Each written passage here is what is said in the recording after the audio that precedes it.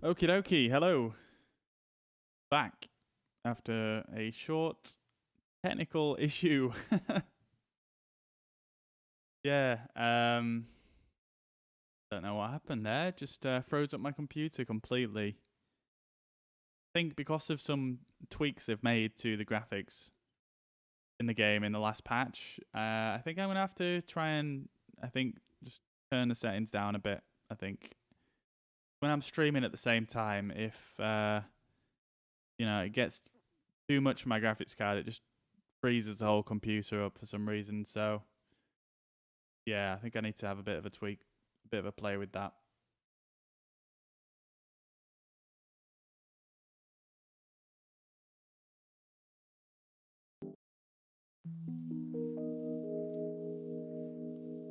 But we'll get back underway here momentarily after the game's reloaded. It'll take a little while, but yeah, I removed some of my add-ons, so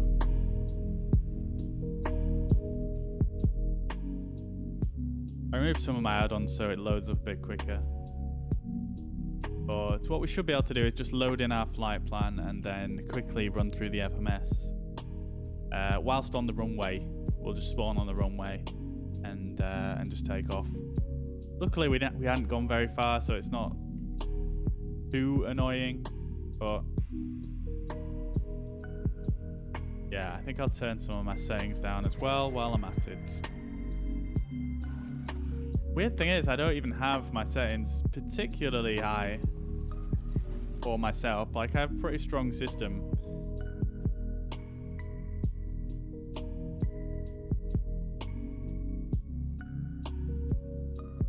But yeah.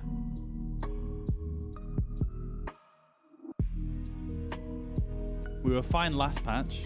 I didn't really have any issues last patch. Just since this patch, it's been a bit really inconsistent.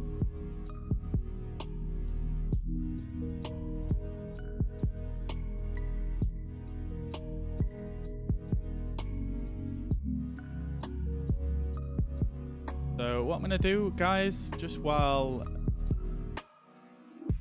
this loads,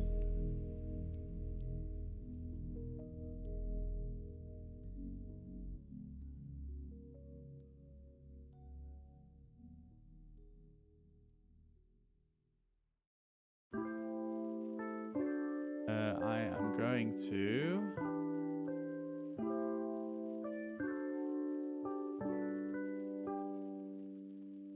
if I can find it.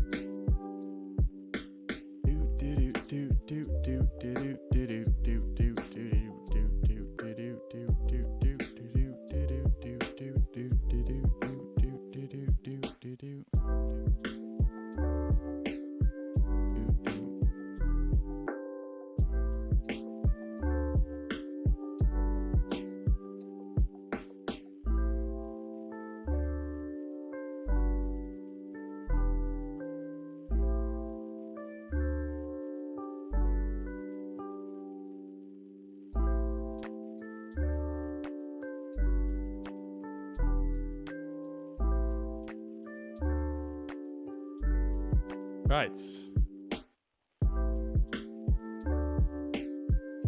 Don't know if it's gonna.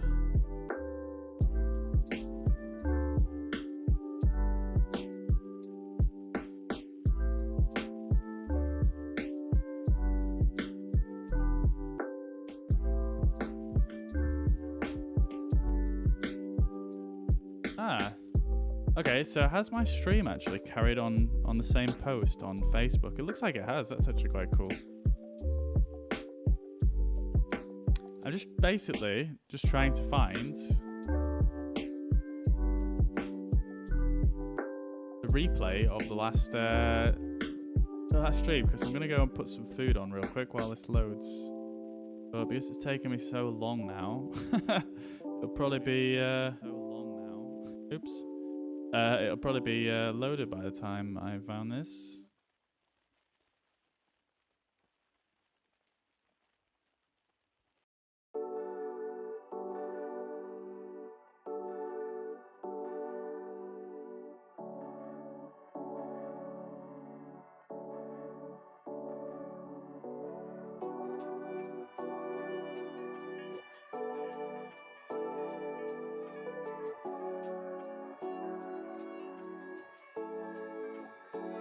Right, there we go. Got it. And it's time to descend.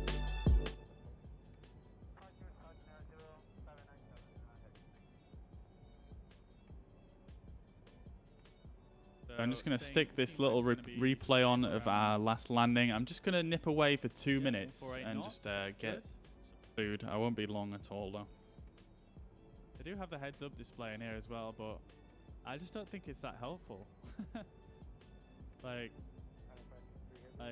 I don't know. Like, I suppose the readings on it are quite clear compared to this, but if it's sunny, it's very hard to read. There's a runway ahead of us. Nice. Unfortunately, we're not really going to fly over Sydney city centre here. I thought we'd go closer, but there you go, you can kind of see it over there. You've got like a cruise ship here. It's not rendered in very well, but there's a cruise ship here. There's one of the bridges. Some more cruise ships out there. This is obviously the city centre. You've got another bridge here. Sydney Opera House should be like somewhere along here. And then you've got this thing, which is, I believe, a pretty big landmark in Sydney as well. There's the Opera House right there. It's kind of difficult to see, but it is there.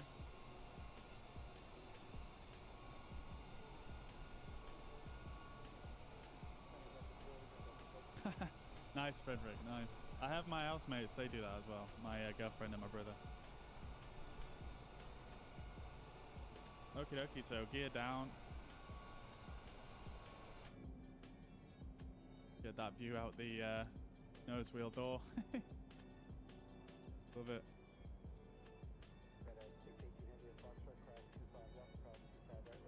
Okie dokie, so 1,700 feet at 5.4 miles. Right on profile, fantastic.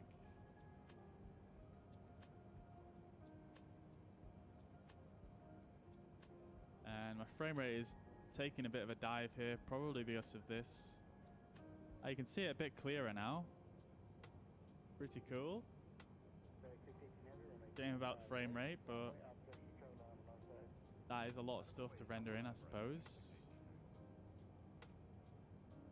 Not very sunny underneath the clouds here either, is it?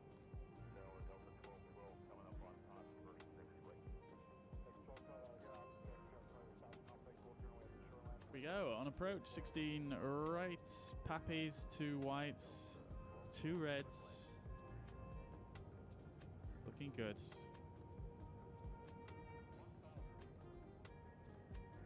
Turn down the music a little bit, and I'm just going to turn the game audio up. Because I remember I was listening to the stream back the other day, and it's really difficult for you guys to hear the radio altimeter sometimes, so.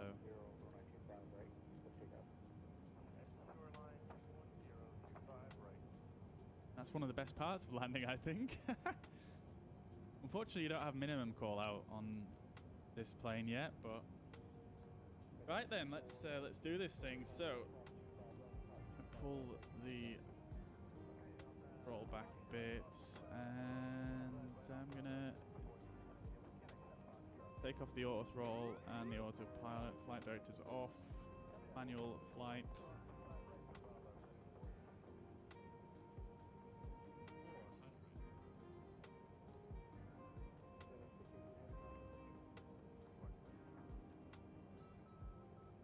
Drifting a little bit to the left.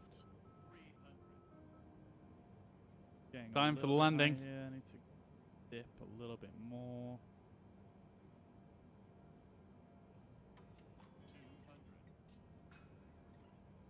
Okay, looking good.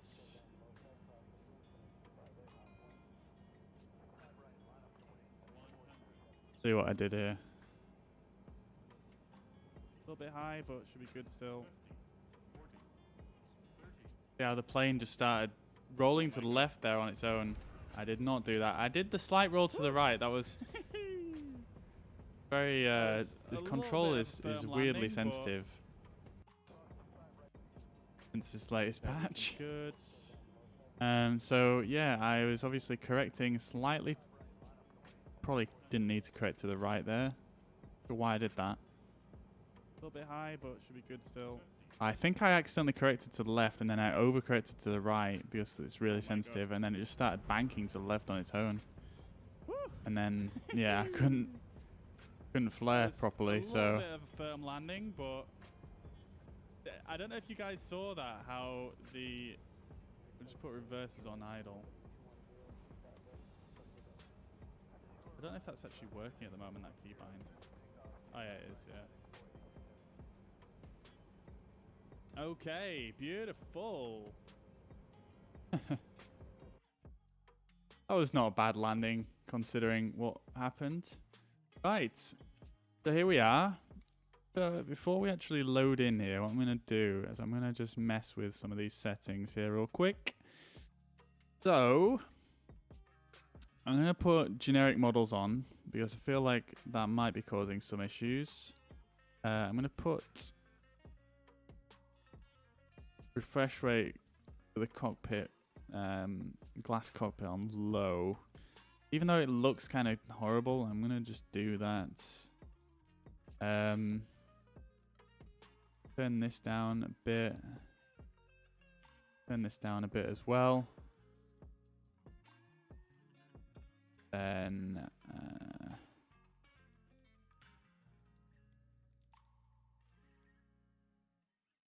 put that on high. That on high as well.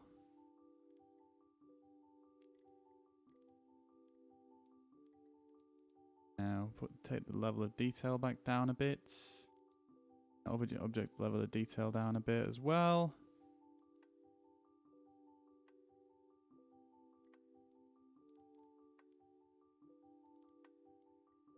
And then we'll turn the motion blur off. I think that's probably going to be the main problem causer, because that's the newest thing they added.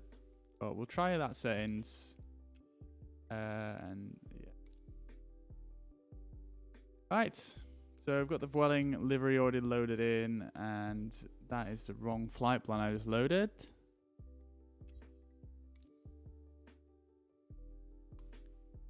The right one. Go. Set the weight and balance real quick.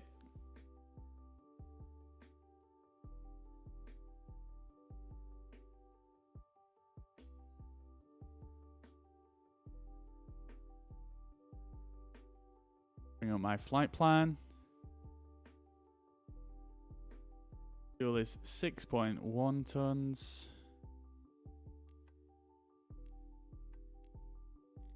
Go. Payload 16 tons.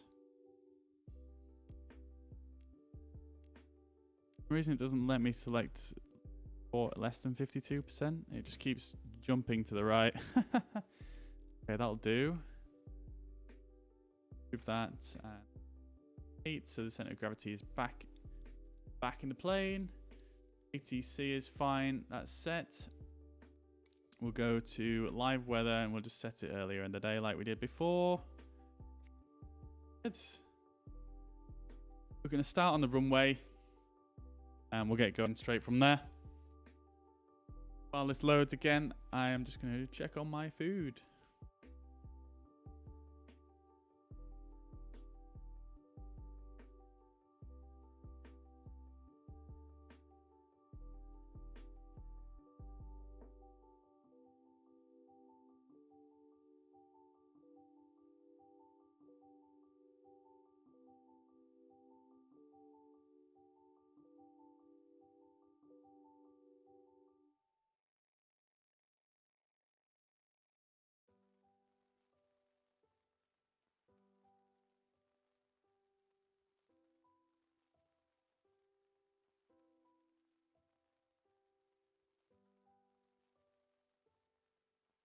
Right then.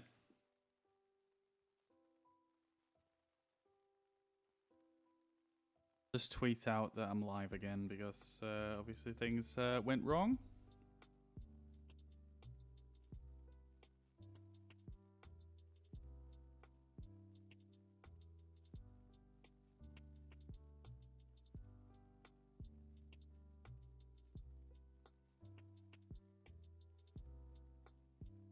Yeah, looks like we've got a spam account on.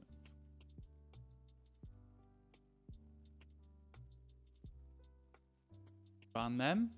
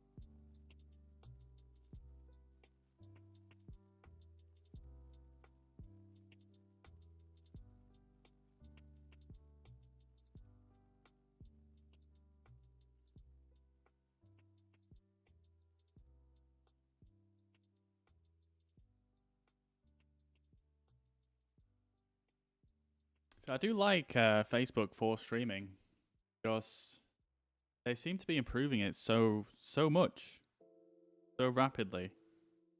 Like previously, if my stream would crash, it'd have to make a complete new post to actually resume the stream, but it seems to have some kind of resume feature now, which is really nice actually.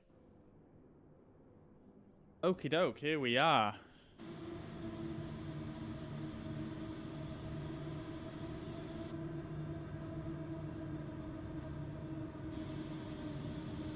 Beautiful.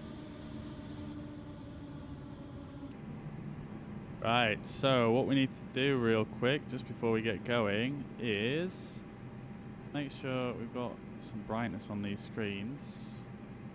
And just very quickly go to, wait, what? I did not know you could do that. Okay, we'll set this up. Cost index is 30, 0, flight level, cruising flight level is 300 for this flight. Flight plan, the departure was set correctly, I believe, if I remember. Yeah, and then we need to set up our arrival for 25 right, was it? Or 25 left? 25 right, Zulu. And then that was via Rulos with the Cap 1 Zulu transition. Insert that. Performance page was flaps 1, flex to 55. Transition 13,000. V speeds. Sets.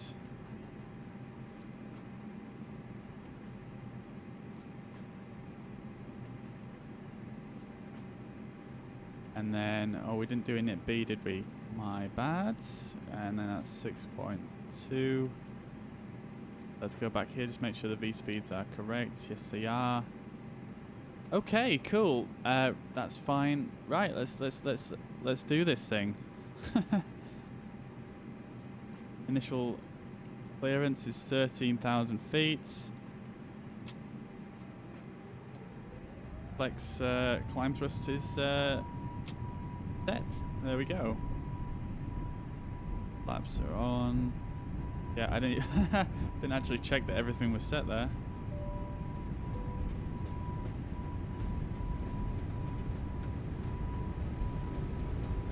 $100 knots.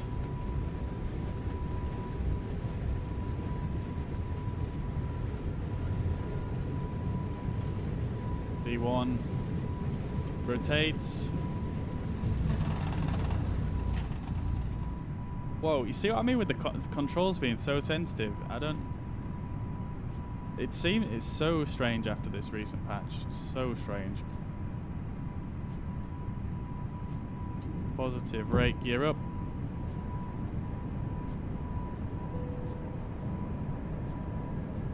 Like, it seems like it's not sensitive, and then all of a sudden it's like uber sensitive. Thrust climb. Nose down. I wish I could show you right now how much I'm having to move my joystick to make small adjustments with the plane.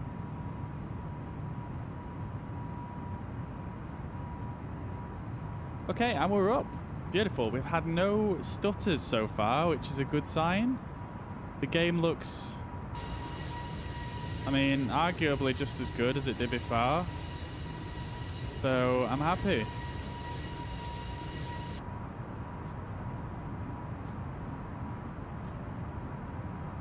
Right, beautiful. Nice little swift departure there. Let's set this to something quite not so spaceship-like.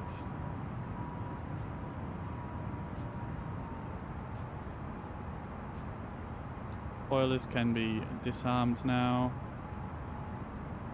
And cruise cage is come on. Everything else is good, I think. Everything is just pretty much set as it was last time around.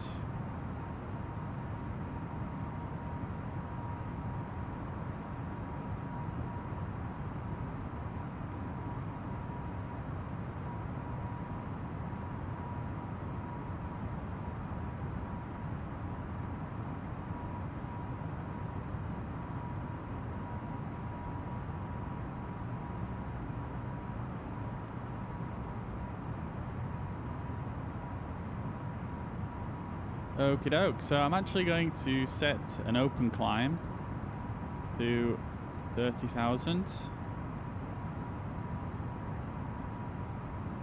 Gonna bring this again to something that's not quite like a spaceship.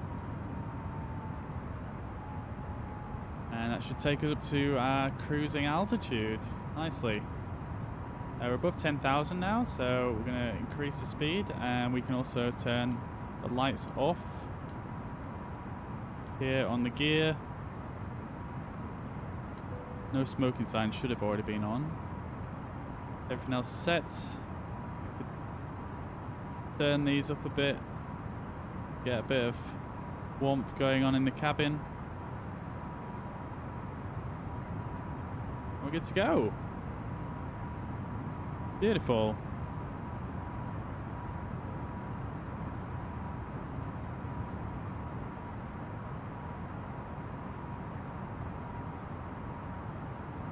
So whilst we are moving up to our transition altitude here, I'm just going to check the flight plan and make sure our arrival is being input correctly. Let's see, is there actually a new default view that's going to be better for this?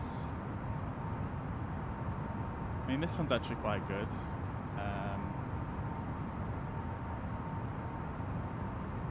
Yeah, so we can kind of go like that and go down like this. And yeah, that's quite good.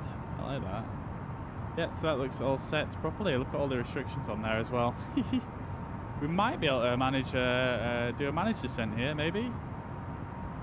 So past 13,000 feet, that's standard altimeter set. Beautiful. And lots of fields.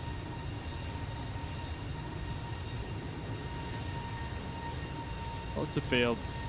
Feels very Spanish. And we've got some topography off to the side, a few mountains as we head off to the east.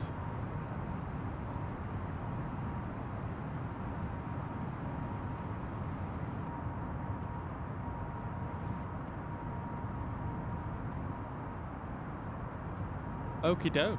Just gonna check on my food.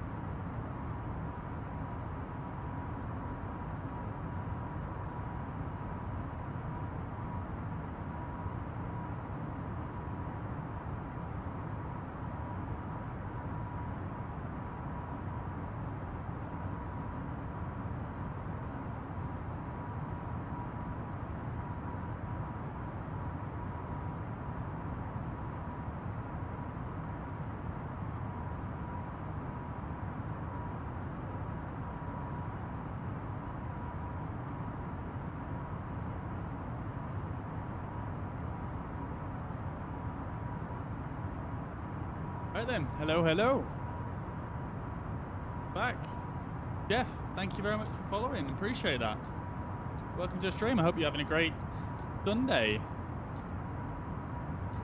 You're just tuning in. We've just departed out of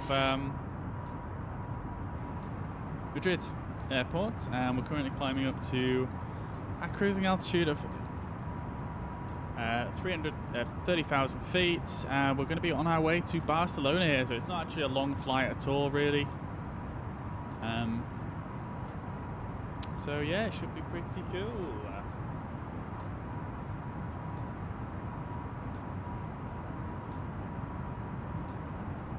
Reaching the end of our departure route from Madrid.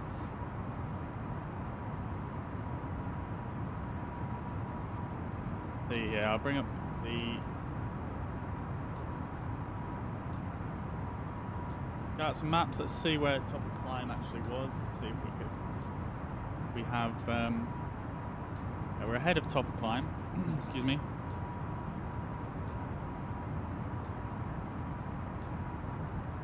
I think we climbed out maybe a bit quicker, but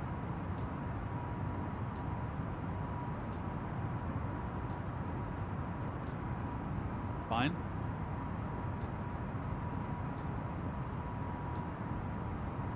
Our top of descent is just after the waypoint Caspe, which is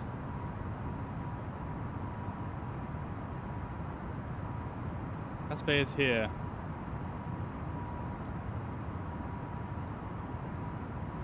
But not actually that far at all. Wow, this is a short flight. 120 miles.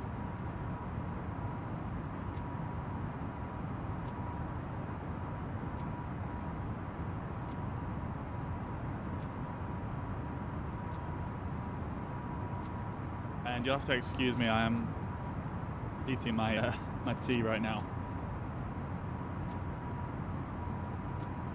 while we're in cruise. In-flight meal.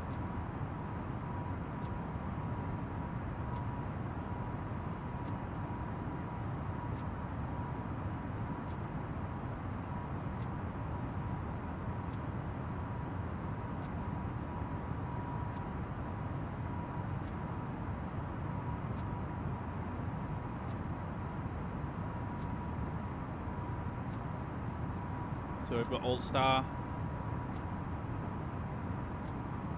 and speed.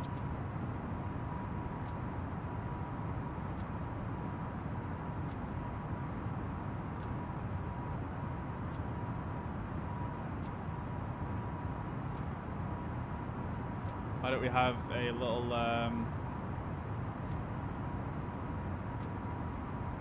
have a bit of an approach briefing whilst we are in cruise here.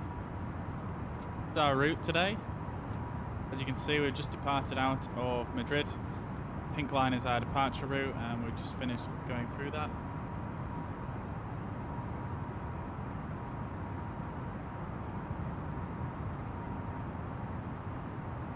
Why not my camera, or be a bit to the left?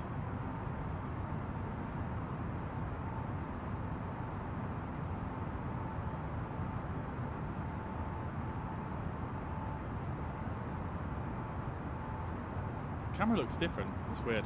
Anyway, so right, here we go. So our cruising route today.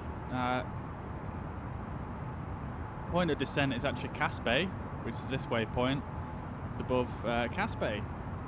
Pretty cool. Look at this. Got this river coming down here as well, which should be quite cool looking as we approach.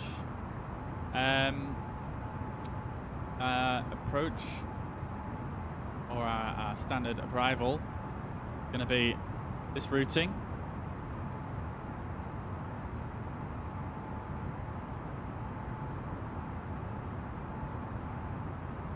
So we will have to start our descent a bit earlier than Caspe, so that we can get down to flight level 280, which is the maximum altitude for this waypoint.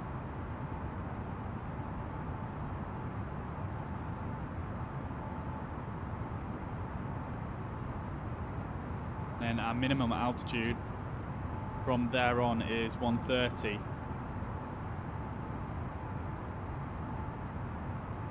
Taking us to Roos. So I think we'll probably set 130 on the autopilot on our descent. And then descend to flight level 100, which is the mandatory altitude at Ravax. So descending from there to there, that's quite a big stretch. That's 43 miles.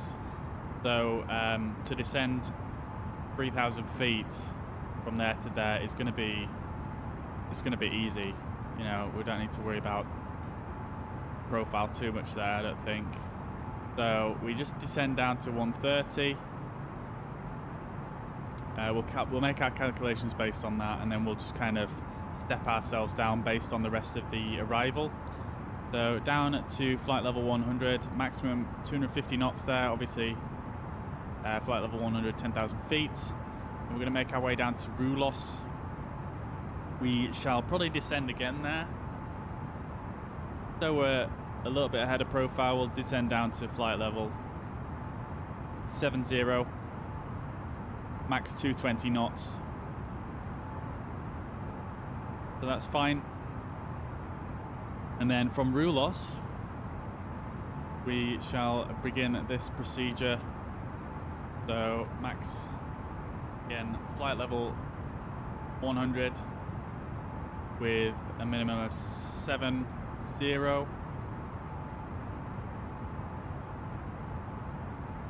Yo, Frederick, I'm glad you're enjoying the approach briefing. So yeah, we're going to go in from Rulos, which is our initial approach fix, what IAF stands for. That's going to take us down this way, 120 knots still, and then we've got to descend here a little bit further. So if we descend to 70 here, we can more or less stay on level flight all the way through there, and pretty much all the way through here. So we don't really need to worry too much about our altitude if we go to 70 from here. We can just kind of gently bring ourselves down and round. So once we get to the end of here, which is BL428, we're going to basically, I mean, in real life, what you would do is you'd probably get, it says, do not turn to final approach without ATC clearance. So in real life, what would probably happen here is, it's kind of cut off the screen there for you guys, unfortunately, but basically it's just got, there we go. Got these arrows here, so basically you would get vectored round onto this final approach course here. In real life, we're not going to do that because obviously the ATC is very wonky in this game. So we're just going to turn around here and come onto the ILS. So we're going to be around, we're going to be up to flight level 70, up to probably here. And then we need to intercept the ILS at flight level 23, flight level 2,300 feet. So that's Tebler. So basically we need to get down from 7,000 feet down to 2,300 feet by here. So that again is a fair distance, 4,812, probably about a total of 30 miles or so. So descending 5,000 feet approximately in about 30 miles. Again, shouldn't really be any issue. Excuse me, shouldn't be any issues for us. And yeah, so that's going to be our approach into Barcelona. Should be pretty cool, coming in over the sea, doing a nice little approach procedure turning. And this is the airport, which we can look at when we get there, but again, I'm not sure how accurate the taxiways and parking spots are in this airport, because it's a default airport, so we'll have to see.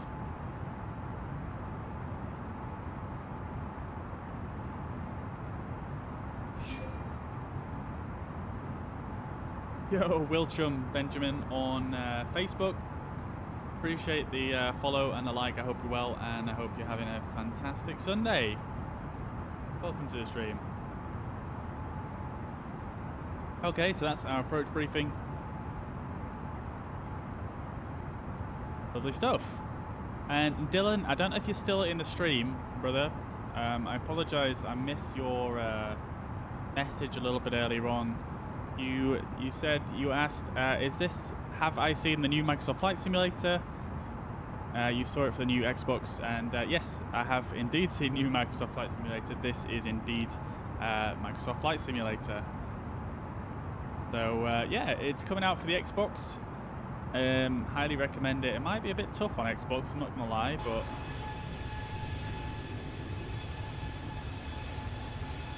yeah, definitely worth looking into for sure if you've got an Xbox.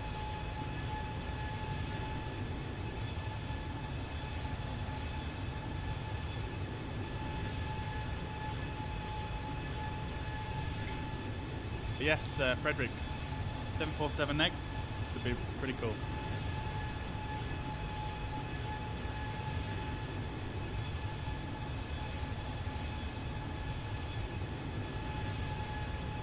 Real high level clouds here.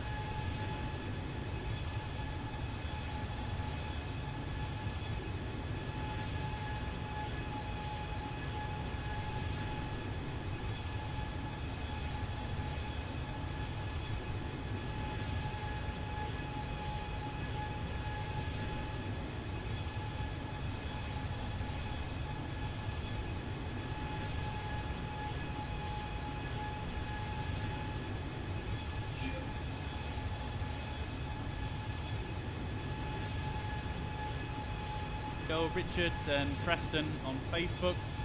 I see you. Welcome to the stream. I hope you're well and having a great Sunday. Thank you very much. Thanks for following.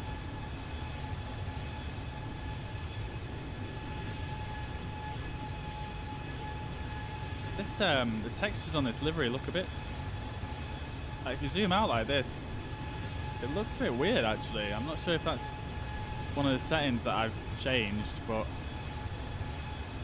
it's unfortunate really. Kind of loses some detail.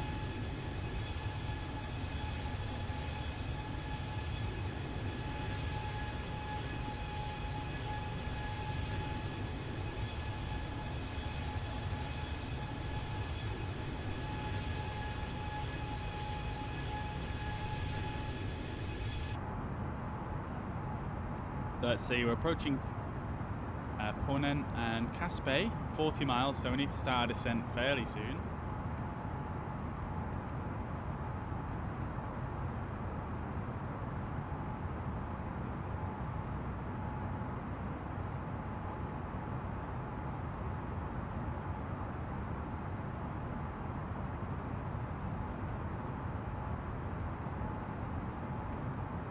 Just going to turn the camera this way a little bit so you guys don't have to watch me eat.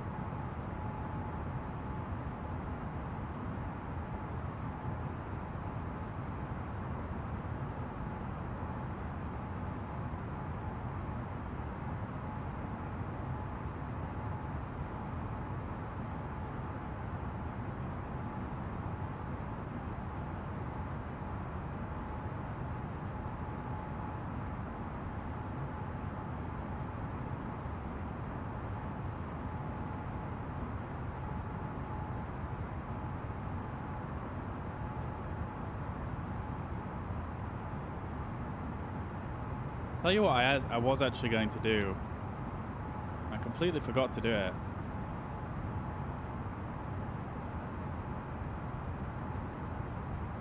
I'm going to actually move this map because it kind of obstructs a lot of this stuff in the bottom right down here. So I'm going to move this map. know exactly where to put it, to be honest. I mean, up here could probably work.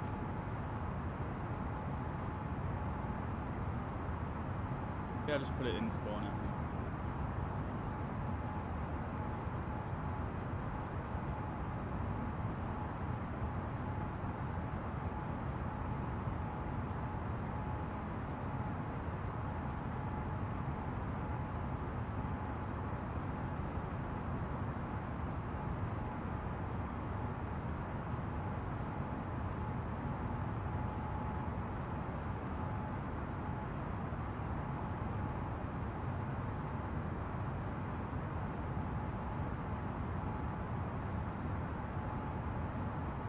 It's a bit better. I think I might flip around some of the little elements as well. But it gives you a much better it gives you guys a much clearer view of the cockpit and stuff that I'm doing. Hopefully.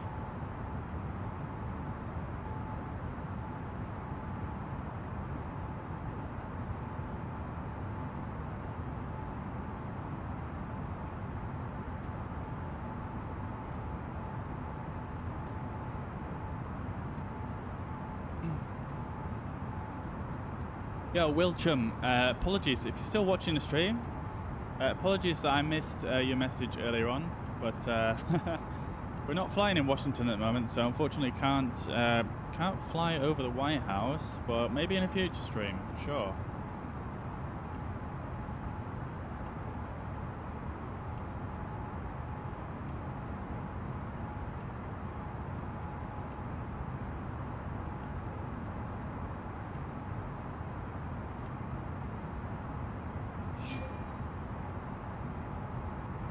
Richard, thank you very much for following. Appreciate that. Hope you're having a great Sunday and a fantastic weekend.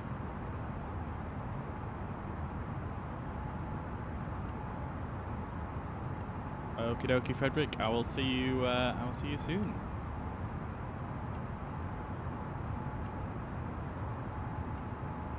Alright, Frederick, I missed your question about fuel as well. Remind me when you come back, and I'll go through that with you.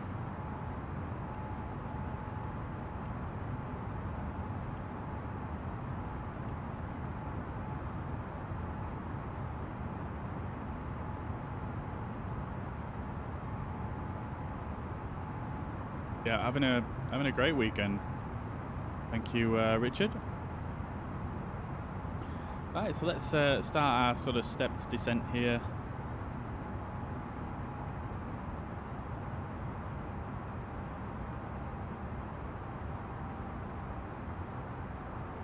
Descend to flight level 280 for Caspe.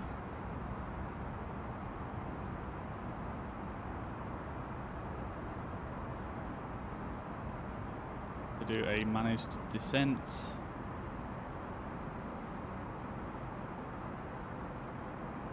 In fact, we don't even really need to do that, do we? We should just do 130.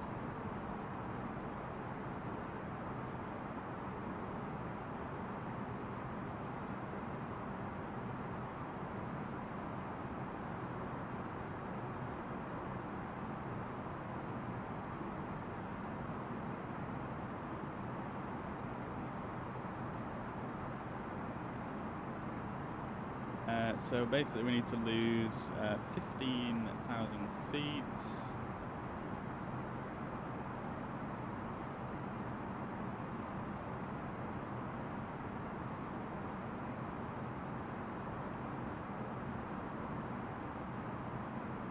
Take us about 50 miles. So yeah, that looks about good, to be honest.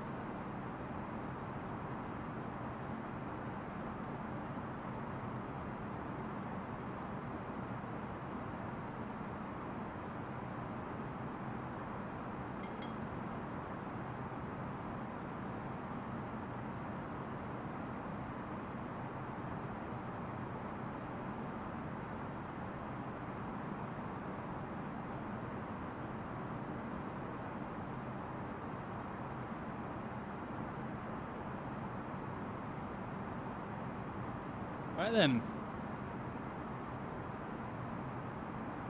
So starting our descent into Barcelona.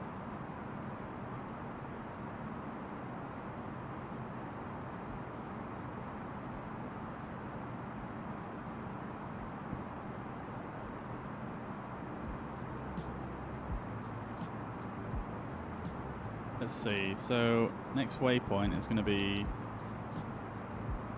Yeah, so it actually has the correct restrictions on these waypoints, which is nice.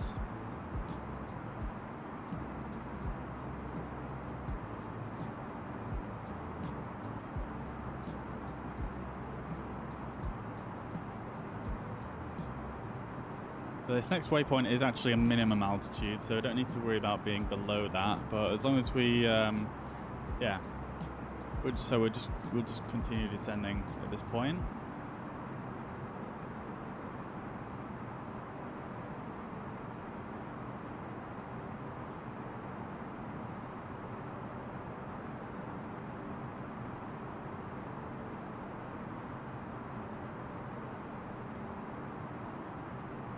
Let's just go into our performance page just real quick, and we can set up some of our approach details here.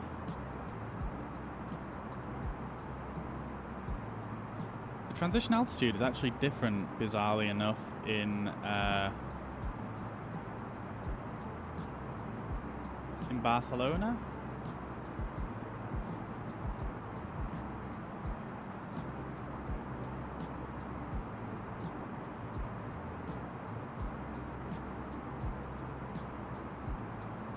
Yeah, it's interesting that it's actually different to what it is in Madrid. So today we are flying from Madrid into Barcelona, Richard. Okay, so our decision altitude is going to be 235.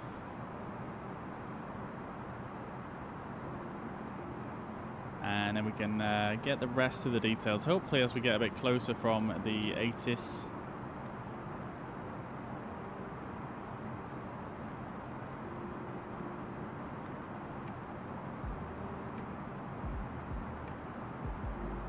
See if we can find LEBL.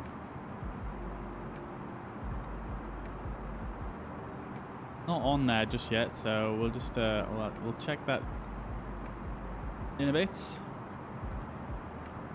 Still got steady distance to go just yet.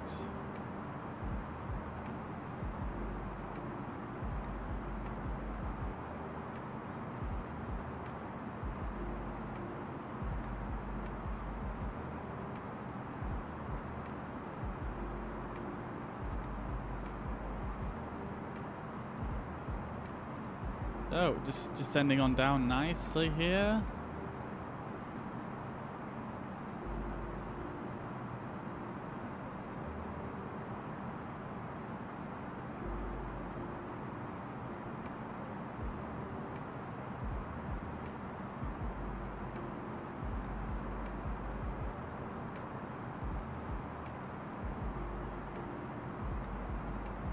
Let's stick in the VOR. At Barcelona 116.7 16.7 16.7. We'll put it in both sides.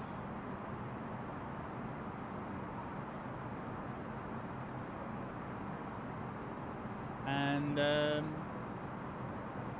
Il Polito, thank you very much. Oh, hi Polito, sorry. Thank you very much for following. I hope you're having a fantastic week and a great Sunday. Thank you very much for following. Appreciate that.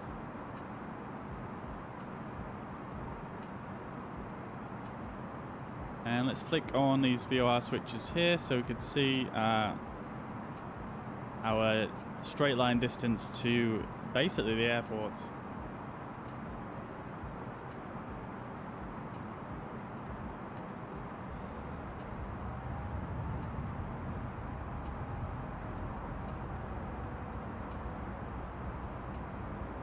Engines spooling back up as we capture the altitude there, Alt Star.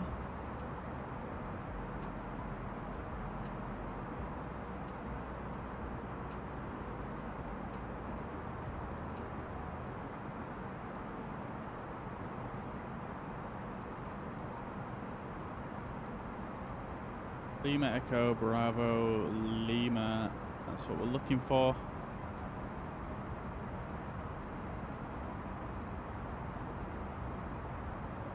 Not there just yet.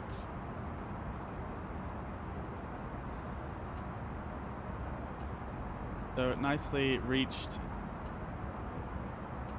flight level 130 by res, which is a minimum altitude for this little section here. And then we can start descending again to flight level 100.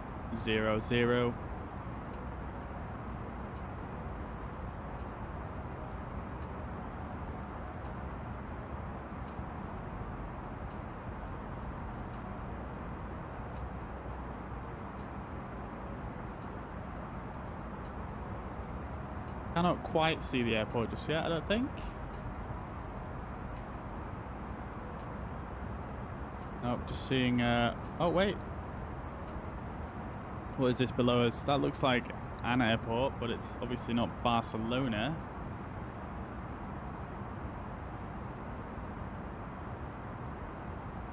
I guess that's why the minimum altitude is through this section here.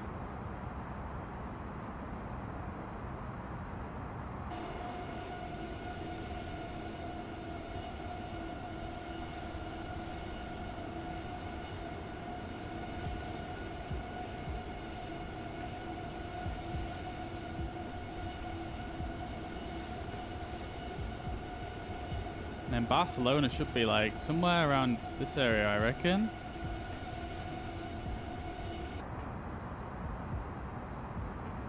"45 miles away to our left." Can't quite see it, but okay, so we can start descending to 10,000 feet now.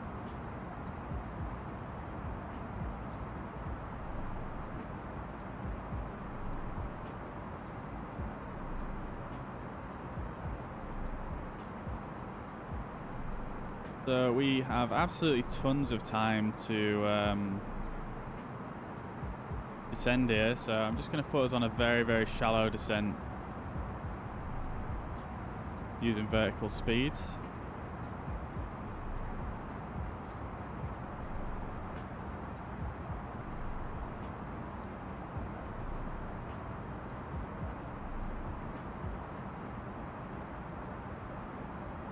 Tempting to be quite efficient with the fuel usage, but I suppose it's not always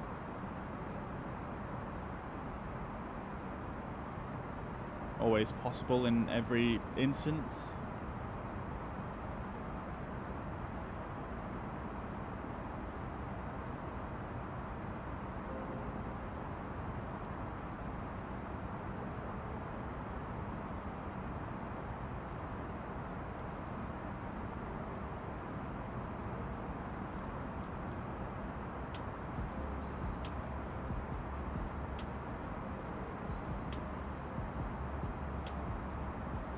I feel like we should be able to see the airport pretty soon.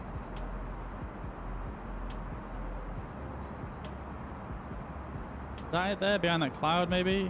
I don't know.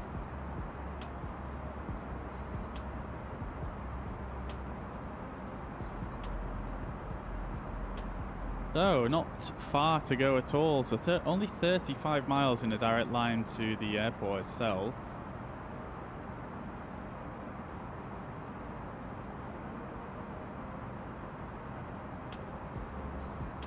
Oh, there it is. You guys probably can't see that on stream, but I just saw a single flashing light there. So that must be where the airport is right there. That looks about right.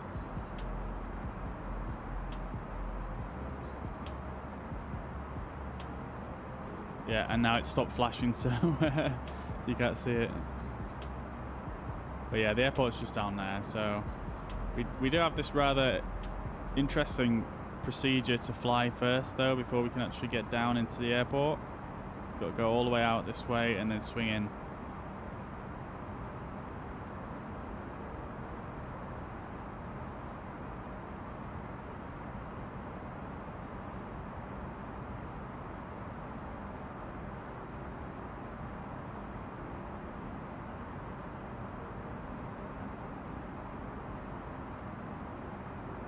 Yeah, so we're pretty much stable and set now. We've just got to slowly make our way around this this procedure turn. Whoop. And I am a little bit sad actually that I had to turn my graphics settings down because, I mean, I feel like this area could look better. But again, it might just be this area. I've never flown here before.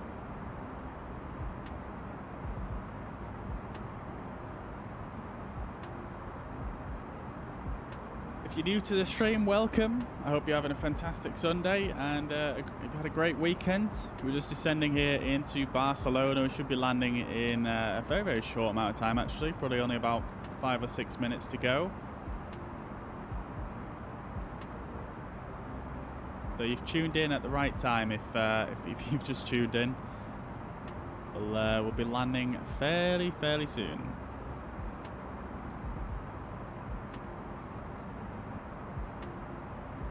Let's just tune the ATIS here and we can get some weather information if it's going to work. Last couple of times I've tried this, it hasn't actually worked.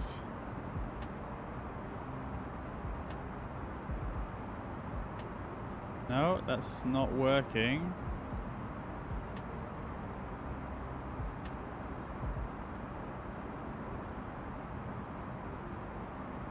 Is that going to work?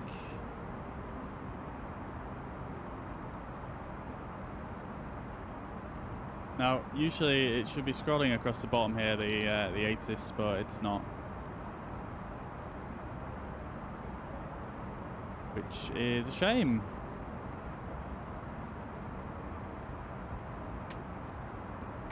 Yeah, I would use, you know, I'd be happy to use, you know, the meta information from, you know, an alternative source.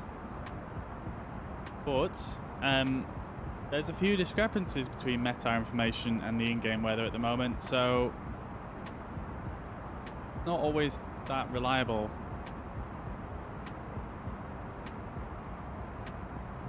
So we've got altitude capture now, we're at 10,000 feet. We've got to just stay at this level until we move through this turn here. We do need to slow ourselves down, so let's slow to 250 knots. As we are traveling on level flight, that should be pretty easy for us to do. Engines are just going to spool back and probably raise the nose just a touch, but not even really needing to.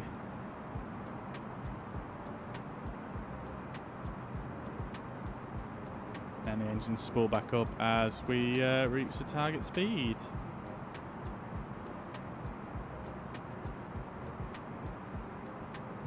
Beautiful, so just sticking on level flight here. And we're going to make a left turn very shortly. Beautiful sunset here in Barcelona. Nice clear skies.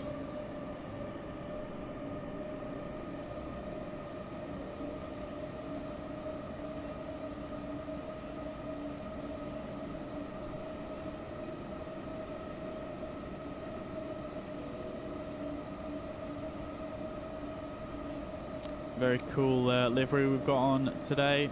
Big fan of the Vueling We Heart Places livery.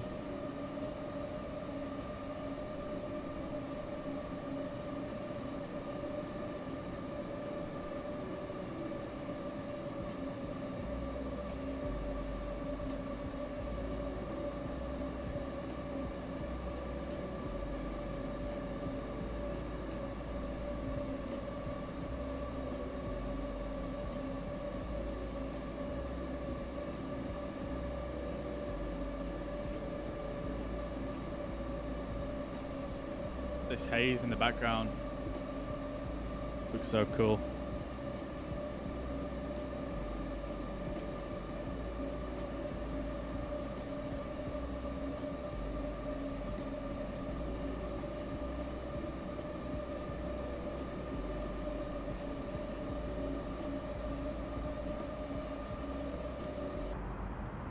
Right then, so we are moving through our procedure turn here. Got to reduce another 1,500 feet and another 30 knots. So I'm going to just reduce the speed first.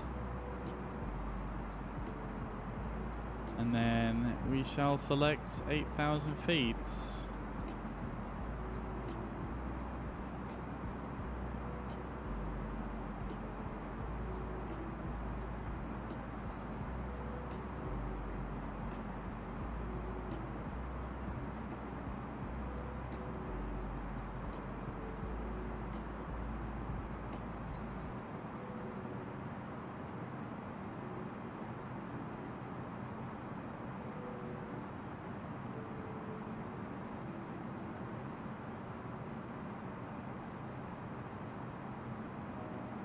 So we're actually going to bend to 7,000 feet in fact here.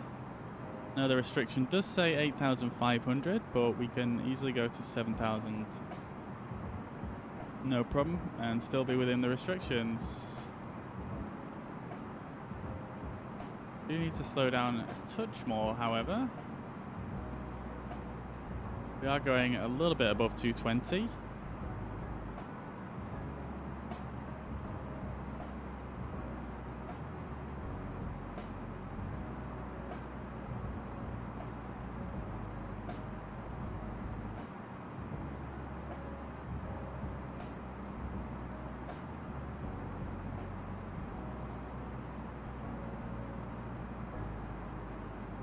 I've put some speed brakes on, but it's not actually doing anything.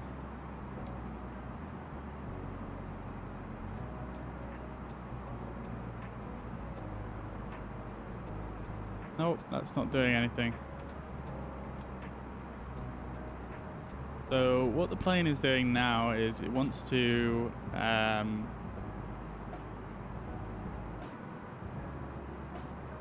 pay attention to these constraints on the waypoints. Let's see, is that actually going to work for us? 8,500, then 6,000. I mean, yes, that will work up to that point.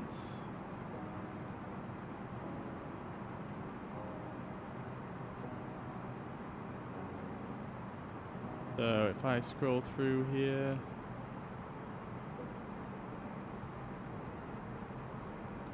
basically just looking to make sure there's no like huge jumps. So that's all at 6,000. And it jumps down to 2,300. So it's not ideal. I think it's fine. But once we get around this corner, I'm going to put open descent to 2,300. I think that's probably wise.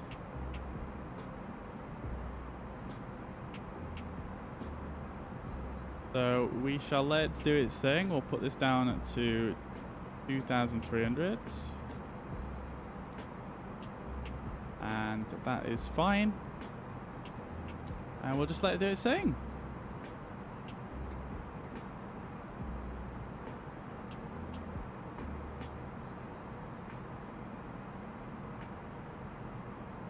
We are at the correct speed.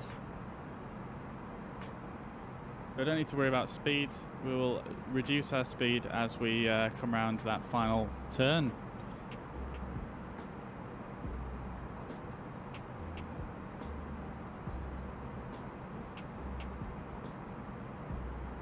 So just to remind you guys, so you understand what's going on here, we are currently flying down here, down this route, and we're going to take a left turn and then a right turn, and then another 2 left turns into the final approach here.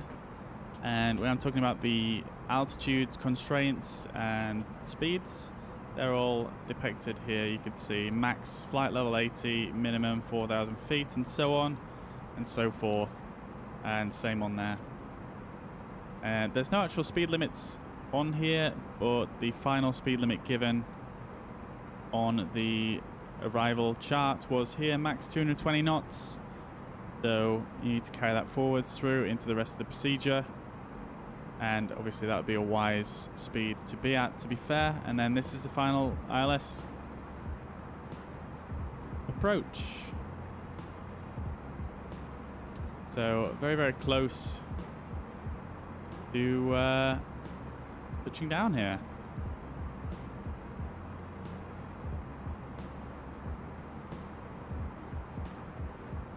The left turn is about to happen. There we go.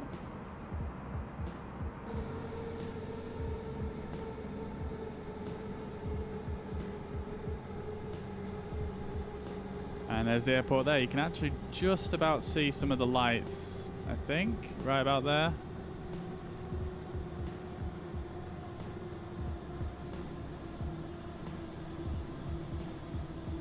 That's a screenshot.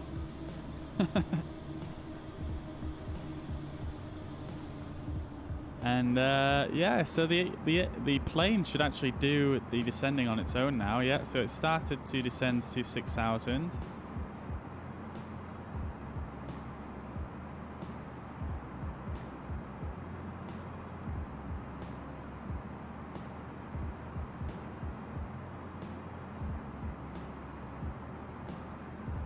It's still just a little bit above the 220 knots. So I'm going to just put this a bit lower down. Put it at green dot speed, actually.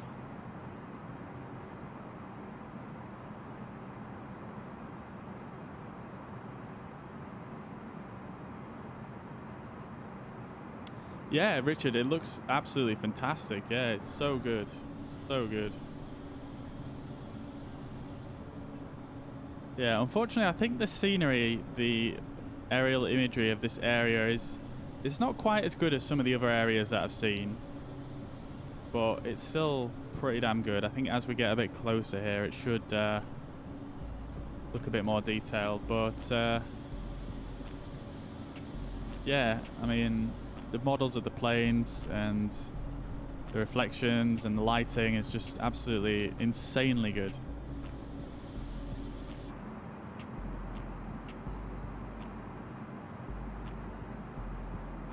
Okay, so making our right turn now. The plane's gone a little bit wide here, but that's fine. It usually does do that. Descending very, very slowly on down to 6,000 feet. Very, very gentle descent going on right now. By traveling at green dot speed, we're actually getting, that is the plane's calculated speed for optimum lift and fuel burn. So that's what that is. And yeah, it's really, really nice sunset. Nice and clear. Very sort of Spanish feeling sunset, I guess. Which makes a lot of sense.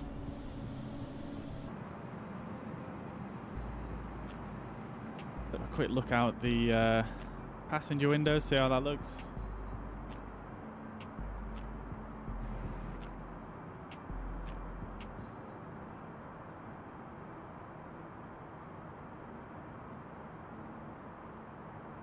Left side is where you want to be, I think.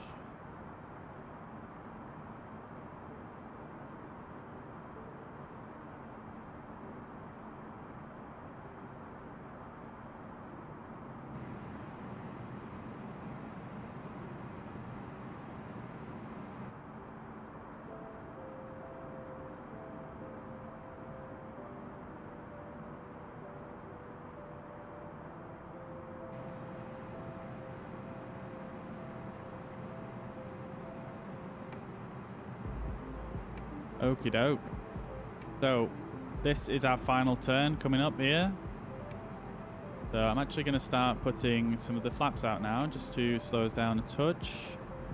I am going to do, I'm going to activate the approach phase first of all and enable manage speed. And then I'm going to select flaps 1. Went a little bit past the flaps 1 there, that's why the alarm went off. So select flaps 1, the plane will slow itself down just so we can get underneath the next flaps speed restriction.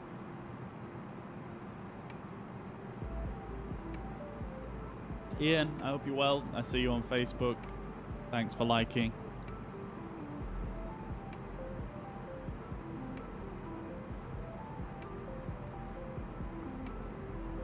So I'm going to do flaps 2 now, just so that we can make this turn nice and tight and we're not overrunning it too much. Will put us onto our final approach, so we don't want to overshoot it and have to overcorrect too much. We want a nice stable approach.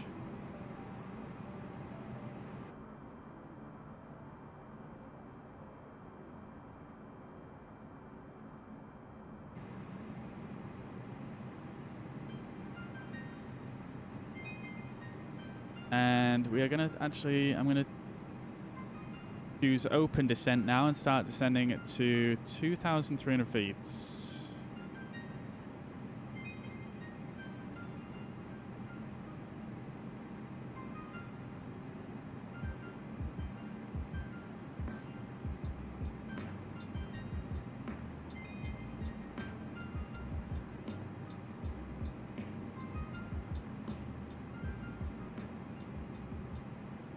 Turn the music down for the approach here so we can all hear the radio altimeter and things like that.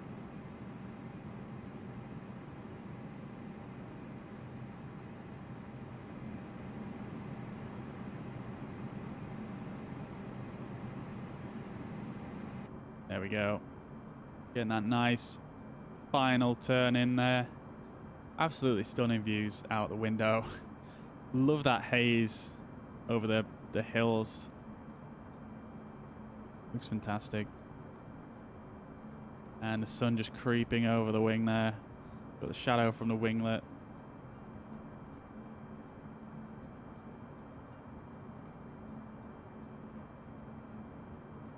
Beautiful.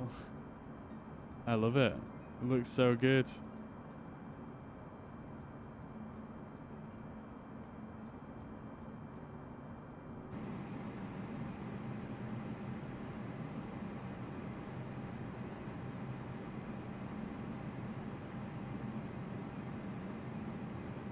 And in the cockpit as well, this would be the time you would flip down the little visor. I don't think it's actually simulated in this game, but I believe there's a little visor you can flip down at somewhere. Okay, so the plane's actually done something a bit strange here. It's turned like way too far around, so it's going to do a right turn now, I guess.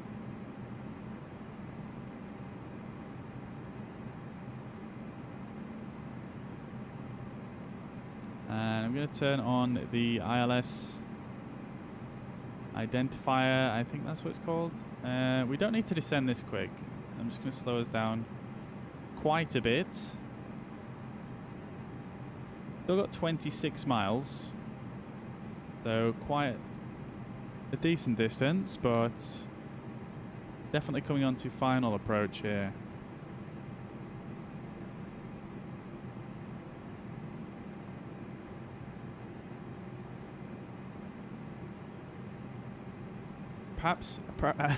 I perhaps slowed down a little prematurely there, so we're going quite slow now, but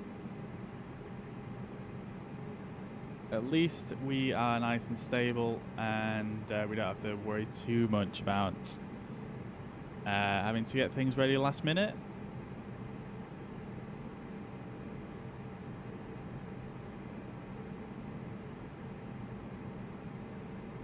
Let's have a look. That view right there of the cockpit looks great.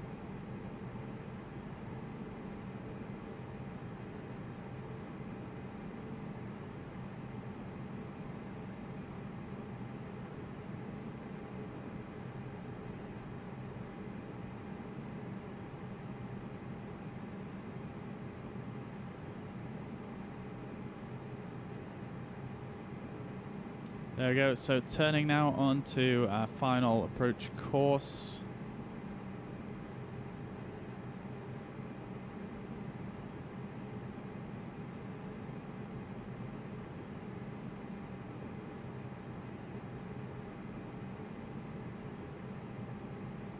So we need to be at 2,300 by the time we get to this waypoint, Tebler.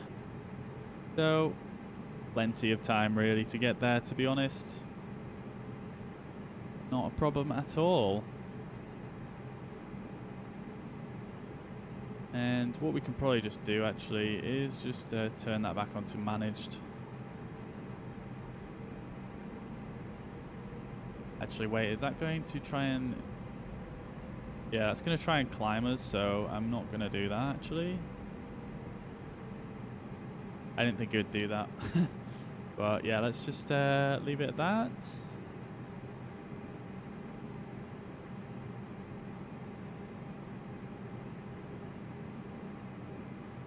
Got thrust idle. We are chilling, not using hardly any petrol.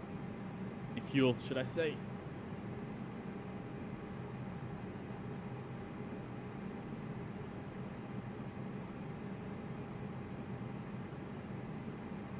Let's see one more time if we can tune the ATIS.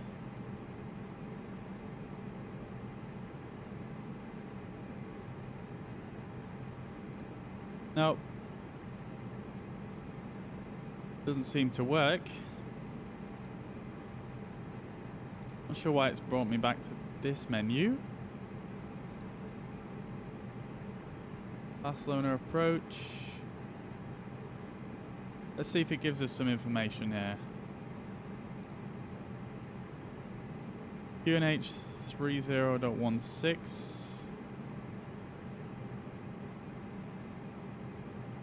Wants us to climb to 10,600 feet. That's just, yeah, right. QNH 3016, which is fine. And we can go standard. Normal altitude. Normal altimeter, sorry. I completely forgot to set that earlier. Should have been about 6,000 feet, but not an issue. Flying in towards the sun now. 5 miles to go until we will be established on the ILS. We should have it pop up. Yep, there we go.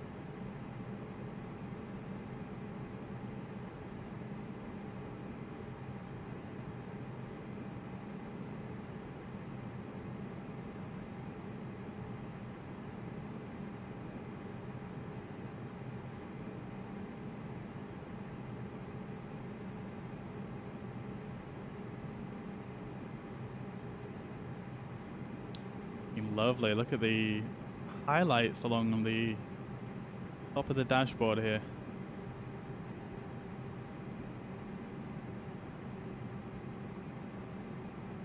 Very cool.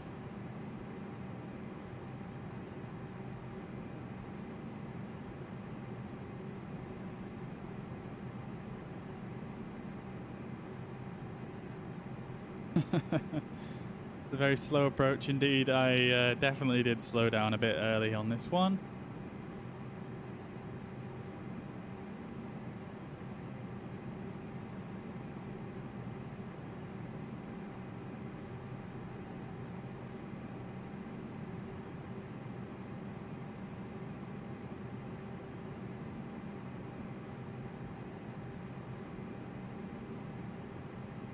So we've got localizer alive. We're actually flying right on it at the moment. Let's just let's turn approach mode on. Localizer captured. Glide slope captured already as well, actually. Fantastic. So that's glide slope star, or so it will be captured.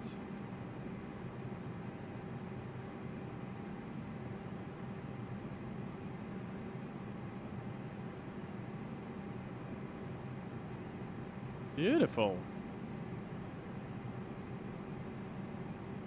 Flaps 3.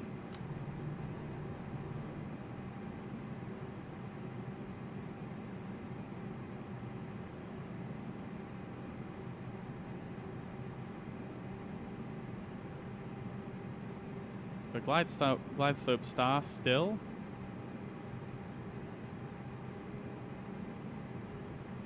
But yeah, it should start coming down any second now.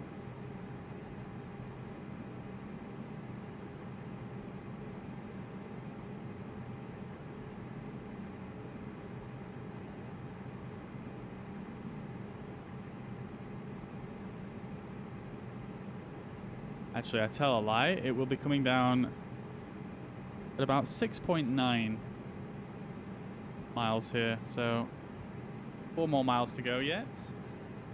2,500. Radio altimeter alive.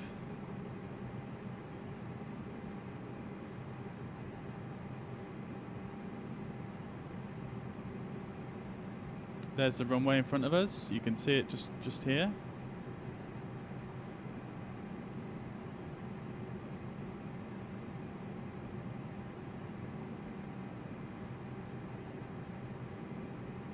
Glide slope alive.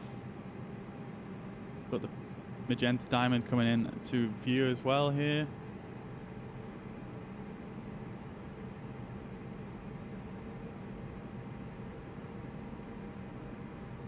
Let's go flaps full.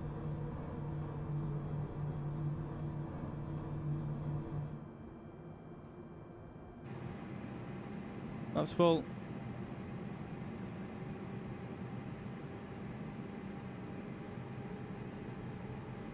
Set ourselves up for the landing. So max auto brake, speed brakes armed.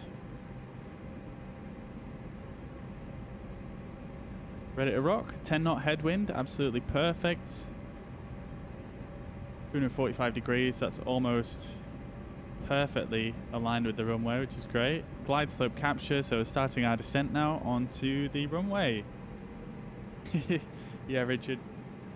100% the best bit. And also the bit where it tends to go wrong the most.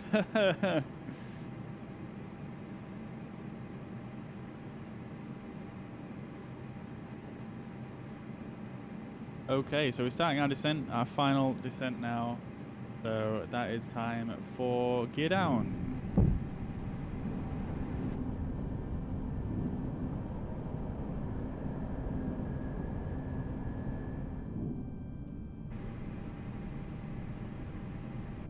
That view though.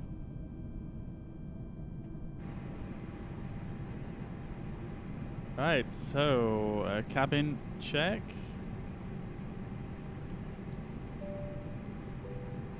Camera crew, please take your seat for landing. Here we go. Jet list. No blue.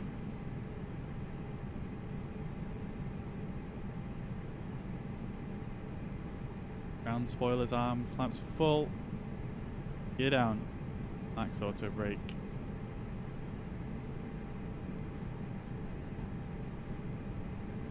Go around altitude is 3,000 feet.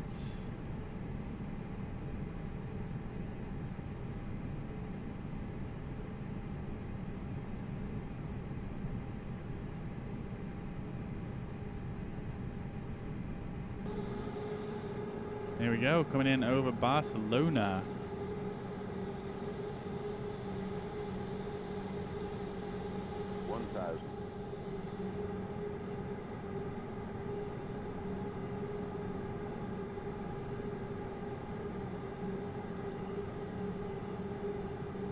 This sunset though, that's so cool looking. Another plane over there in the distance.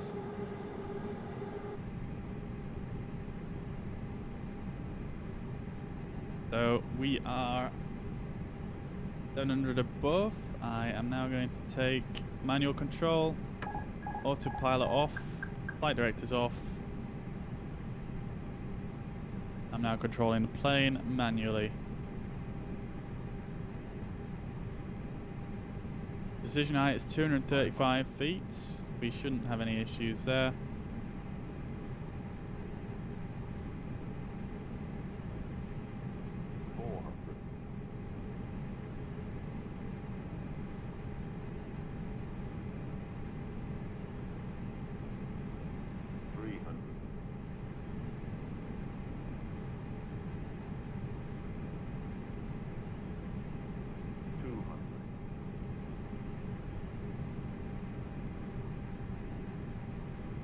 concentration. 100. 60. 50. 40. 30. 20. Retard 5.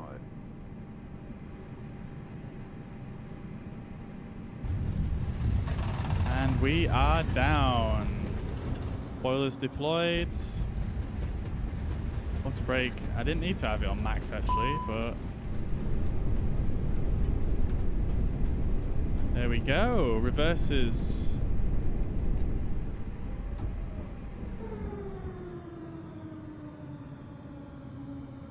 And we are down. That was quite a decent landing, I think. Thank you very much, Richard. That wasn't a bad landing. I floated a little bit. But I mean, I don't think it was too bad. I think it. Sometimes the controls on this sim do throw me off a bit.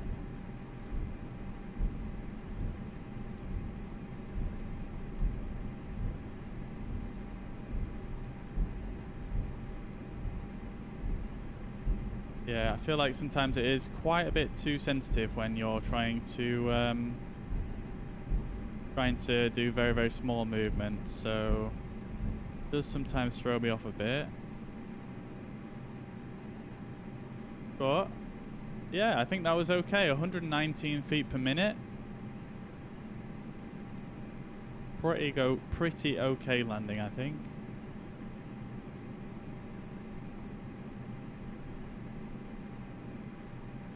Taxi on down to the gates.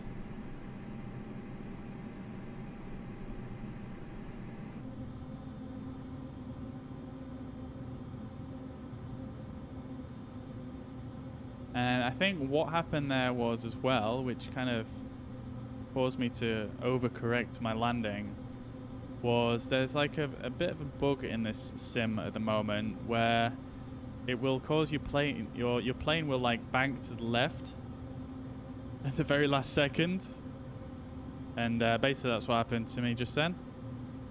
Not as much as it has done before, but it did happen, and that caused me to kind of overcorrect a little bit, I think.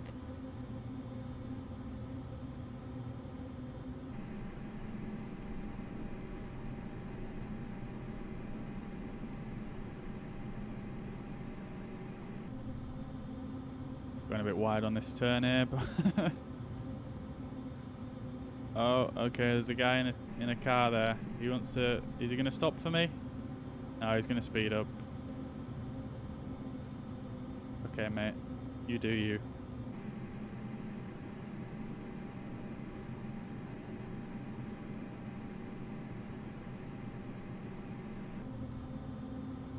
Oh, he just stopped there.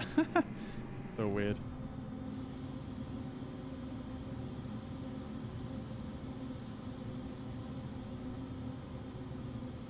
There we go. Beautifully done.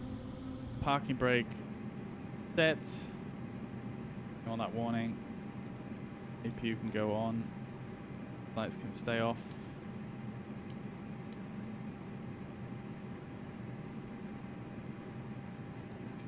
External power can go on.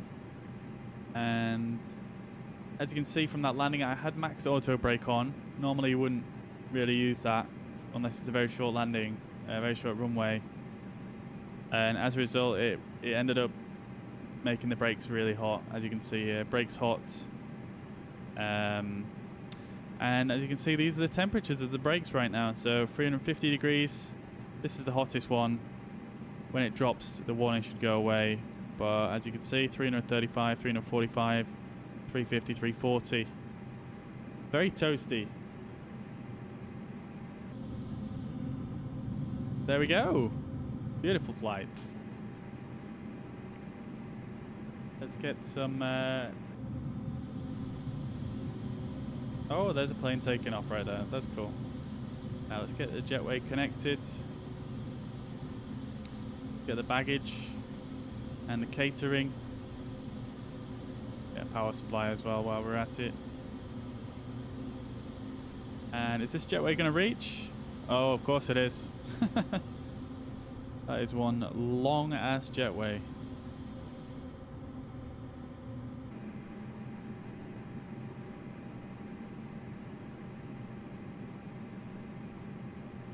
Then the seatbelt signs off. Everybody's just gonna get off the seat now and absolutely cram into the aisle, try and get their bag.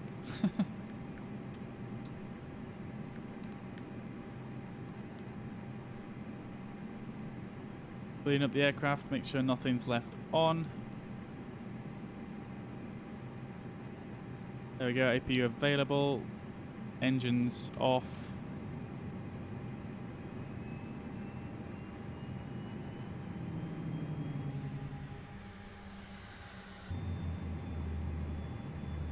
And that is that. Let's see. The baggage guy actually going to do anything, or is he just gonna sit there and chill out? There we go.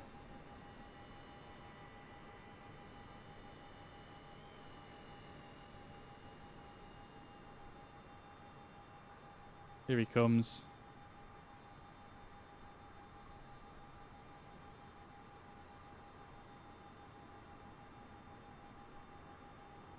So yeah, that is that all done and dusted.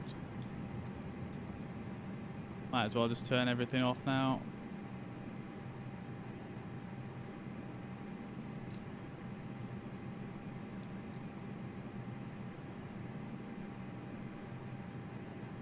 That is that.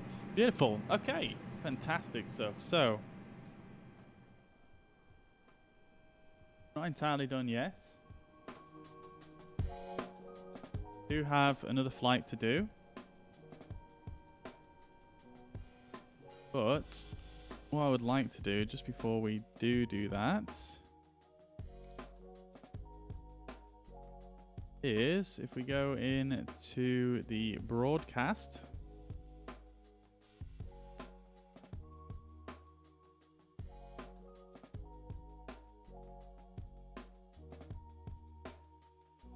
let's see.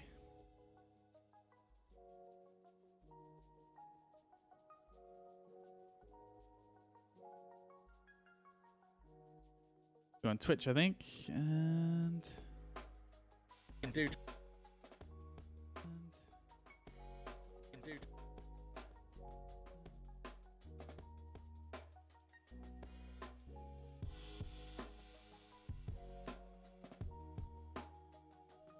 just put reverses on idle.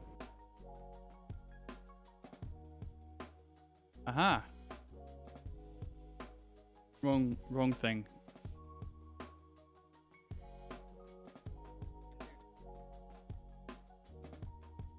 Aligned with the runway. If we go back here, glide slope capture. So we're starting our descent now onto the runway. Let's just have a quick replay. Let's see if I can spot any of our mistakes here. Control, autopilot off, flight directors off. Yo, Frederick, welcome back. Just replaying the landing we've just done. Just in time for the 747 flight. Decision height is 235 feet. We shouldn't have any issues there.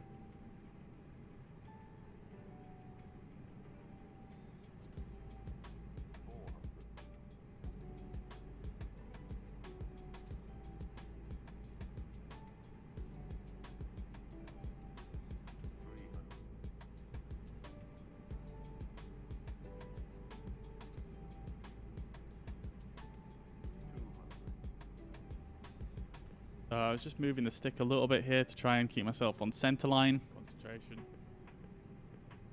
And as you can see, just about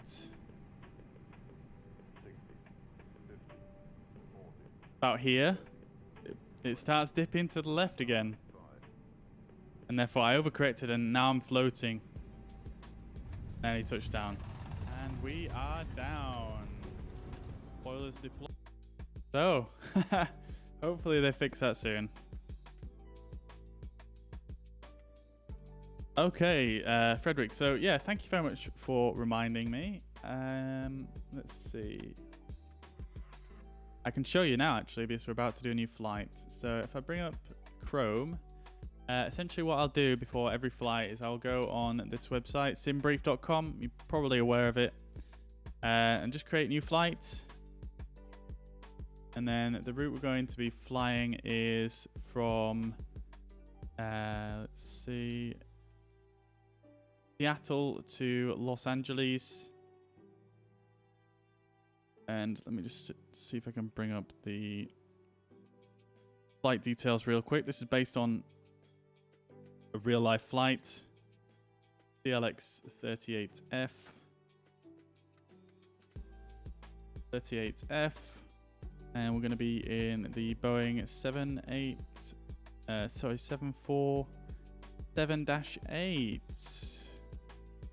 There we go. Is that the right one? It is, yeah. And then basically what you do, Frederick, is you just put in your details up there. Again, I'm sure you've used this before.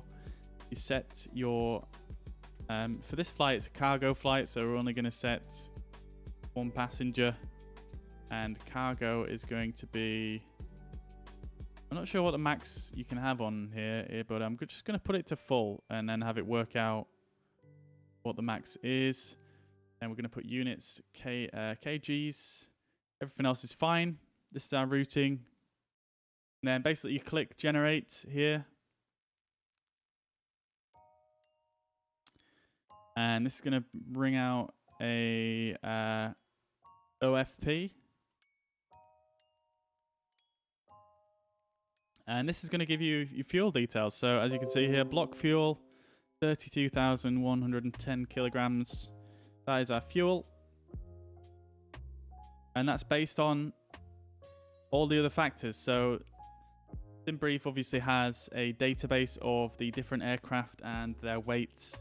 It also has a calculation for the weight of passengers and the calculation for cargo weight. And obviously it uses all that and mixes it all together and does the formulas and whatnot, and works out basically how much fuel you'll need to take that amount of cargo and passengers.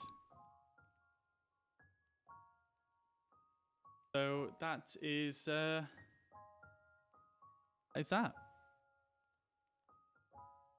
If a real pilot needed help in a real plane, do you think you could help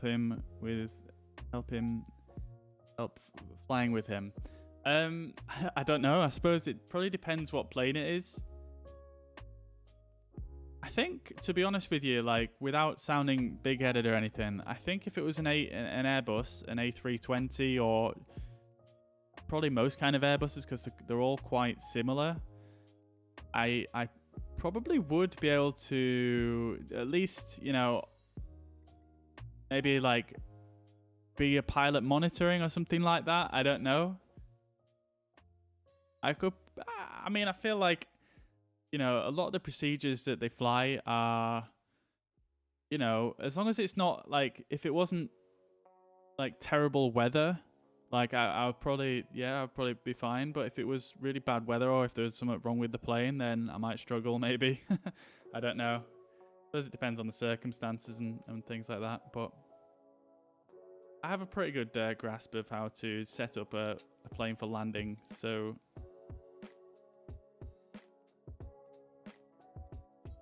might be able to do some work.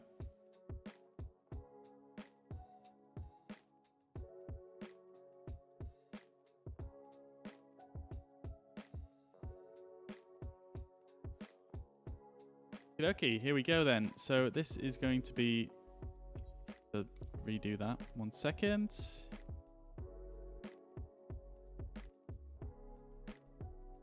Okay, so this is the routing for our next flight. This is a bit longer than the last one. Go for the Boeing 747 in this one, and we're going to be running the Cargolux livery. Doing cargo for this flight. So we are going to set the weight here.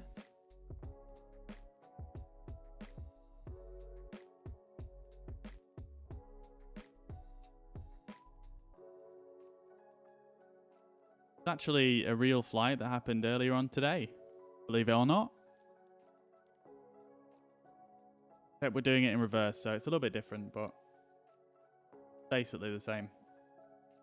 Gonna go for 32,000 kilos, 32 tons of fuel.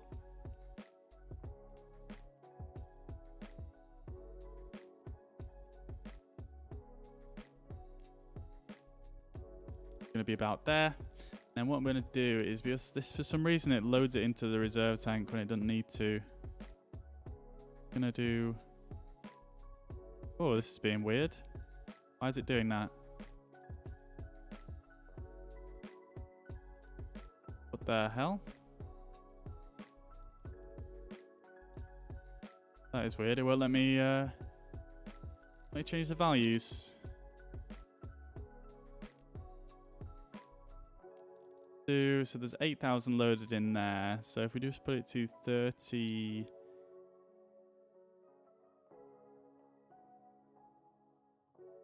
If we put it to 40,000 and then just remove that.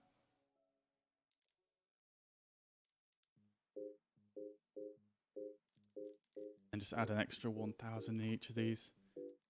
What? Okay. That's not working right.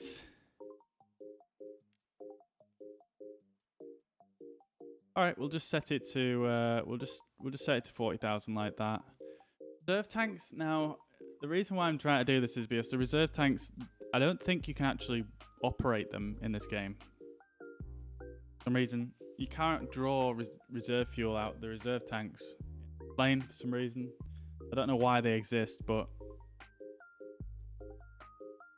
anyway, back to loading.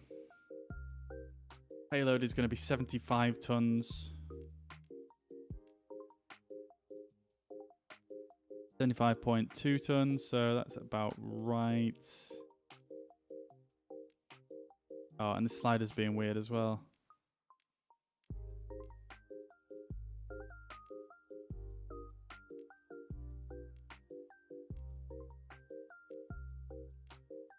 There we go. That's weird. And then we're gonna basically just take that down like that, and just put it in. Put it there. Not done anything.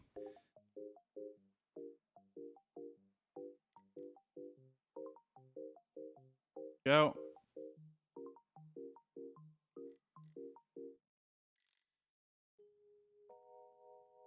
Right, so that's it for loading. ATC is going to be Cargolux.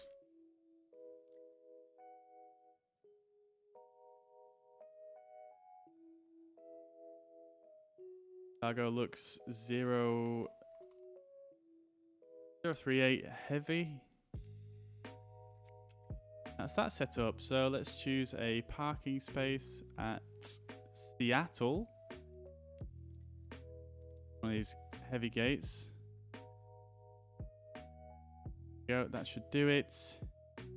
And let's do this thing. Going to nip to the toilet while this loads.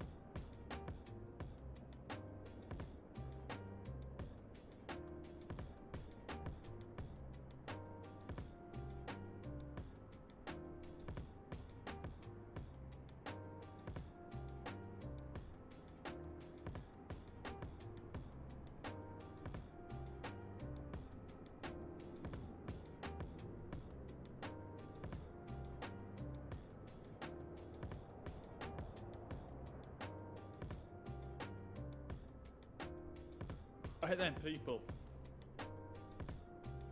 How are we doing? Look at this beautiful 747.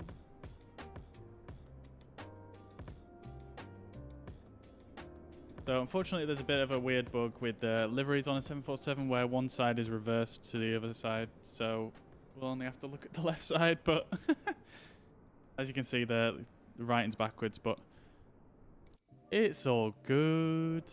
Here we are at Seattle Airport. So this is one of the handcrafted airports by Asobo, the developers, and it's looking pretty good, I think. To be honest, we didn't need to be at a gate, did we? Because we're a cargo flight, but yeah, it's looking pretty good, this airport. A little bit of detail. You've got the actual gate numbers on the terminal, which is pretty good for an Asobo airport, I think. Got an A380 just parked there, which is very cool. Oh, we've got a hangar with some actual text on it. That is actually a rarity. Like, oh, and we've got some more stuff. Generally, the Asobo airports, they don't have any branding or anything on the hangars and whatnot because they apparently they struggle to get the licensing. So that's cool to see. In fact, I think Asobo is Asobo based in Seattle? Is that why maybe they've got some more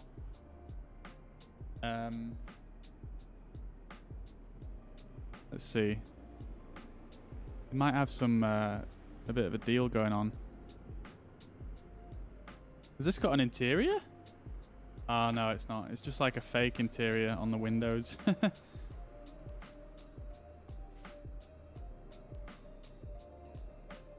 This one's looking pretty cool though. There is actually an achievement that you can do in this game for flying from, I think it is this airport. I'm pretty sure it's this airport where Seattle are based near. There's an achievement from flying from this airport to Microsoft HQ in France. Well, not necessarily Microsoft HQ, but Microsoft.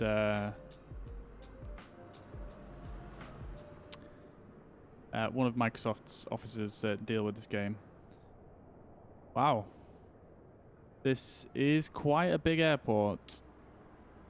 Got like another hangar here. Cargolux, they're actually based in... Their main base is in Luxembourg. However, they do also have a base in Los Angeles, I believe. So they do fly routes from LAX as well.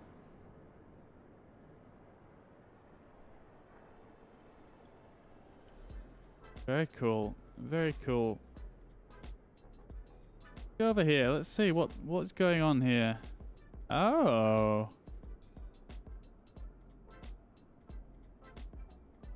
So they've got the runway lighting on these like girders. I guess this is probably what it's like in real life. So this is actually a very impressive amount of detail that they've done on this one. Even though the lights look a bit janky, kind of like clipping through there, but they've done a pretty nice job on this one. Compared to some of the other ones. What's that all the way over there? Oh, it's a cruise liner. I have to say, I'm getting a very good frame rate in this area as well.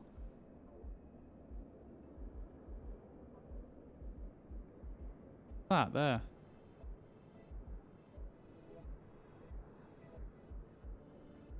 Like a fire tower or something where they would practice.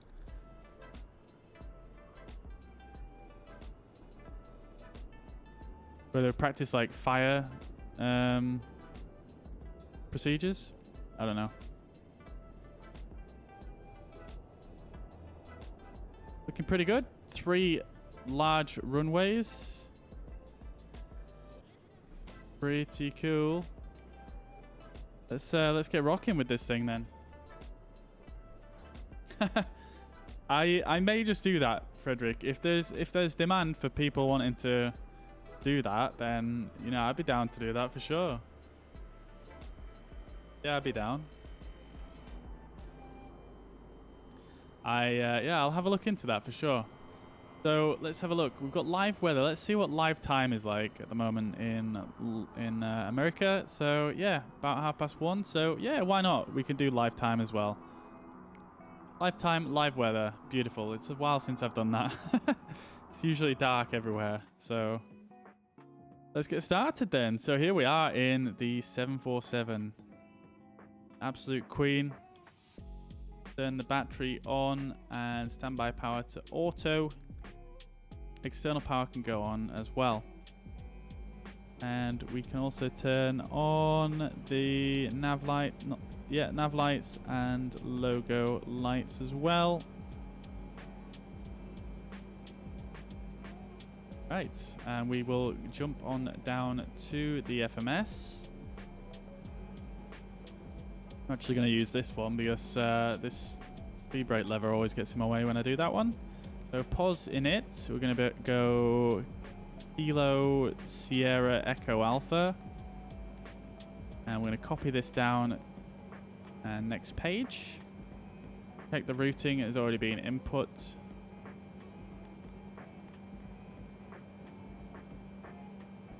Good. Summer 2 departure. Looks good. Performance initialization. Cost index. I don't think it works actually in this, but let's see. 194. No, it doesn't. Everything else is set. Thrust limiter is fine on that. Flaps for takeoff is 20. And that's going to take V speeds. 182 knots is our rotation speed. Very, very fast rotate. So hopefully we've got enough runway distance here. And let's just check on the ATIS. Get the pressure readings for the area.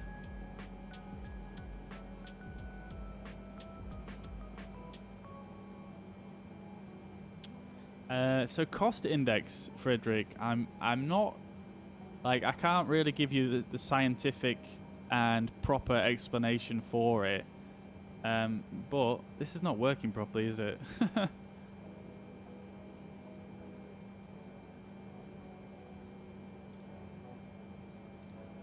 But yeah, in a nutshell, cost index is basically a number which the airplane will use to calculate how fast, essentially, the flight is going to be.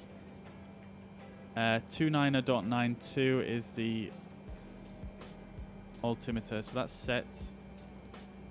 So the cost index will basically, in a nutshell, like I say, it will decide how fast the flight's going to be, essentially.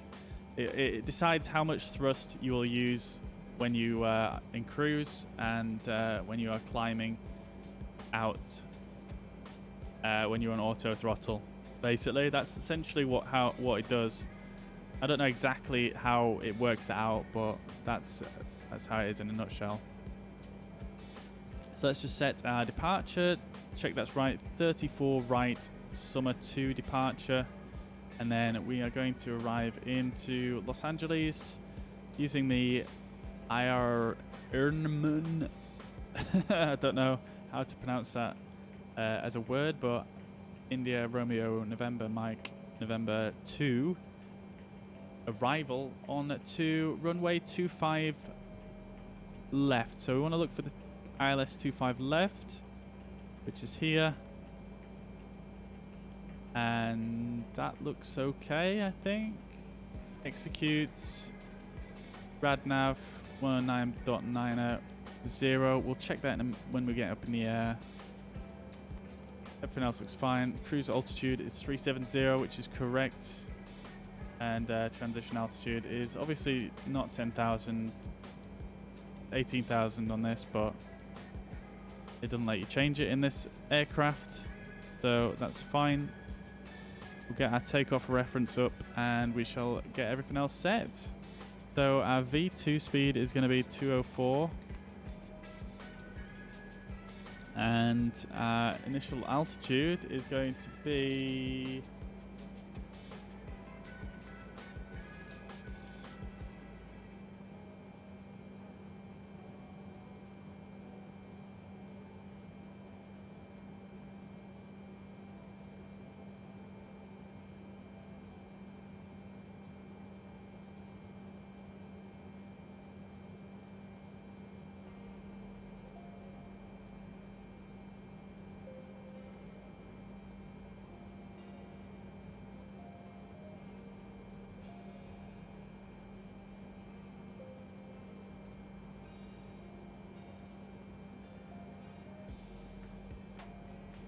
Okay, so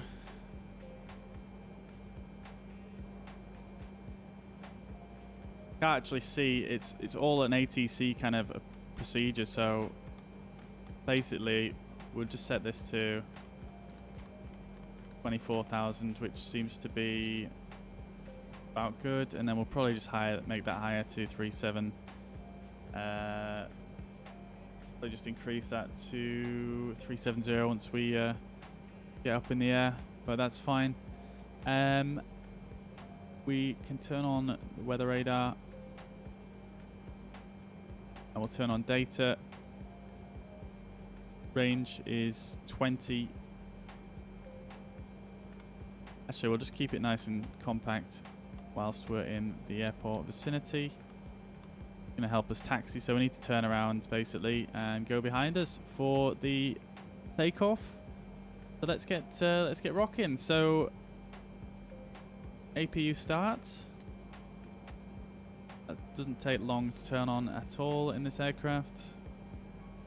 We can turn on our beacon lights so that the ground crew know we're about to start the engines. And that'll do it for now. Turn our anti-ice to auto.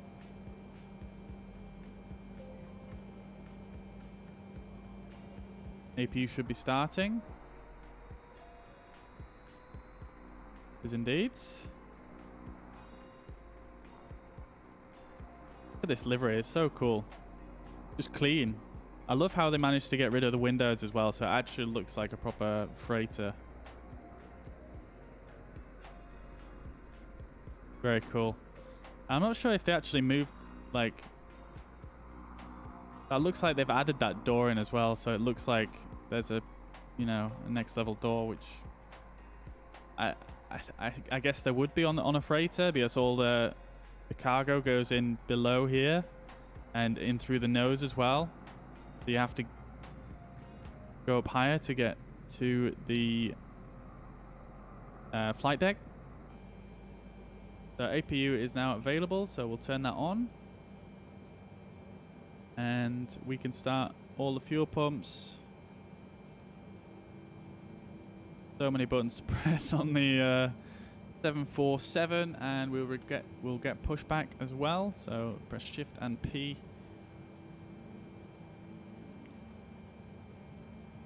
Then we're going to need to get a push to the left, I believe. Oh, there goes a plane right above us. That's cool. Do you see that shadow go across? There's a plane taking off right there. Parking brake is released. So I'm going to get him to push us to the left, round this way, and then we're going to come down that way, like that. This is our runway right here. Look at this plane. Taken off, but it seems to be kind of descending already. Okay, so pushback has begun, and we'll get engines 3 and 4 starter on. Wait here for the rotations to begin, so that's good. Start fuel flow.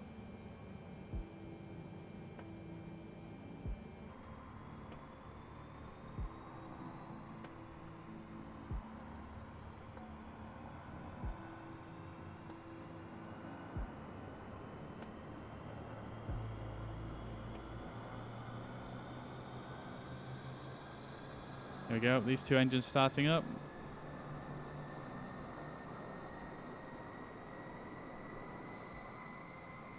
And I need to get pushed to the left.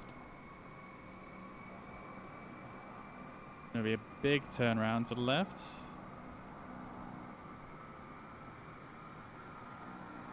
Love the sound of the engines in this aircraft.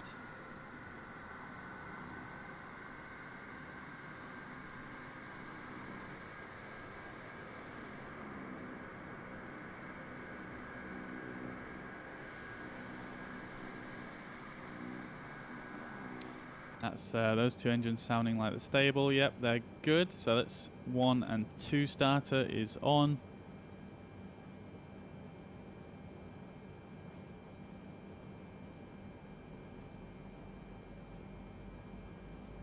And we'll wait for the the rotations, and we'll start the fuel flow.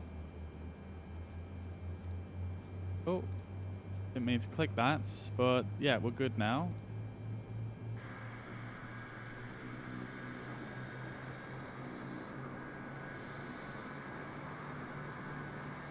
There we go, engines are starting.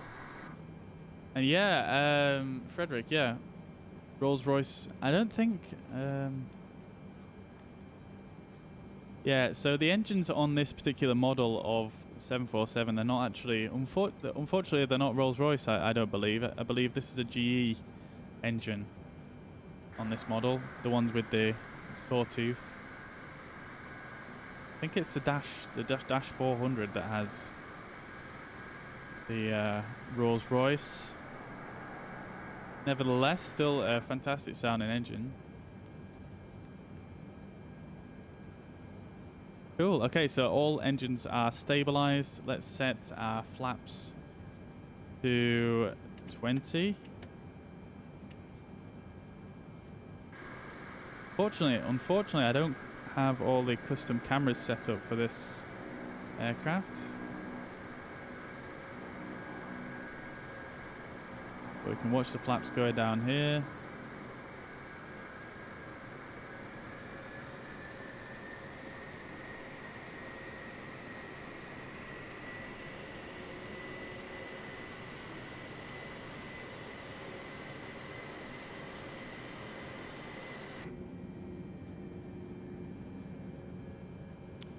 Okay, let's turn on our taxi lights and our strobe lights. Our wing anti-ice lights. Wing anti-ice lights. There we go, that's the flaps extended. Let's get taxiing.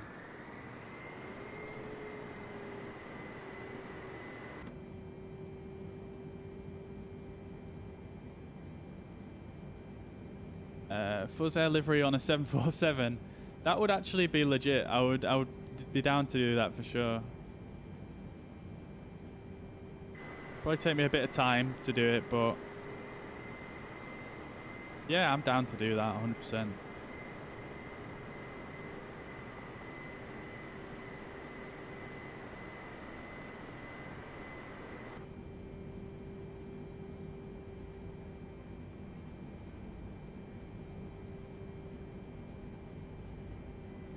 Okay then, so as we approach the runway, we can turn our landing lights on and our runway turn-off lights on.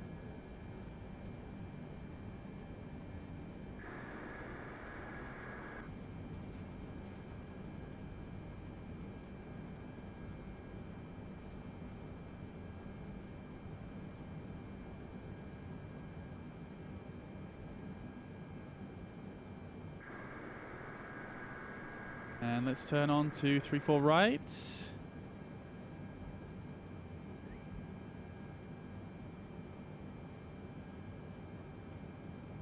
Our V speeds have recalculated. That's interesting. I think it's probably because I extended the flaps.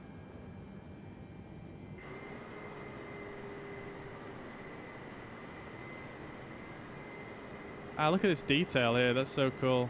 There's like a VOR station right there. Very cool.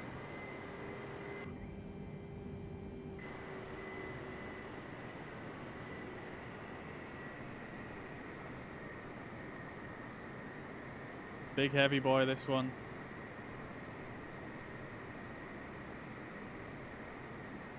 How long this runway is. I love it. I love it when you're lining up on like a massively long runway.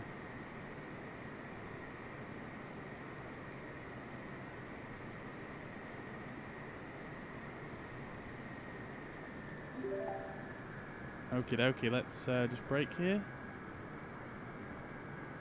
Yo, Zach. Thank you very much for sharing the stream, brother. I hope you are well. Thank you very much for tuning in. Having a great Sunday. Okie dokie, so let's just set our range here. And thank you very much for following, Zach. Appreciate that. Thank you so much.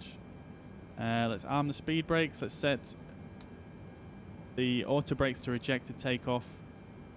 And we're going to set our heading to runway heading.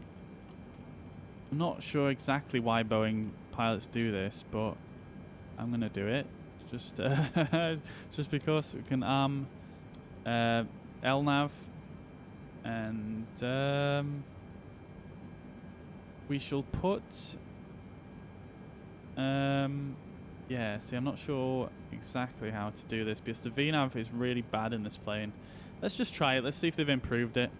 We'll see how it goes. We'll arm VNAV, and we're gonna get underway here if I can speak properly. So it's pretty simple departure. This one, it's literally just straight up to the north and then make a turn and down to the south. Really that simple. There's no restrictions really, except for obvious speed restrictions before 10,000 feet. Other than that, we're good to go. So let's punch it. Set my camera properly so we can see everything. Parking brake is released. Toga thrust is set. And we are on our way.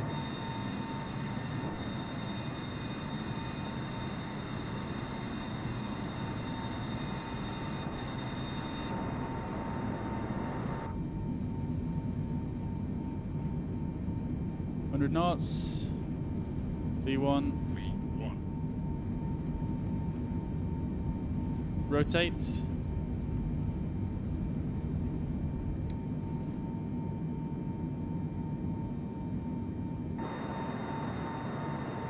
Positive rate, gear up.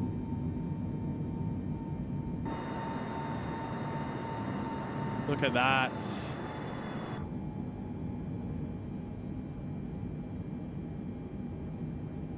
I'll let the nose drop down slightly now so we can gain some speed. Flight directors on. I should have put those on before, my bad.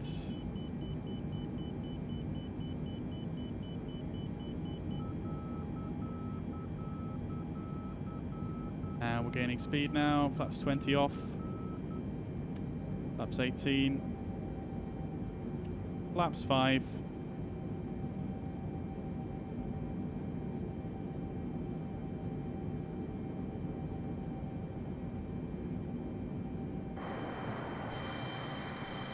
And there's the airport behind us, looking fantastic. Big mountain in the distance there to the left-hand side. I've got another airport below us here as well.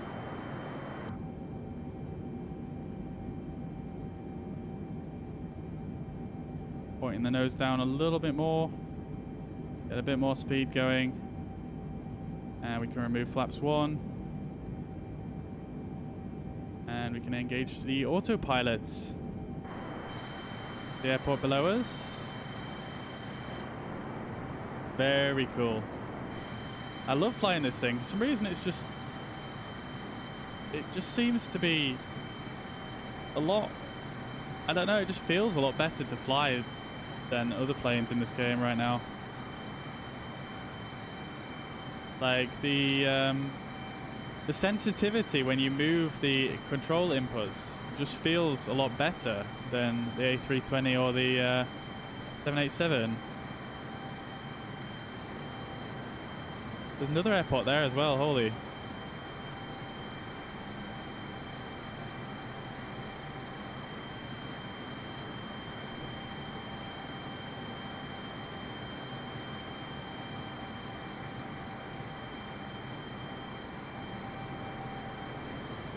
This is such a cool looking city though, I've got to say.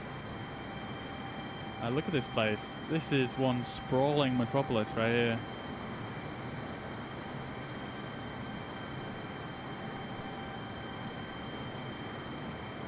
Unfortunately, I think because I turned my graphics down a little bit, it doesn't look quite as good from up here, but at least the stream isn't crashing. That's the main thing.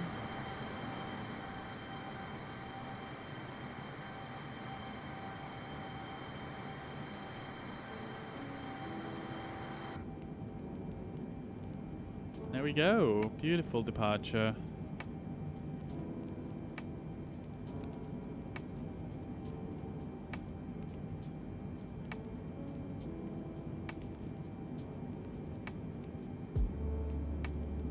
And basically this route is going to take us basically back down this way. I'm actually just going to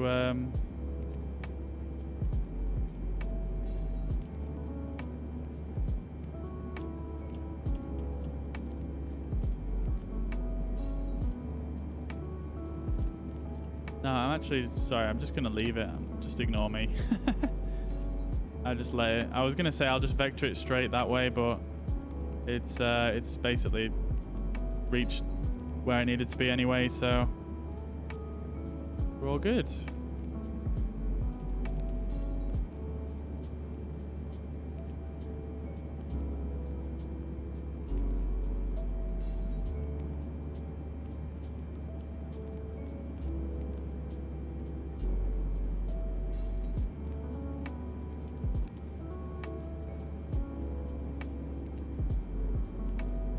So through 10,000 feet now, we can turn our lights off.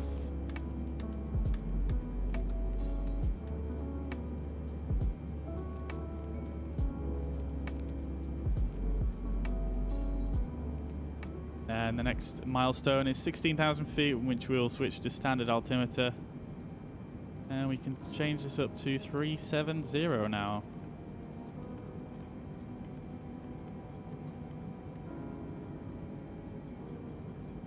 So, they did actually update this plane in the last patch. They said they changed something that stops it from being so twitchy, so I guess whatever they did has made this feel quite nice, actually. So, hats off to them. Hopefully they roll it out to other planes. What is this mountain? That is huge. And there's another one there.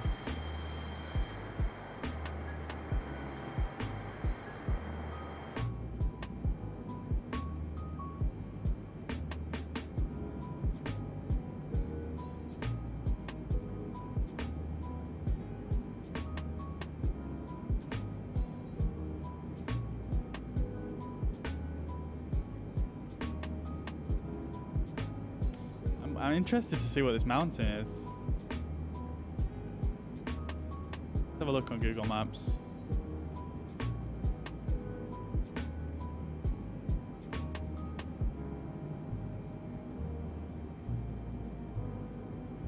So Seattle. Oh, it's Mount Rainier. Aha.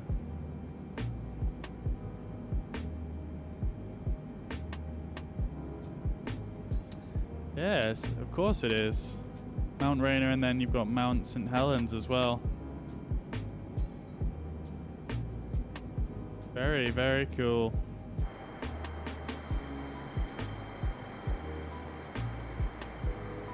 Love to see it.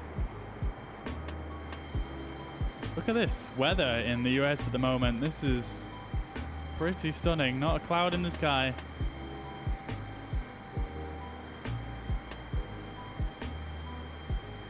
A little plane down there in the distance.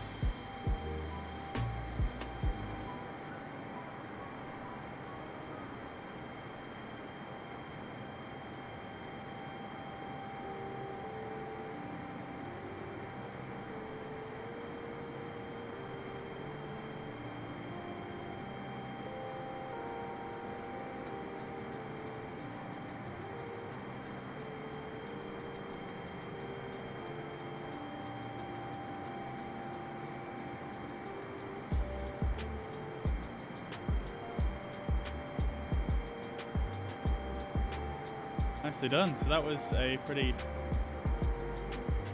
simple and straightforward departure, really.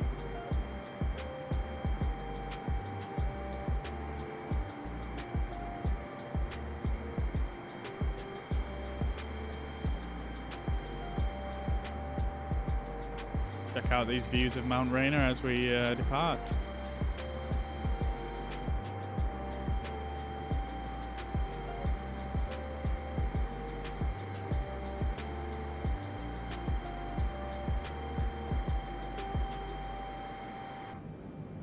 From the flight deck. Look at that.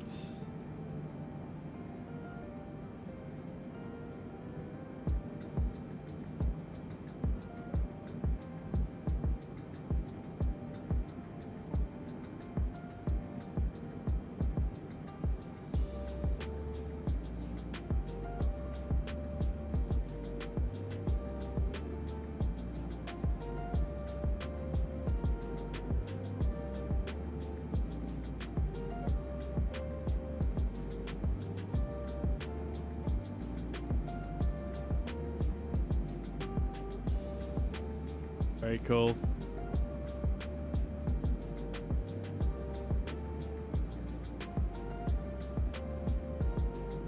Very cool area, just very, very mountainous. Right, so let's just check out our plan. We can go to standard altimeter now. Completely forgot about that one. And let's just step our legs down a bit. So we're going south here and down into Los Angeles. And let's zoom this in a bit more. So stepping down. And let's see, what transition has it actually used here? It's used the AX Clipper transition.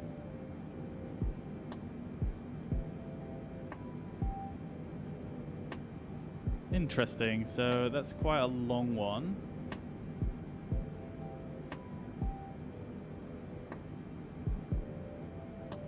Oh really, you were, Ray? That's fantastic, thank you very much. I'm glad there's at least a couple of you out there that think I'm worthwhile watching. So thank you very much, I appreciate that.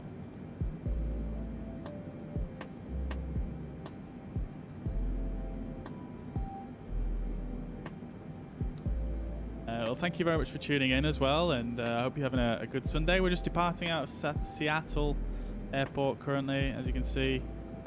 Mount Rainier down there. Mount St. Helens, I think, off in the background there. Very nice departure on this Cargolux flight today in the 747. Thank you for following, Ray. Much appreciated. Great stuff. We're going down to Los Angeles today. Be a nice flight. Always fun arriving in Los Angeles. Got some very cool approach procedures. Very, very long approach procedures. I do enjoy them.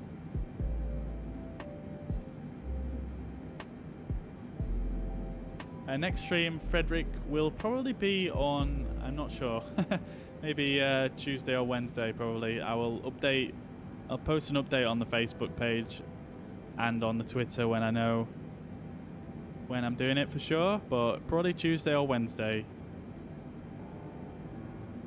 And yeah, Ray, I mean, I feel like I don't fly it enough, to be honest. Like, it seems every time I fly it, I always feel very good about it for some reason. I'm not sure exactly why that is, but yeah, it just feels quite nice to fly.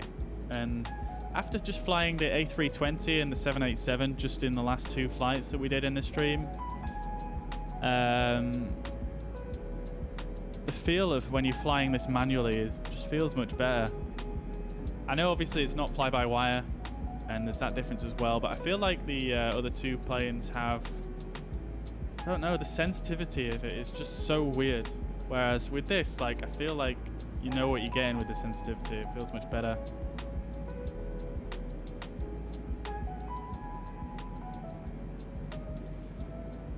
Right, so I'm just actually trying to work out our best approach here. This is a very, very long turn here. I don't feel like you have to do that transition.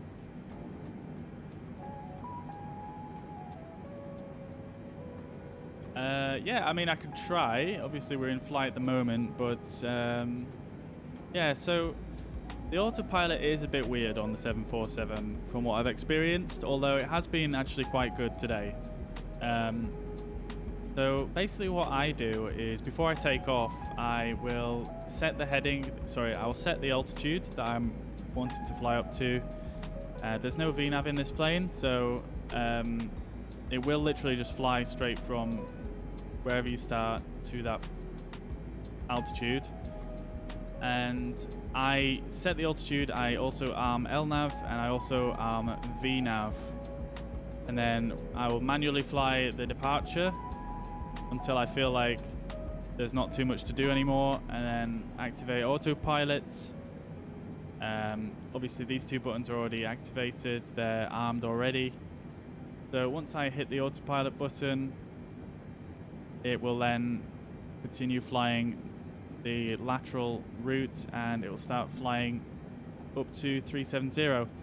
So sometimes it can go a bit too quick when it's climbing the vertical speed. I'm not sure if that's the problem that you've been having or not, but sometimes the vertical speed can go a bit too high and it's a bit crazy, like a like a space shuttle. So I'll just turn on vertical speed mode and just dial in a more reasonable climb rate. So I don't know if that's helpful to you at all. Obviously you need to make sure that you have your flight plan loaded in so that it's got something to follow, but obviously you need a flight plan loaded in if you're using LNAV and VNAV for that matter. But yeah, it is a bit quirky, I think, in sometimes. So I don't know if you're necessarily going to be doing anything wrong or not. But that's essentially how I start off a flight if I'm using the autopilot. Hope that's helpful. If you've got any questions, feel free to ask. More than happy to try and help. I'm not an expert on the Boeing planes. I do know a little bit more than about the Airbuses, but if you've got any questions, I could try and help.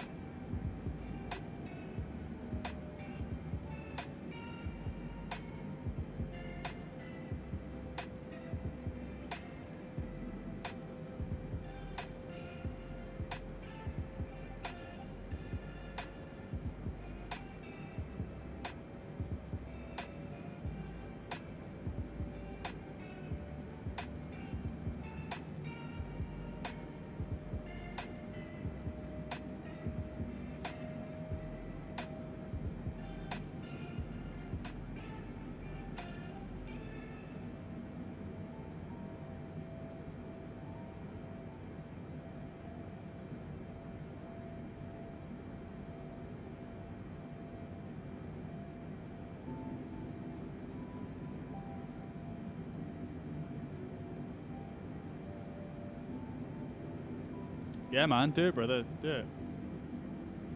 I'm going to be on until basically the end of this flight, so I've got about an hour and a half left, I think, of this flight. One thing I would say, though, is if you're going to try and join, I don't think I actually have multiplayer on.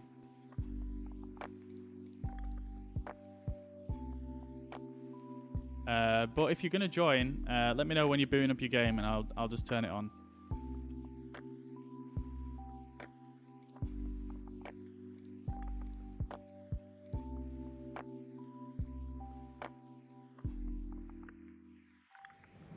One thing to bear in mind as well is I'm using live weather and live time, so you'll need to you need to do that as well. I don't use multiplayer much, so I'm pretty sure that you might need to do the same settings, I think. But yeah, more than welcome.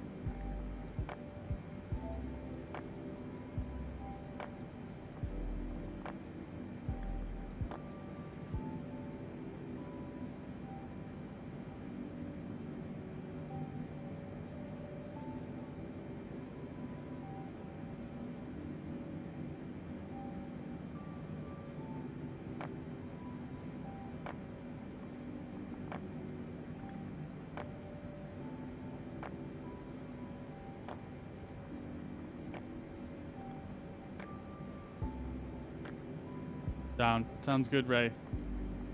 They'll see you shortly.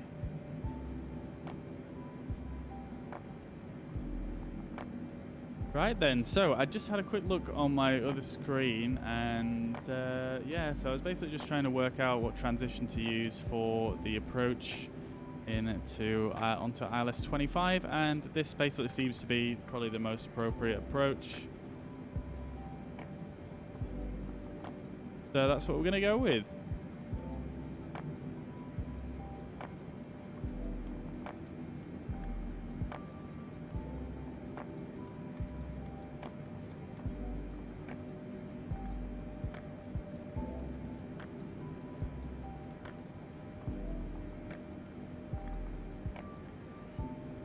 So what we can do is, since we're in cruise now, may as well just do a little bit of a briefing for the approach. And yeah, I mean, Frederick, I would actually love to try the A340, but there's not an A340 in this game, unfortunately.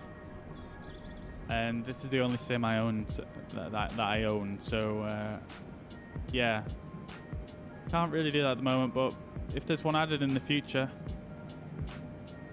certainly give it a try. I'm really looking forward to somebody's working on an A350. Really looking forward to that one. Someone is working on a study level 787 as well, which I'll probably end up getting. Looking forward to that one.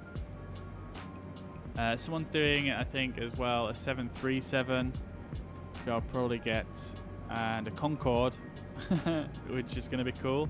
I don't think it's going to be study level, but it'll still be cool regardless. And then I think somebody was also working on an A330 maybe, or I think it was an A321 actually, which again I'll probably get.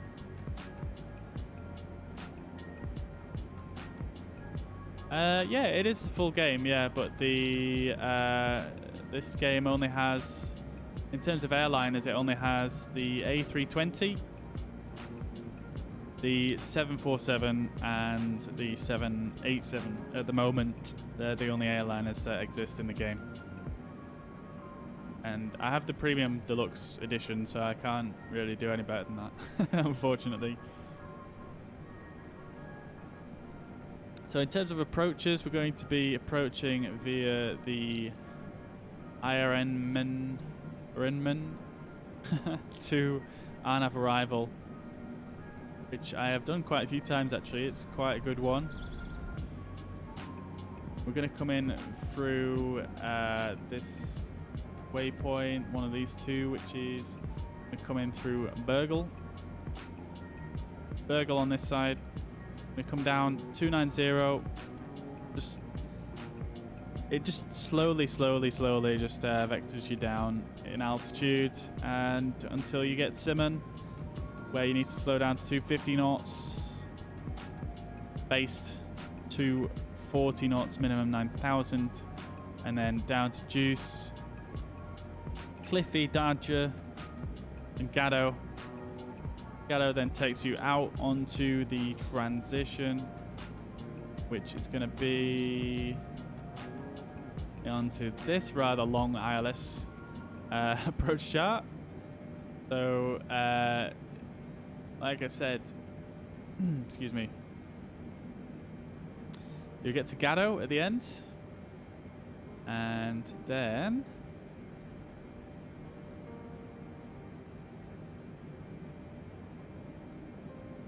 okay, so it looks like you can actually go this way rather than going all the way around.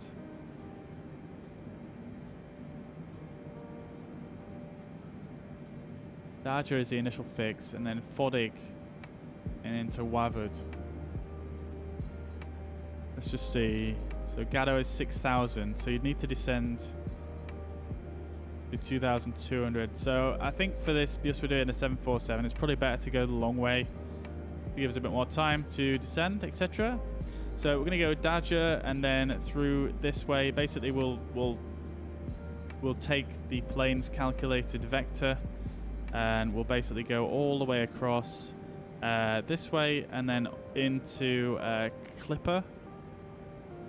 And then from Clipper, we're going to follow this path up here, and we're going to join in to Gate Hunda and then Wavud, which is the first fix on the ILS. And then we'll be descending down from 2,200 feet all the way down onto 25 left. And that's that. Pretty cool arrival, I think. I do like this one. I don't know why. There's just something about it. I don't know. I suppose it's just a feeling of like being, like interacting with the airport, I suppose, from such a far distance. It's just cool, I think. Maybe that's just me though.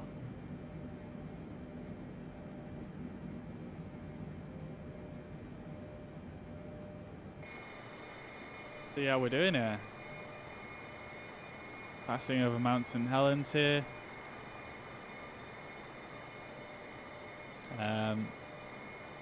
The other mountain that I've already forgotten the name of is all the way in the distance already.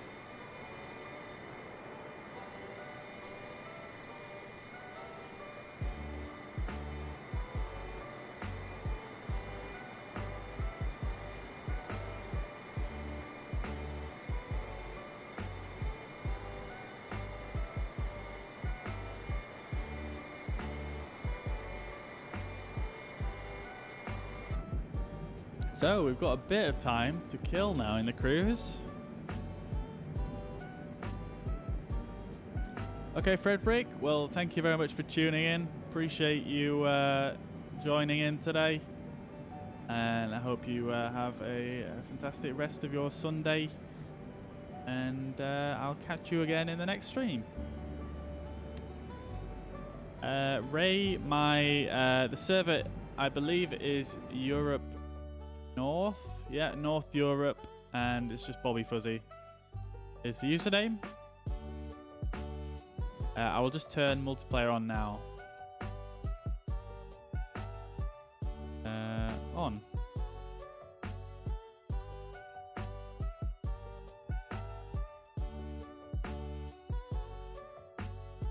There we go.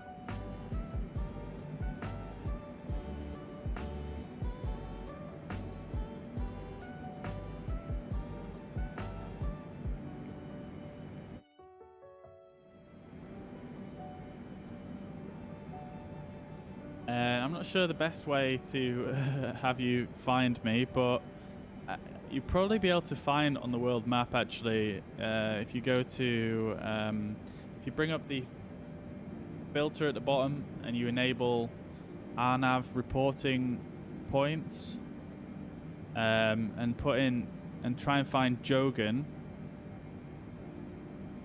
which is south of Seattle.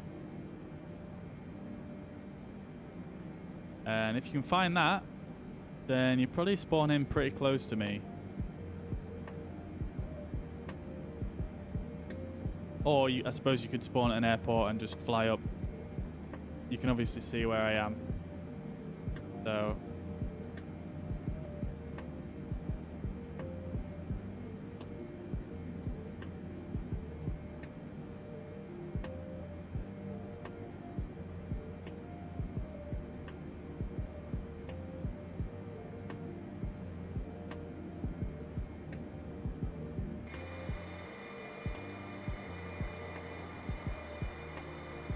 So I have multiplayer on now. Let's see if I can actually see anyone. Generally I have traffic nameplates on. Oh, no. Oh, no. Are you kidding me? God damn it. Just reset everything to default.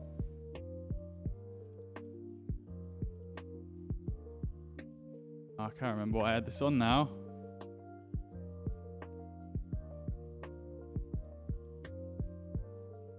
Let's turn this down. I think I had this a lot lower and then this very high. And this a bit lower because they get in the way all the time.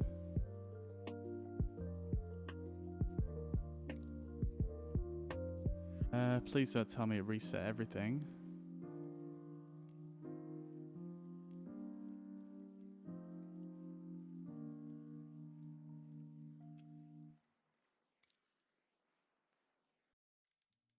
No, I didn't reset everything. It was just that panel. Thank God.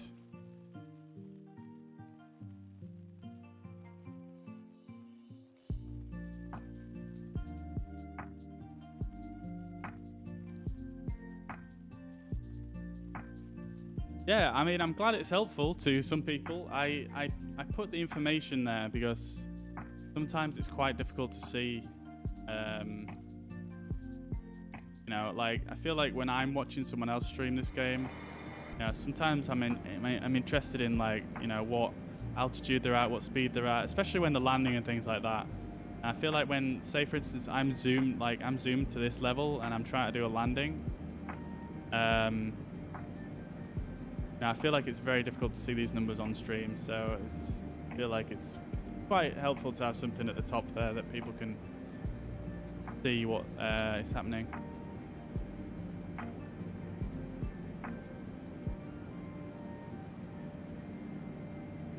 So apparently I have multiplayer turned on now, and also have traffic nameplates turned on.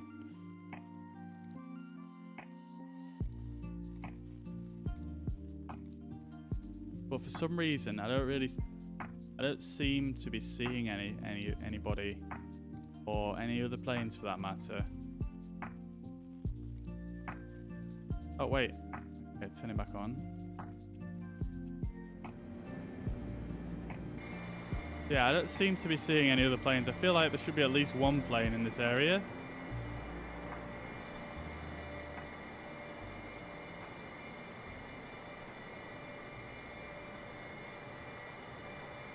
And it looks like there's a load of new data loading in there. Over there, because I think I had one of the settings turned off for the Bing world map data or something.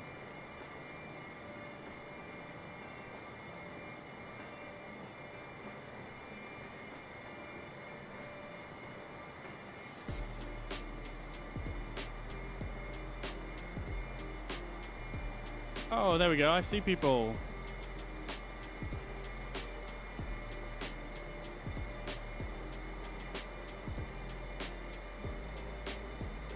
Okay, so I'm looking out for that one trucker. Cool, cool, cool.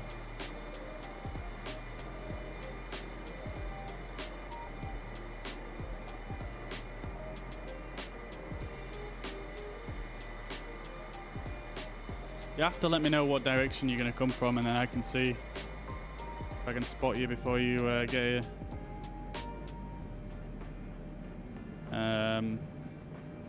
Let's see.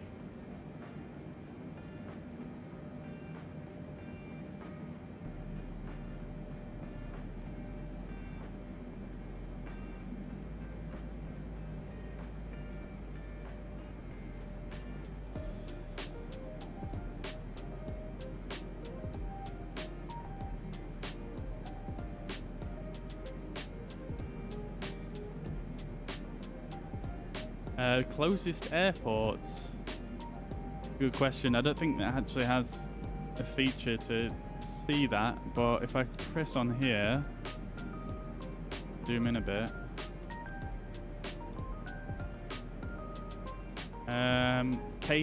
Kilo Tango Hotel, potentially.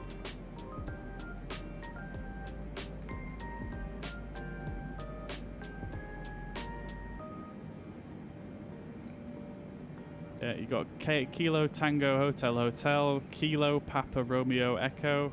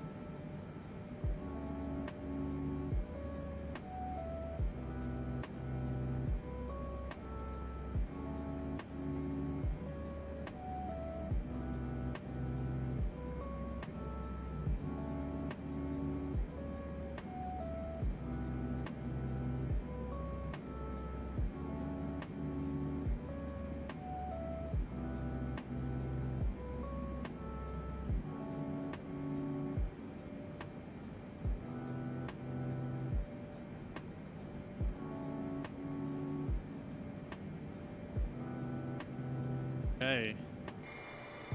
See.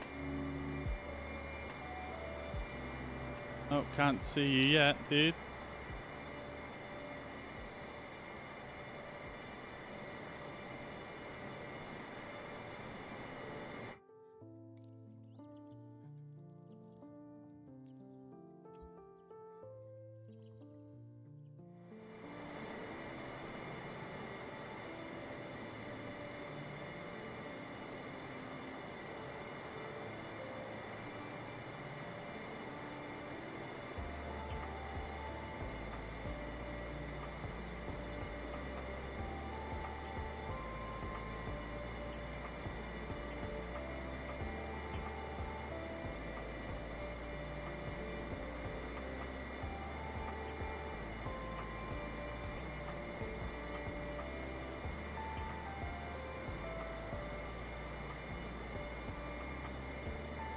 Nice, cool. I'll look for you.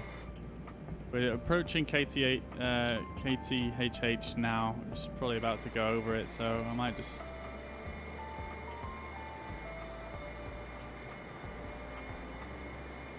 Might just see you spawn in somewhere around here.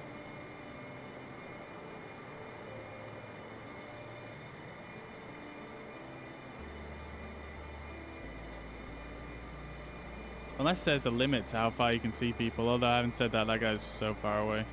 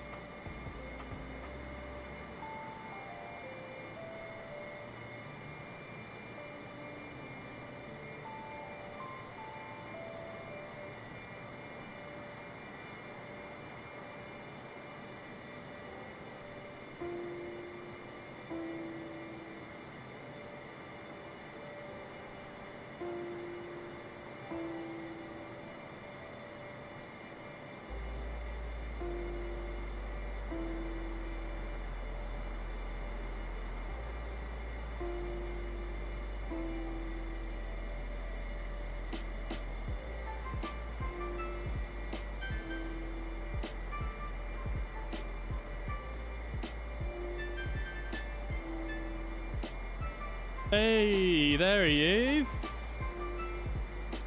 Here he comes. That's sick. You're catching me well fast. What the hell? What are you flying in? Freaking supersonic A380 or whatever. What is that? Is that going to be a 747?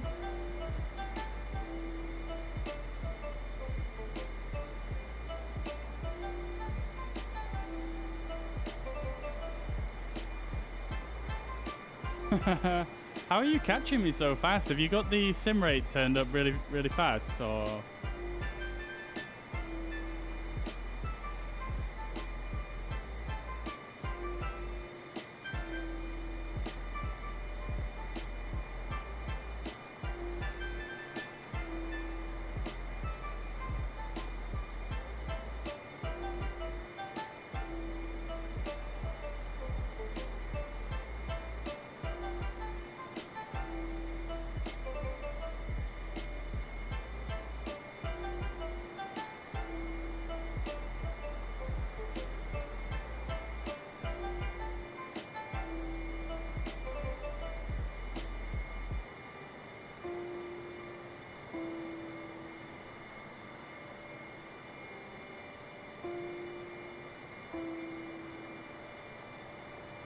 Yeah, you're going crazy fast.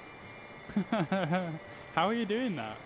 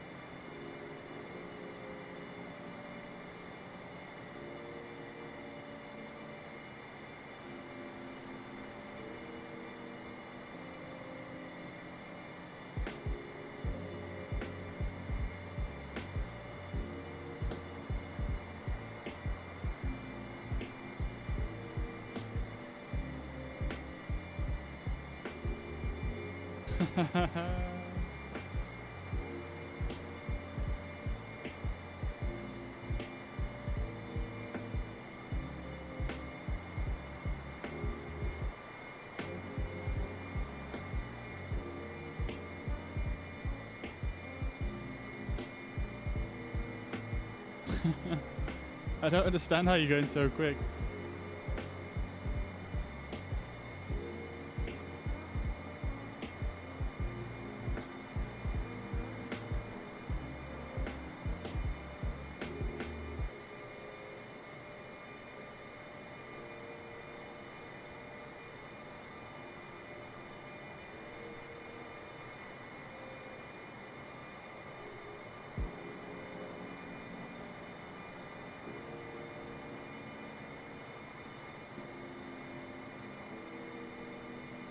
And he's gone.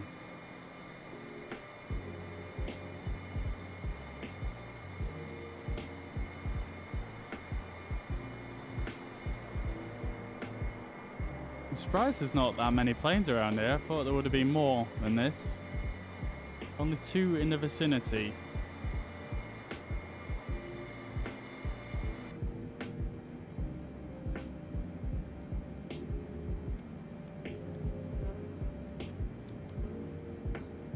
All set now. Nice. Good, good, good. What did you do? Did you just come in to test the autopilot?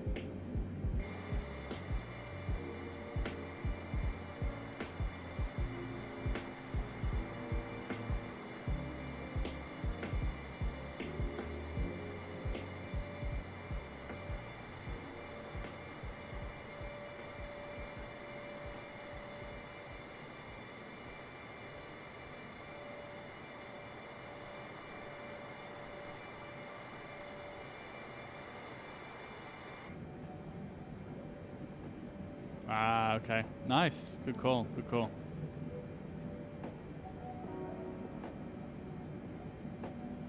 Right, so just before we do I don't really need to calculate a top of descent for this route. Because the descent, the arrival is so granular. You just follow that. It's super easy.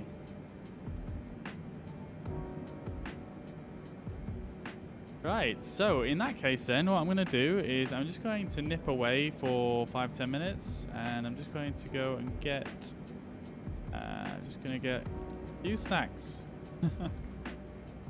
So I will be back with you guys momentarily.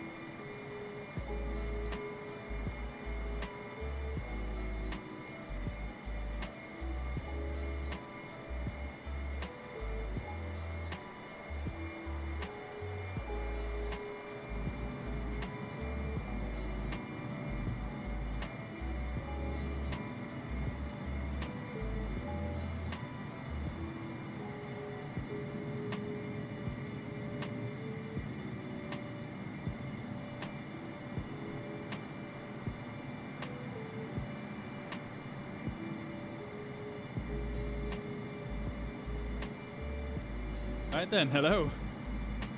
We're back. It appears I have someone following me.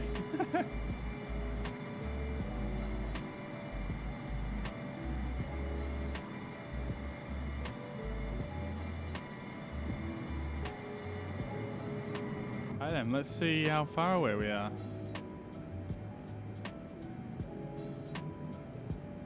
Not too terribly far out. Let's have a look on the... See, so player names do show up. Look at this! Ray! Like, come on now. How come you get an A380? An A380 with an extremely pointy nose. That's sick. Alright, where's my plane? There we are. Alright, let's see if we can get a shot for the for Facebook or something.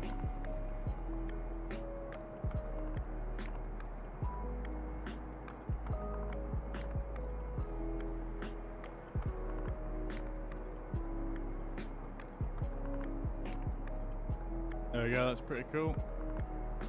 You're flying Air Force One? Yeah, I don't know, man. I thought I had,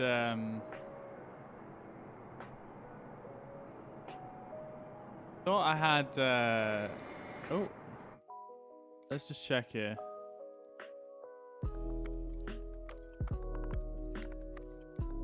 Thought I had, yeah, use generic plane models, multiplayer off. That's weird. Oh, where have you gone? Oh, I think it's because I pressed escape. You weren't flying off into the distance. Still looks like you're an A380 though. I don't know about that one.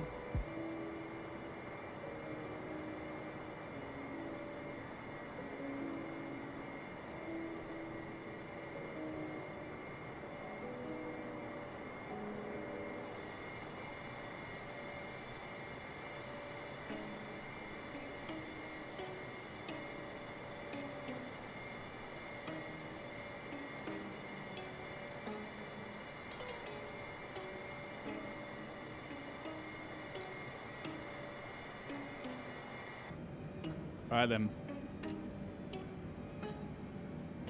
We've got a fair distance to go until we start ascending. 320 miles at least. So we're chilling for a bit.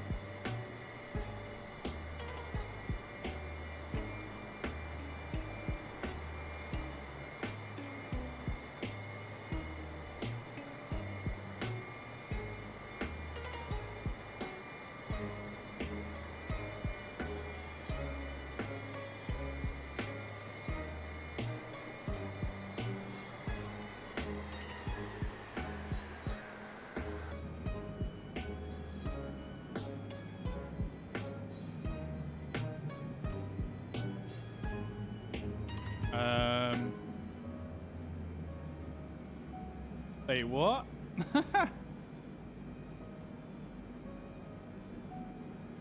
Okay. I've just run out of fuel.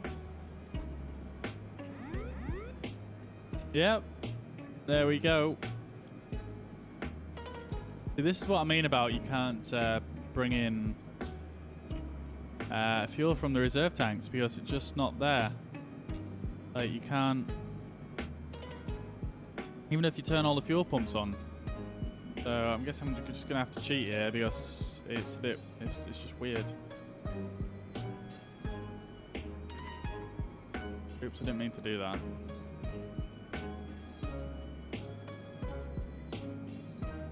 Gonna, I don't know how much to put in.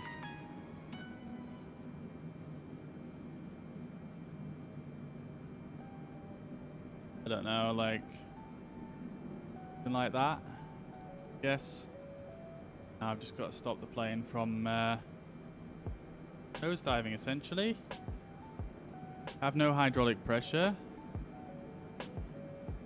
And the engines are still spooling down. Let's turn fuel control off.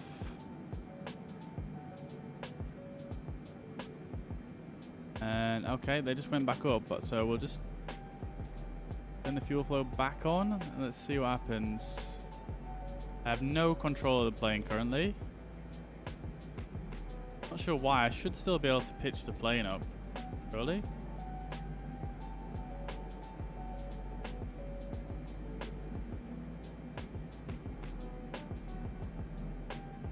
Okay, so it is pitching up a bit. It's just very slowly.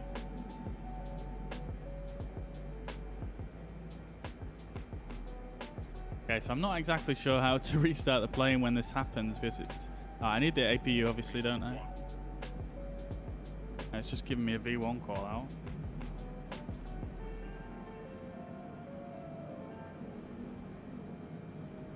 Okay, so we have... I'm able to actually maneuver the plane now.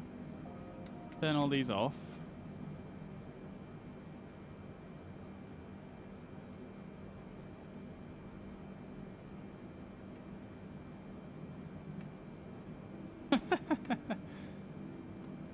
This is fun.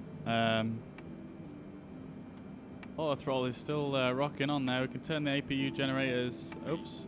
We'll turn them on. Fuel pumps are all on. And then we can go... try turn all the engine starters on. Let's see if they tick up, which they are.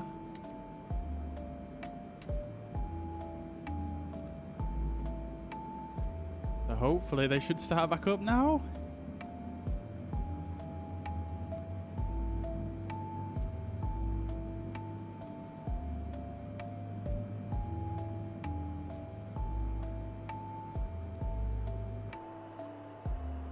It's not looking hopeful.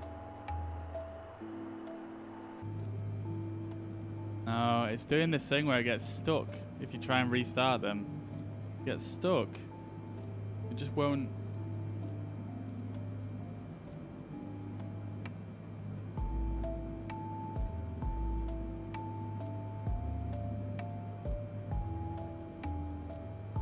Honestly not sure what to do. I've had this a few times where it's like run out of fuel and you're just not able to do anything.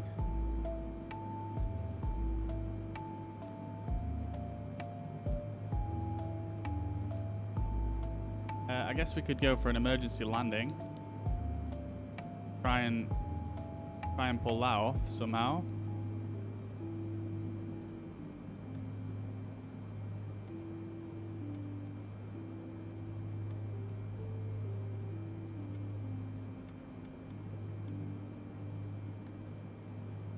Now, I'm not sure what airport close by is going to be suitable for a 787.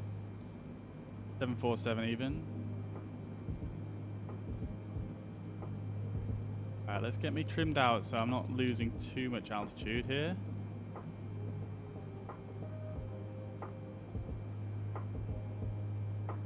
Thing is, I don't want to go too slow either, otherwise I'm just going to stall and start rapidly falling out of the sky.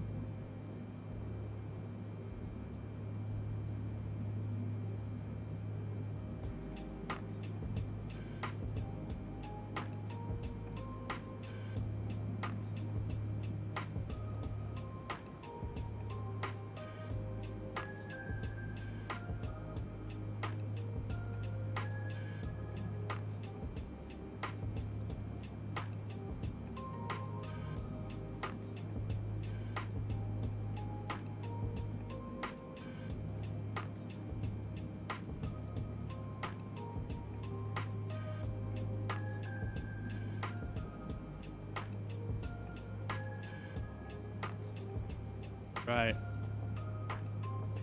So, I mean, we've got the APU on.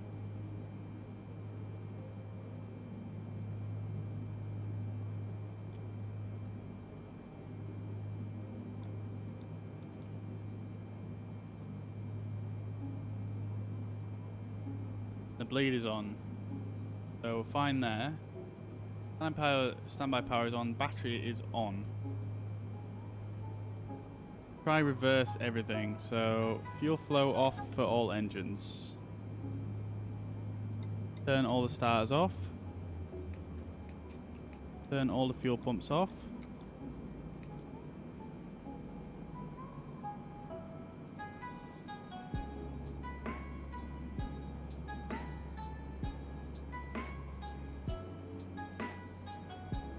APU bleed is on. Engine bleeds are all on. That's fine. They're on by default, so should be fine.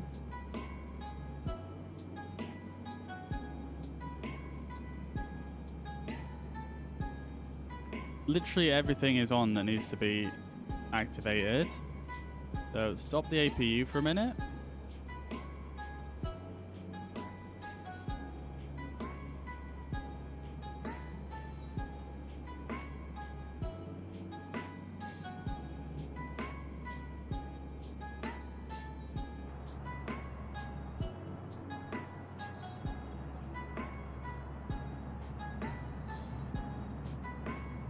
How does it feel to have engines that start, Ray?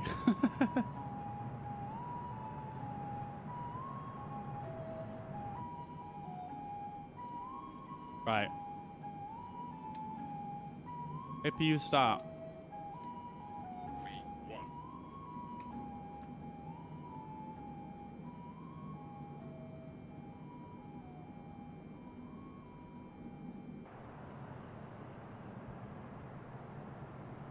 APU is starting. I'm going to put in a bit more fuel just in case.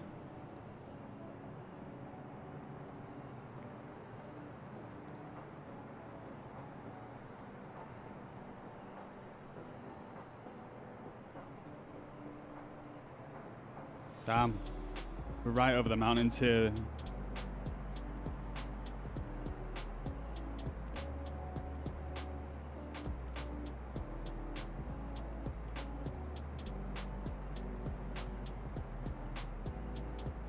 Must be an airport in Sacramento. We can land at probably. If we need to.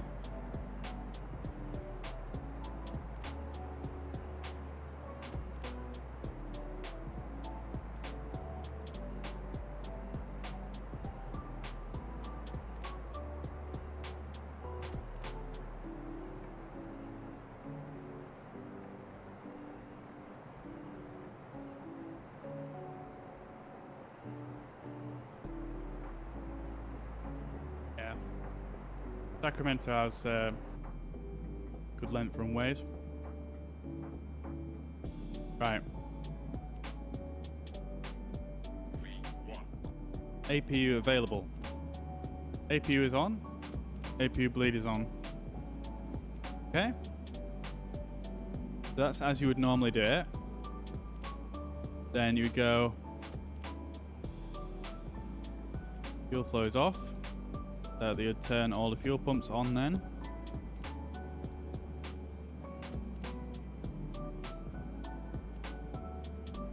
All on. Crossfeed is on.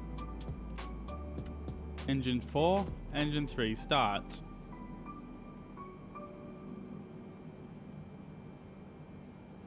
.5, 5.6, 5.7, 5.7. So the N1 is increasing. Start fuel flow. You can hear the engine starting up. The N1 is increasing. Then I feel like it's just going to stop.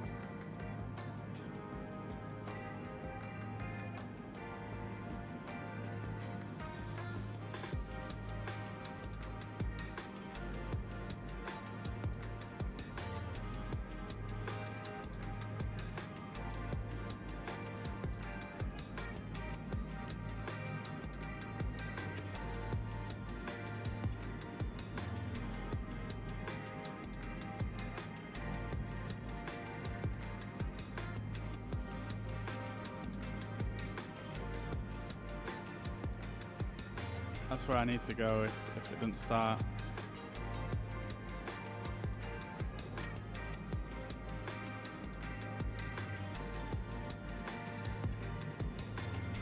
Yeah, it's weird. I think it's bugged. I mean, technically it should still start under these conditions. I don't know why it's not starting. It's very, very weird.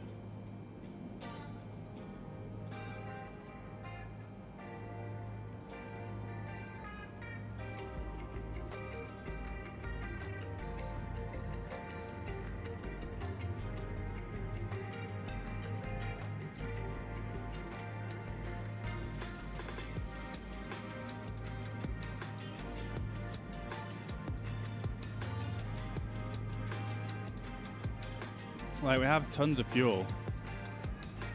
Absolutely tons of fuel. But it's just not starting.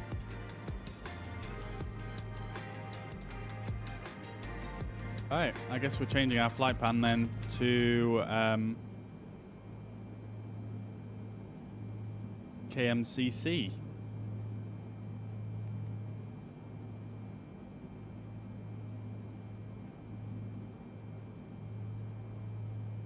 KMCC. Gonna be our destination.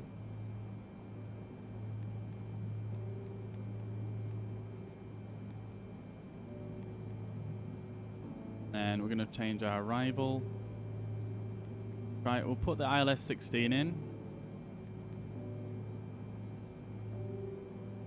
Just so we have like some, you know, rough guidance. Obviously we're not probably going to be able to fly the ILS, but at least we've got some kind of guidance there. We can turn airport data off. And we're just going to have to do it. It's going to be very, very difficult to slow down. But I think we should be able to do it. ILS 16. And go on our legs here and probably just go for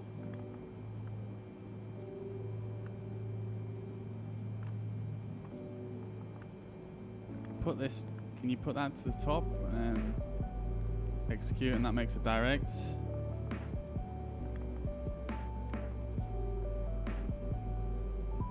It does, but it's not really helping me, so let's do it. Let's just fly. Got to fly manually now all the way down to the airports. So Ray, I don't know if you can still hear me or not. I know you're still flying around somewhere, but I'm gonna have to attempt emergency landing here.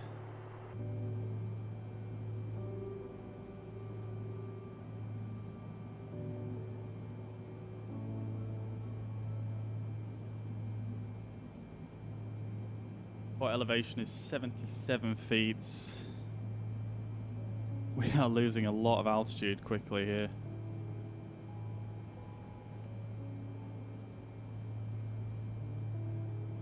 We need to try and slow us down as well. Let's put the gear out.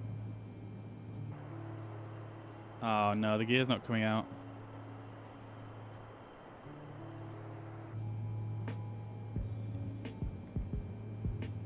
We don't have hydraulic pressure, but should be a backup system for the hydraulics.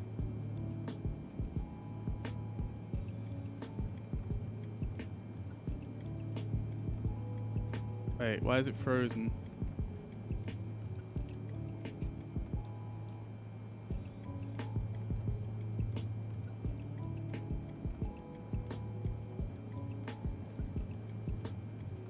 Okay, well, I guess we're not going to be doing manual landing because the gear won't come out. We might just have to cut it short because essentially we're just going to crash. There's nothing we can really do because half this stuff doesn't work.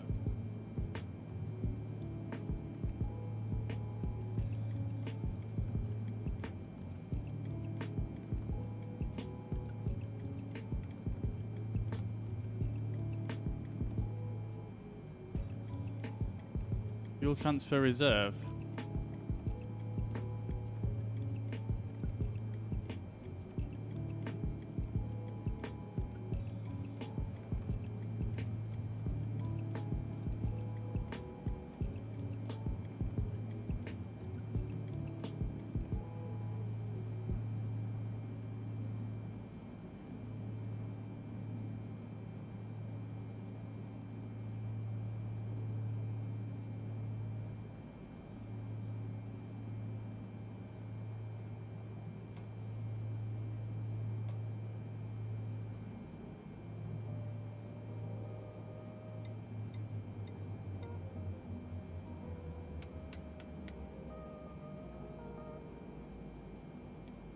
Try this one more time.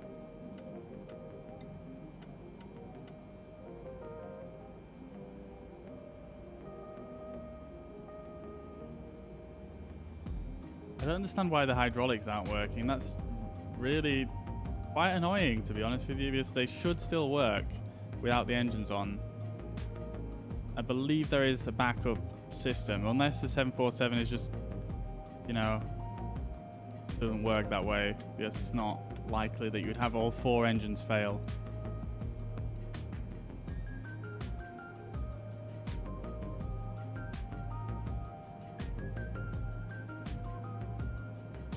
Well, let's try and at least get onto the runway.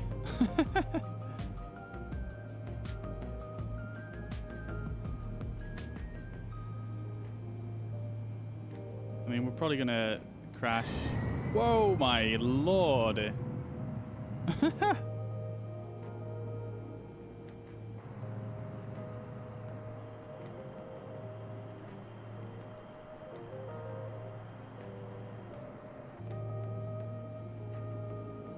I don't actually see the airport anywhere.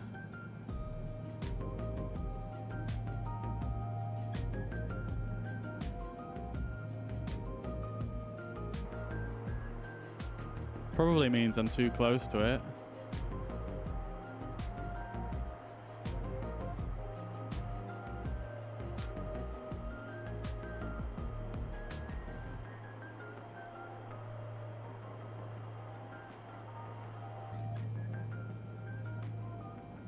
Actually, the glide slope right here. It's kind of amazing.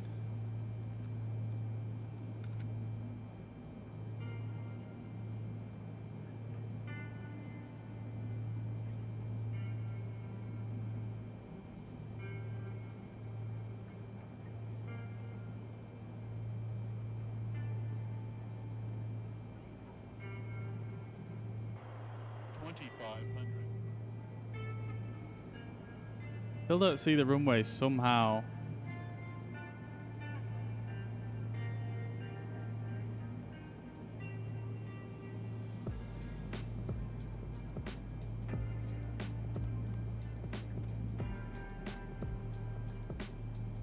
I've got so much speed, I'm actually climbing.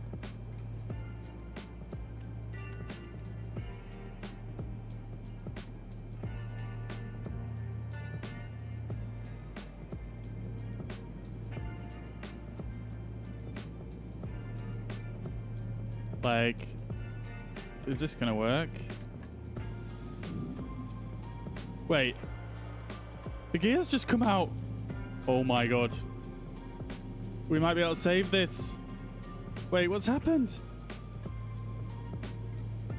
Why has everything just started?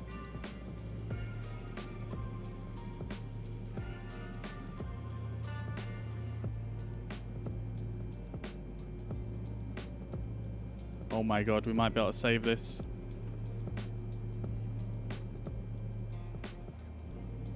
I put the flaps down and it decided to let me use the gear now. But now I've slowed down a lot. I can't really keep my height. I'm gonna have to land in one of these fields, boys. 1,000.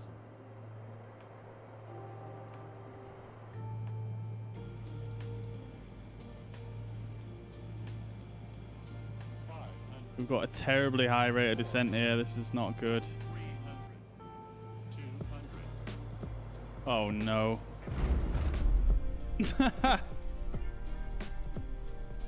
Oh dear.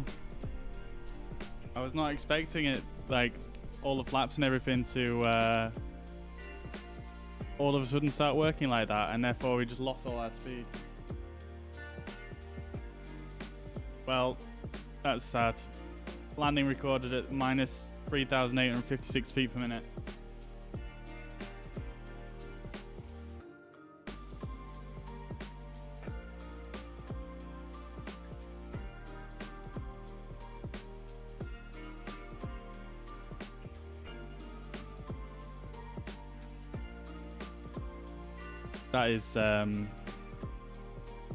That That's a little bit sad, I'm not gonna lie.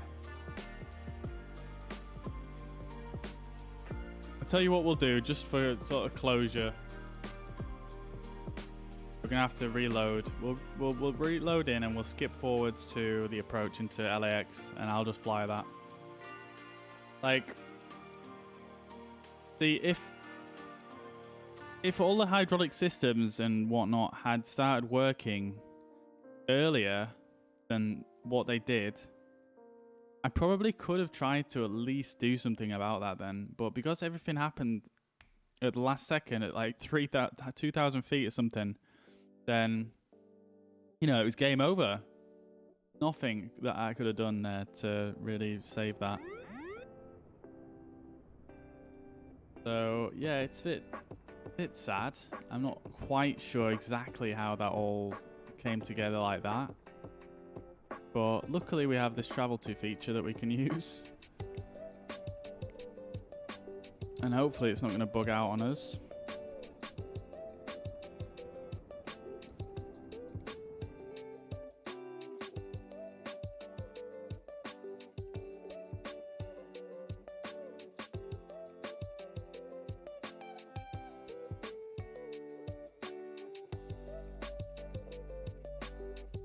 A bit sad. I would have quite liked to have landed that. That would have been quite cool.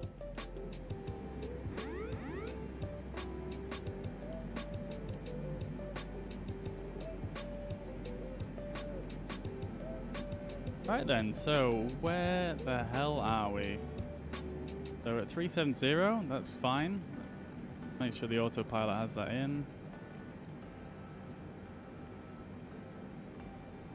LNAV and VNAV can go on. Increase this range out. Believe it or not, we're actually, I think, in more or less the same position as to where we just were.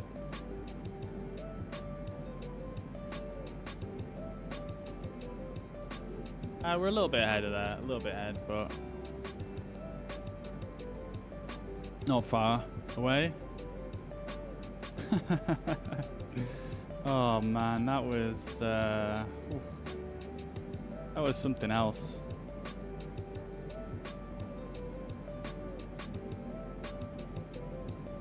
Right, let's just do the FMS.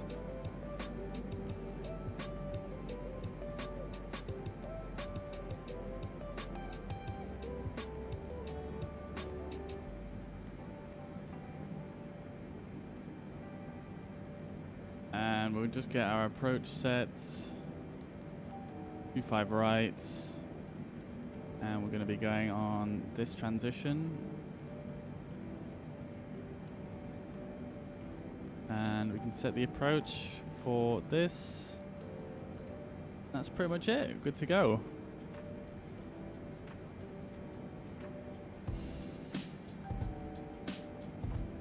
Like nothing ever happened.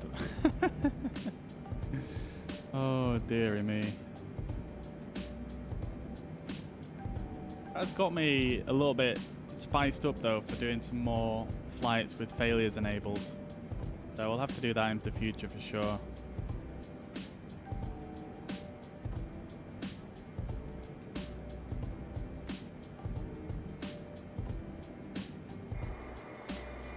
Let's see, is Ray still about here?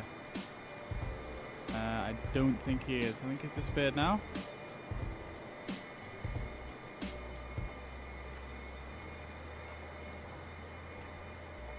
Don't know if you saw that, Ray, but it must have looked quite amusing on your end, seeing my plane just gradually make its way down into the ground and then disappear.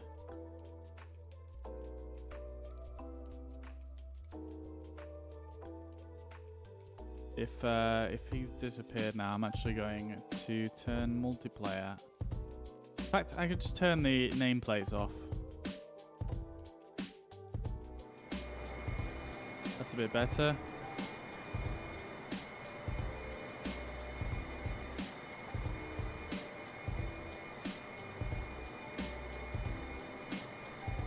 So in the future, if you ever find yourself in a 747 on Microsoft Flight Simulator that has engines will not restart after running out of fuel, and your gear won't work, etc., etc. What you need to do is you need to start using the speed brake, and that will kick everything in, and the gear will come down, and the flaps will work. So, good little tip there.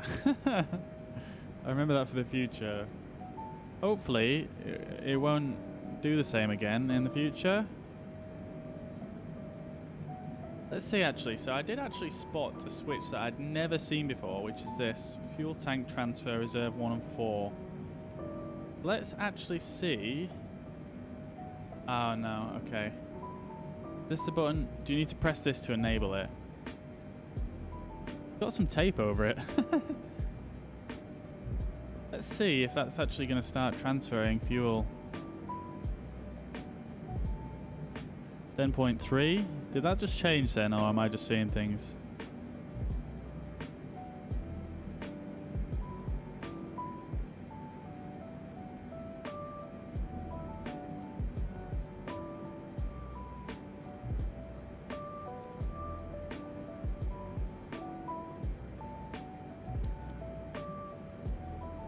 No, it's not changing, is it?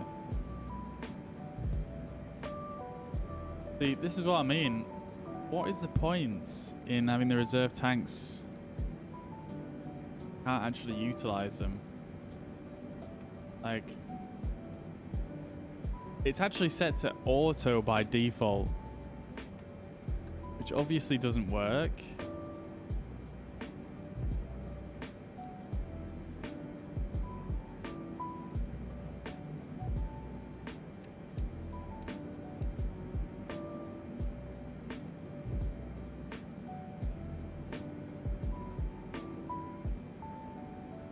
Try to see if there's any other options that can help turn it on, although I wouldn't have thought the buttons for that function would be located so far away from the original.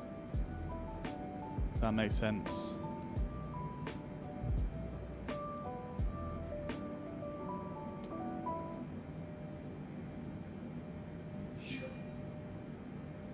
Okie dokie. Well, I guess we're just going to have to go from there.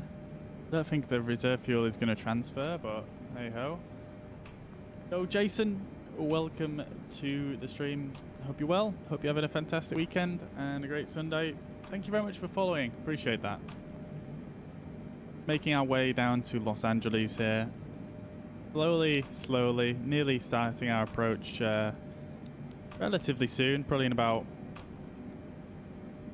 40 miles or so. We'll be starting our descent into LAX.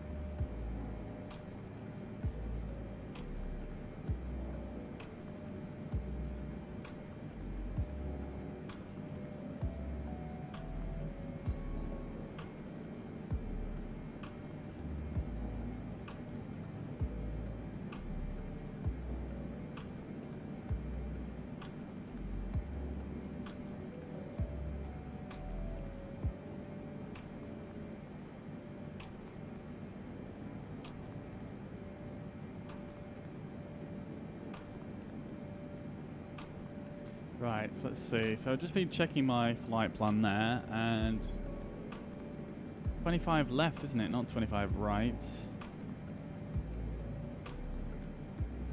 Same transition.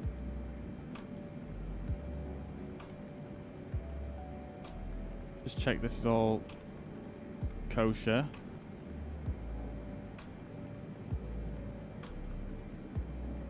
Should go all the way down to the right and swing it back in. Yep, that's cool.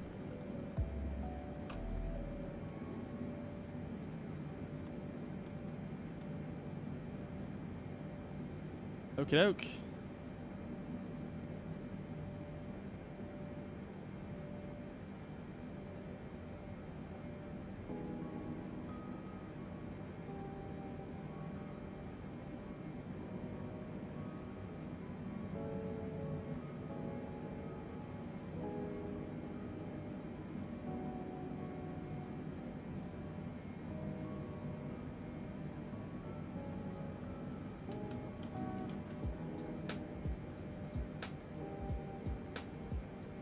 So we're just gonna take it easy for a bit here. Hopefully not run out of fuel again. And make our way down to LAX.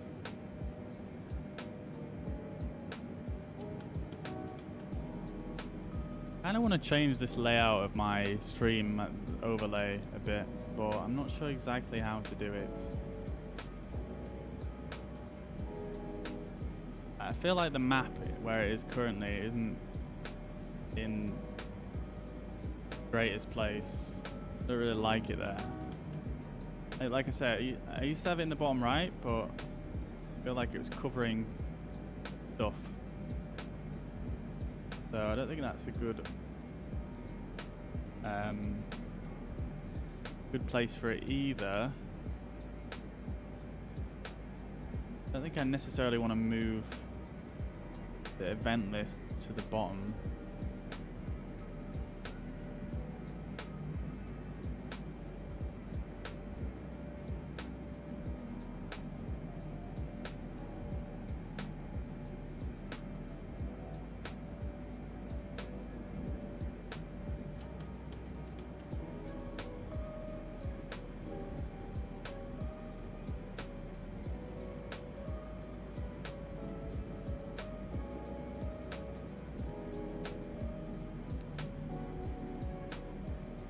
I dive to 300 feet.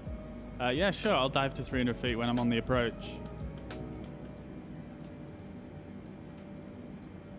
Certainly. Is there any particular reason why you'd like me to dive to 300 feet?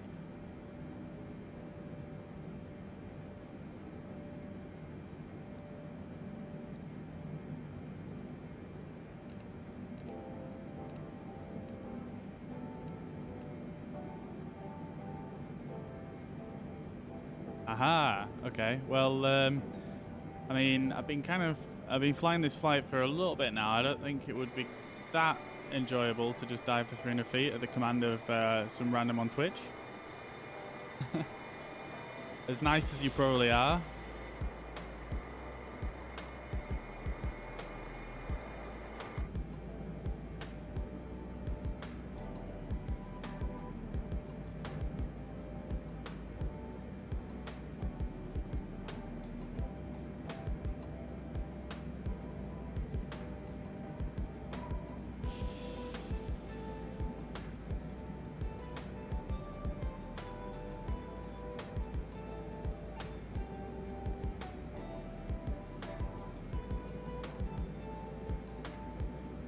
Okay, so slowly making our way to Burgle. No constraints at this point.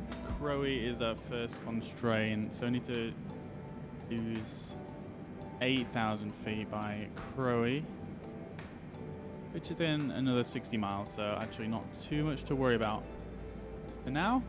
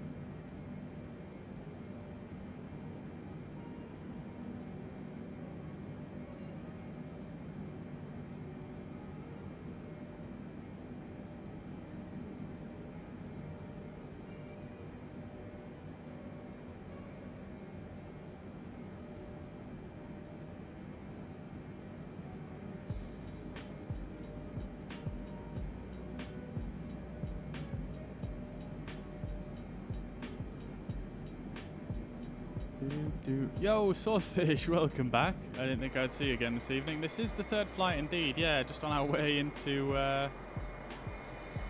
look at the shadowing on the wings there as it turns away from the sun. Yeah, just on our way into LAX. You've actually come at a pretty good time. We're about to start descending, well, shortly-ish. And, yeah.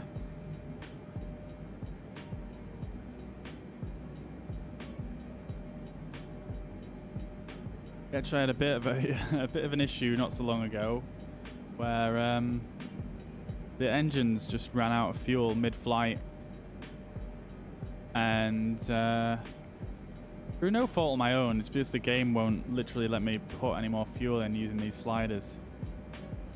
I'm actually just going to put a bit more in just in case.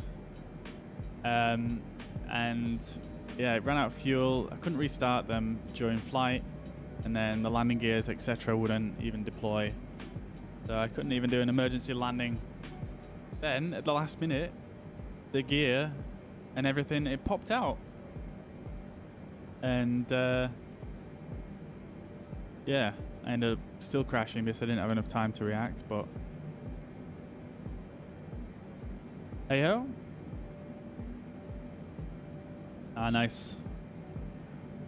Nice. It's absolutely terrible weather here in the UK at the moment, so kind of glad I'm inside.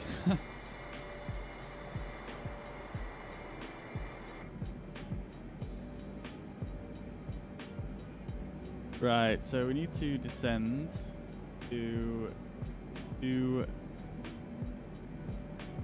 let's see, so I need to use that by 3.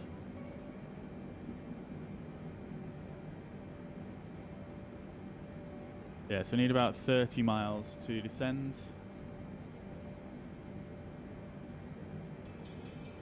LAX is, yeah, indeed, Los Angeles.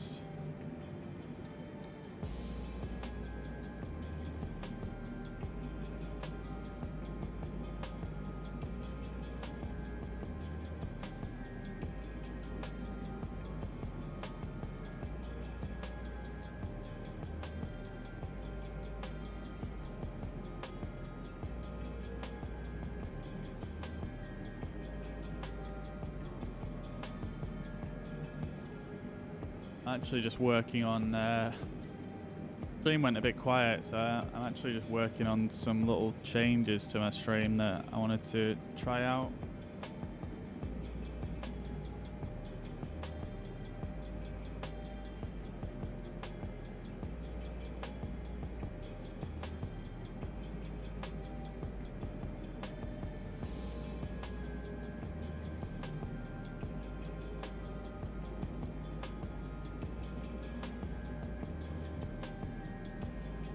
I think that border might be a bit thick.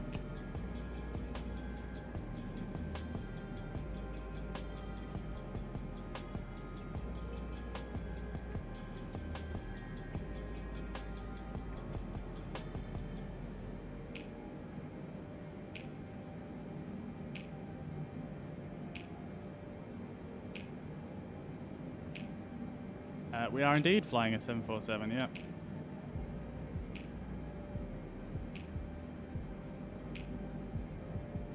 Yes, it's a pretty nice one. Using the Cargolux livery in a cargo flight. And we are going to start descending now.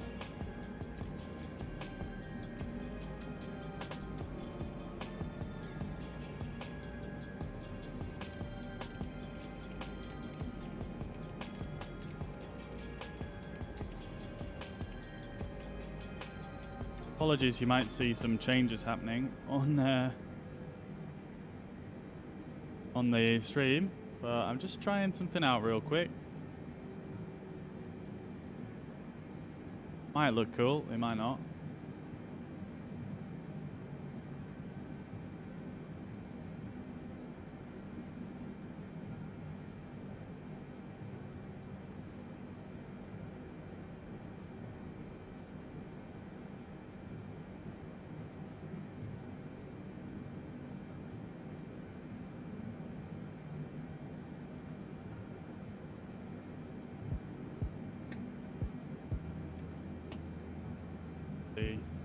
Might not work actually, to be honest.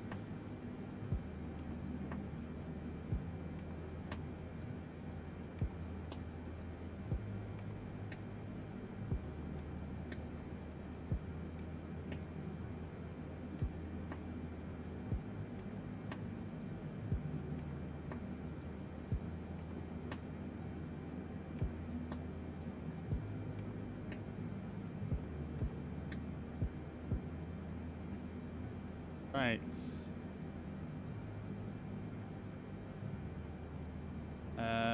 325.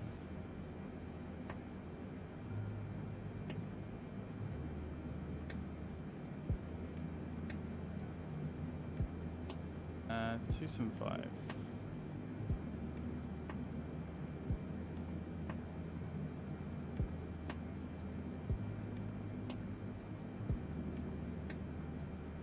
See? Outright. Then the map. I'm not sure where the map's gonna go, but now we'll put it there.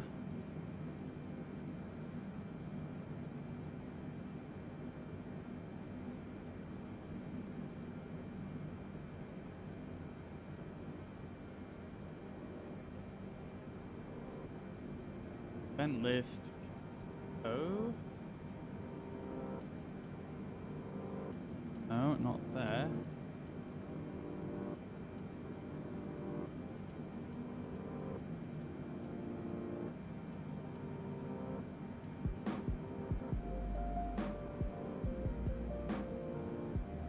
Okay, so Crow needs to be at 290. We're not descending quick enough here. We need to go down a bit quicker.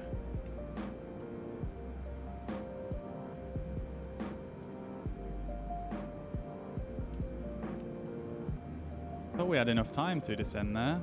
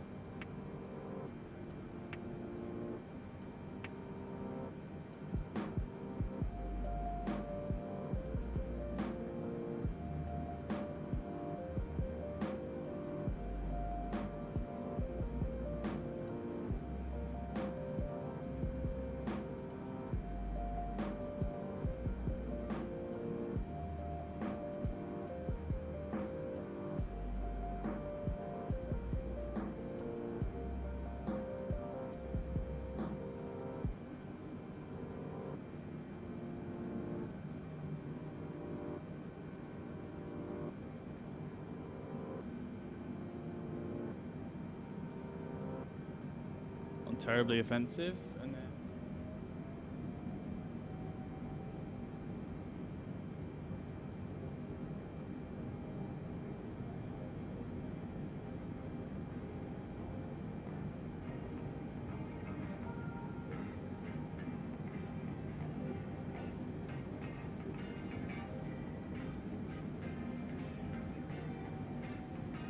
that's not too bad. Different.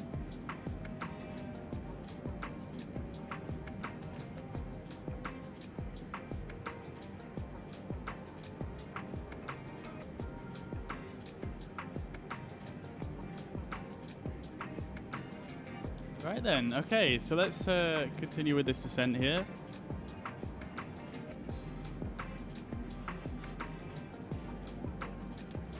By M-dots, we need to be below 240 and above 200. So we are a bit above profile. Need to slow down quite a bit, I think. For some reason our speed is set way too high.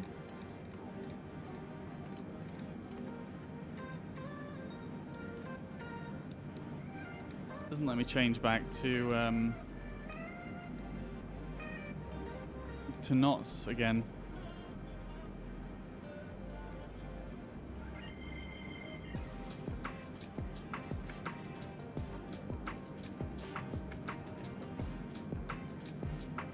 We are quite a bit above profile though, unfortunately. Let's use the speed brakes to help us slow down quicker.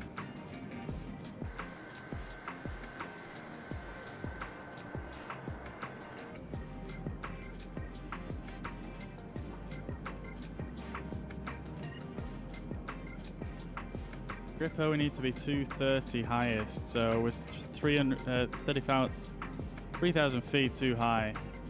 30,000 feet too high, sorry.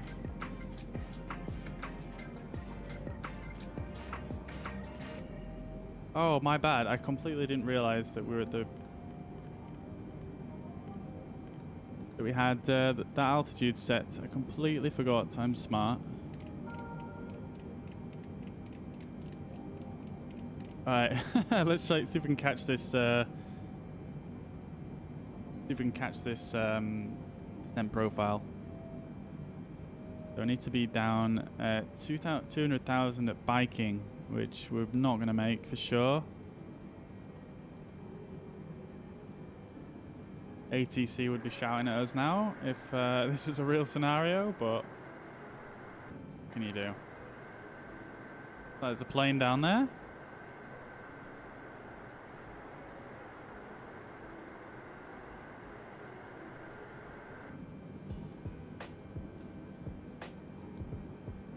I mean, I'm not sure why the plane is... The plane's descending us at like 7,000 feet per minute. Why is it doing that?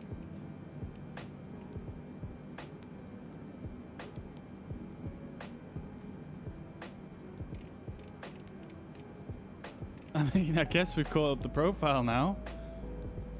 Holy crap.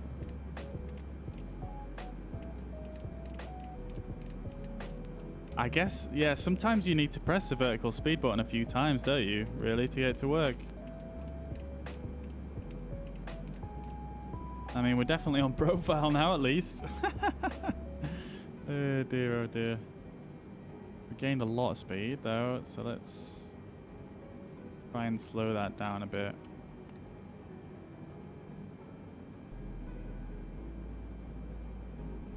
Running is maximum 17,000.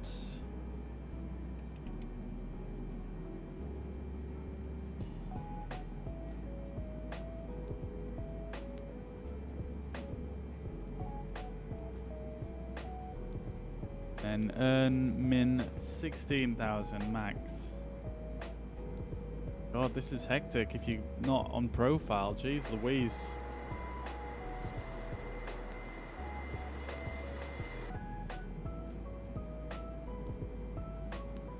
So by running we need to be 17, which we probably just about make. We don't really have any chance to slow down, unfortunately. We can increase our vertical speed a touch.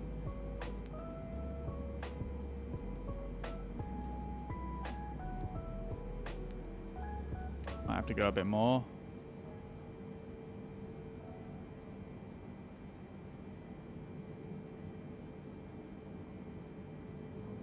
Let's just go like quite fast for a short while.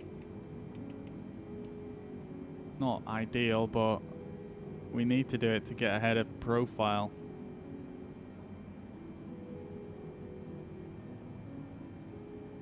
We need to slow down. By the time we get to Simon, we need to be going 250 knots.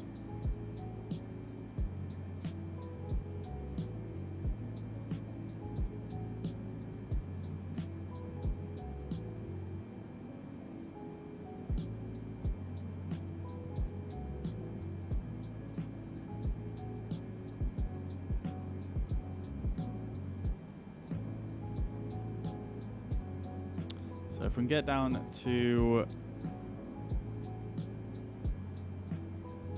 13,000 feet, we'll start leveling this a bit more.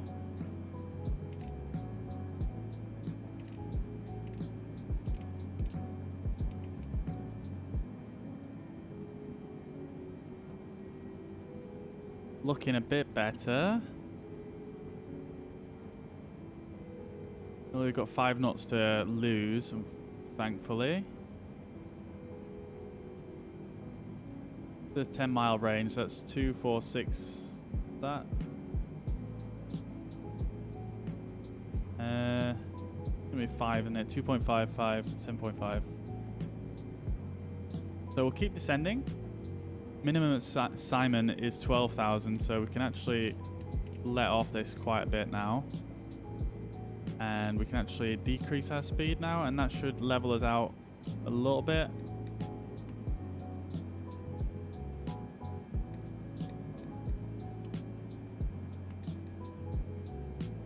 Actually going to go down to 240 just to get ahead.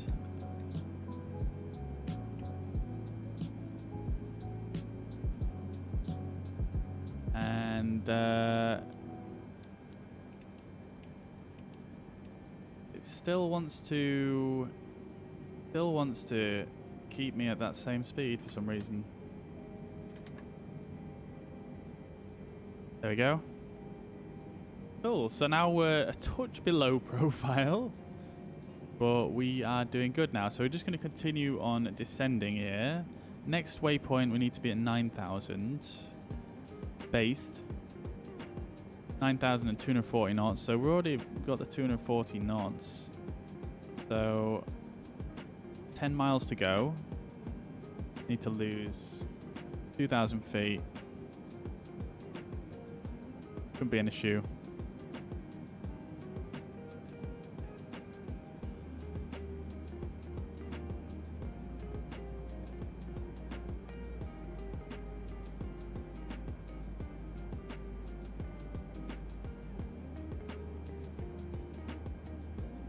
Not entirely keen on this new border, you know. It's a bit thick. Let's see if we can reduce it a bit.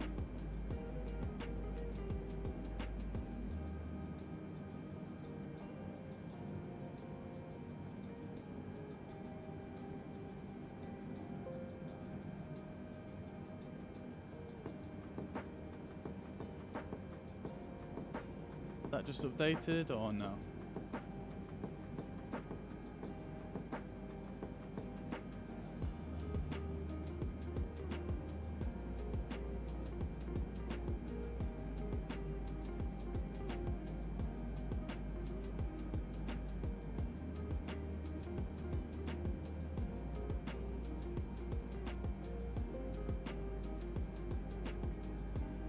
That's a bit better. Need to adjust the camera now.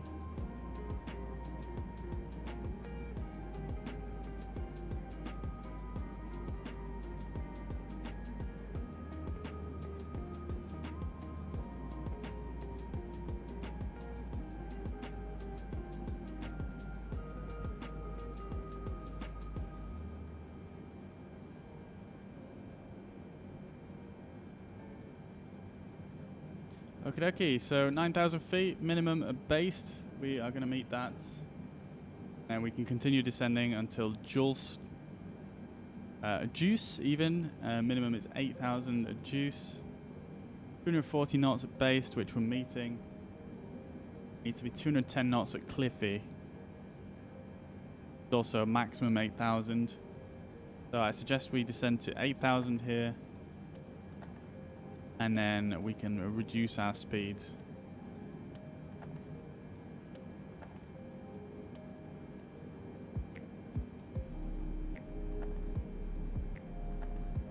And here we are, we're approaching Los Angeles, just off the coast here. Absolutely stunning approach into LAX. And then you've got LA City right here. Here's the airports. With all, I don't know how many runways it has. Many, 4, 5. So Juice is minimum 8,000, which we are good for. Let's reduce our speed.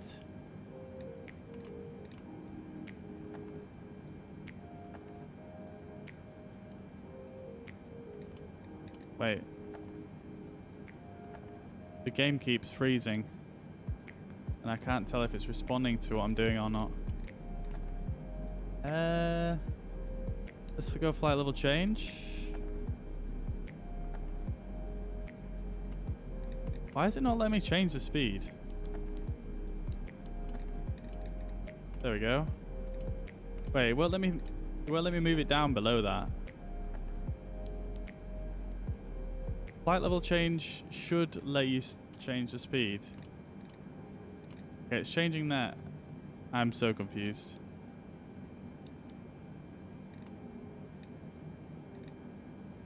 We need to be at 210 knots. Is that simple? Please. Please. Oh my god, LAX is just destroying my computer right now. What the fuck?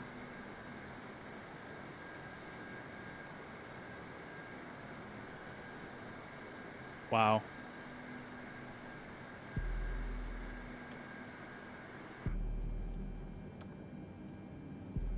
Okay, so we're slowing down.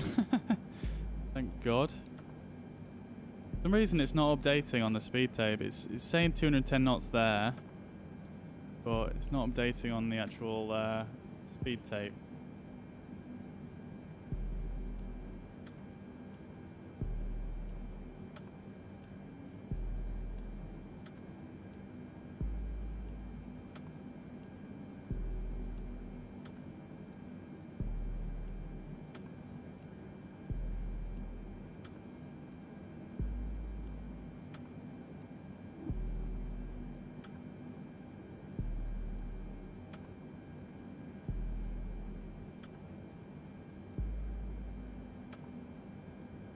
But, I mean, we're good now. We're on profile. We're at the right altitude. We're at the right speed. 6,000 feet is a mandatory altitude at Gado, which is fine.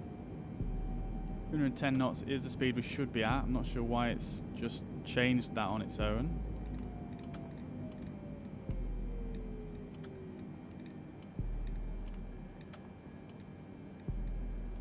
There we go. We'll change that to 210, and for some reason again it's not working. And we can switch to... we can turn standard pressure off. Okay, so we've got altitude capture, speed mode engaged. So this should let us go to 210 knots now.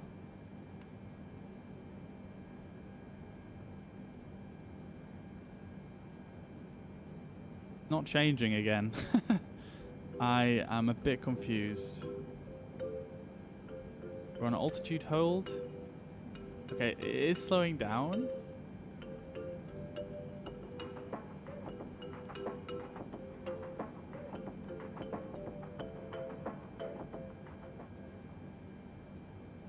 Turn the music down so you guys can hear for the approach.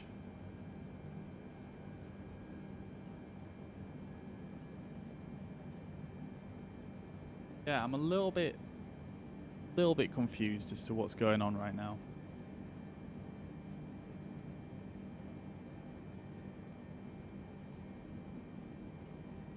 This is not updating on the when I change this, which is very bizarre.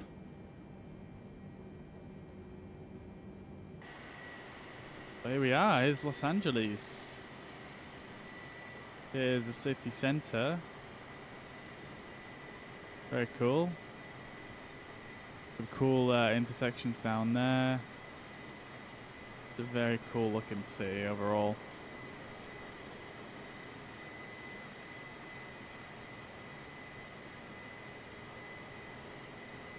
I would point out some landmarks for you guys, but I don't really know any. I feel like I'm trying to look for Hollywood Hills and Beverly Hills, but I'm not sure where it is, to be honest. I think it's possibly in this general direction, but I'm not 100% sure on that.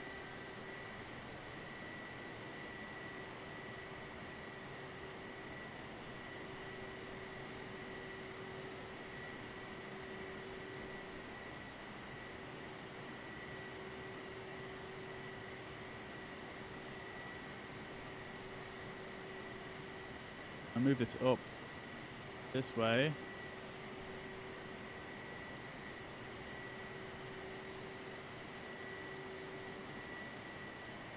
Looks much better. Still not sure where to put the map though.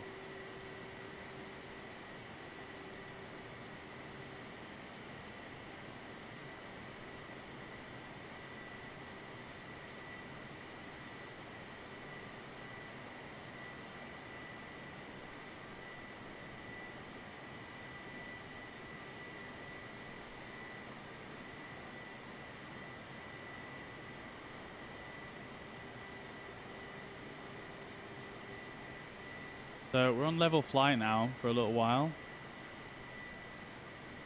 Before we need to descend again.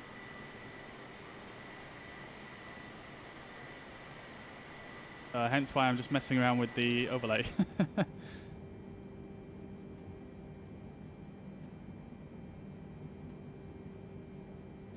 Let's have a look whilst we are descending here. And look at that camera. That looks so small now. Oh, it's because I zoomed the lens, didn't I? Never mind. Anyway, so this is our route. So essentially what we're doing now is we're kind of flying as if we were being vectored by ATC. So the procedure is once you come in through Daja, which is what we've just passed through, is you can go to a number of these different transitions. I mean, you can go this way, but because we were quite a heavy 747, I decided we're going to do this transition instead, which is Clipper. So we're kind of acting as if we're getting vectored across by ATC, and we're going to turn in at Clipper and come down this way and down and in like that. So the glide path, glide slope profile, it starts at 2,200 feet at Wavud, which is right here. So we've got from here to Wavud, we've got to go all the way around here to lose 4,000 feet basically, or 3,800, sorry. So we're going to come around that way. And that's it really. It's quite straightforward compared to what we've just had to go through. But yeah, it's a nice approach. I do like doing this approach into Los Angeles because it does make you work for quite a long time on getting the altitudes and speeds correct as you are approaching the final approach.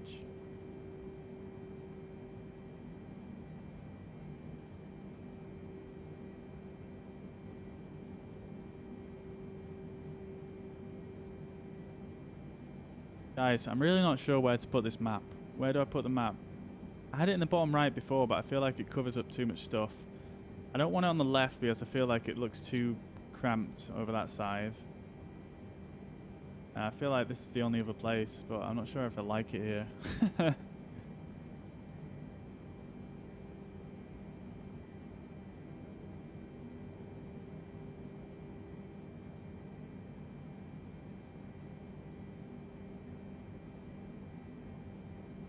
Anyone in the chat have any thoughts about this layout?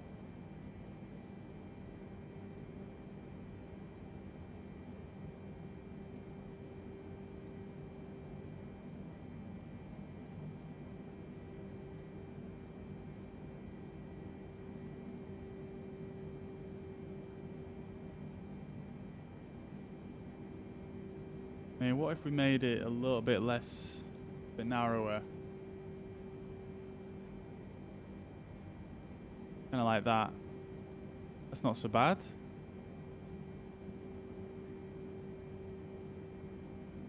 Then if we use maybe a different map layout.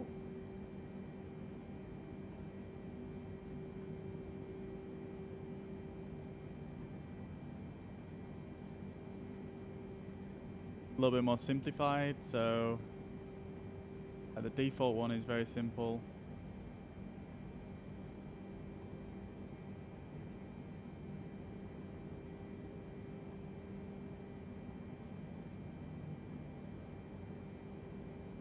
The thing I don't like about that is though it's very dark.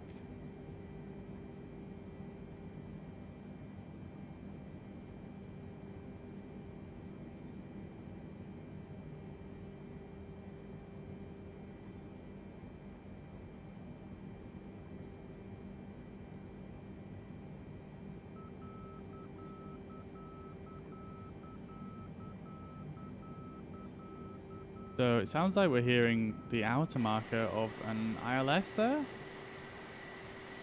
Interesting. Oh, it'd be for this airport.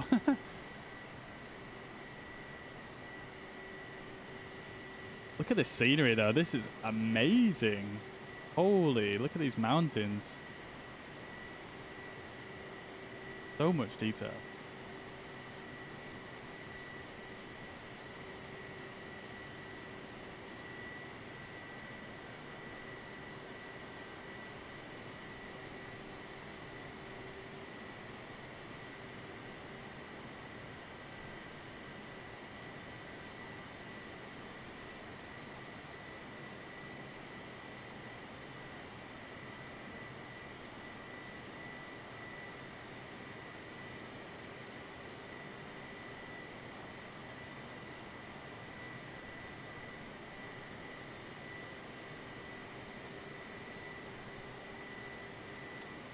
think I can live with that. The map being up there, maybe.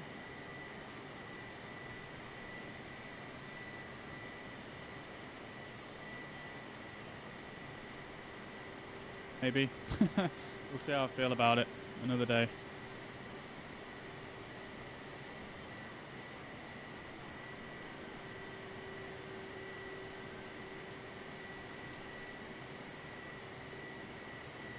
Do need to move.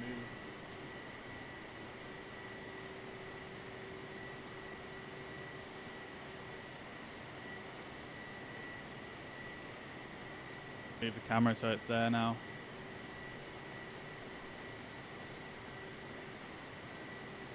It kind of works, I think.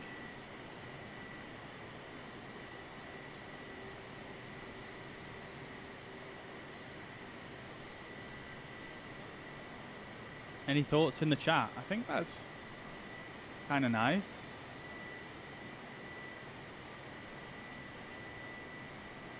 I just think like when you have the webcam normally like wide, it's like the sides are just not utilized at all, so I don't really see the point in them. When you have it like this, like, I don't know, it's easier to see the person, and it's just I feel like it's a better use of space.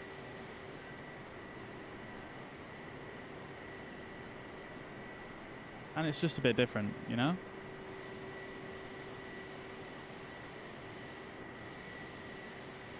Okie doke, so where... Hang on a minute.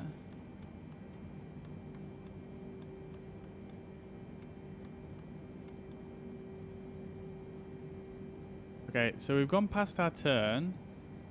Now, I'm wondering, is the plane actually going to turn us? Or are we going to have to do it ourselves? Has it just given up on us?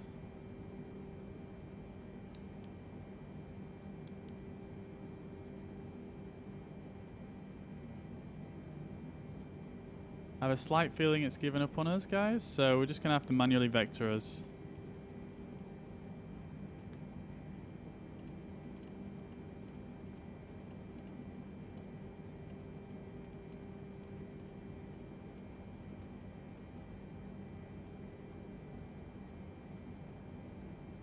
There we go, let's just vector ourselves manually in towards the airport.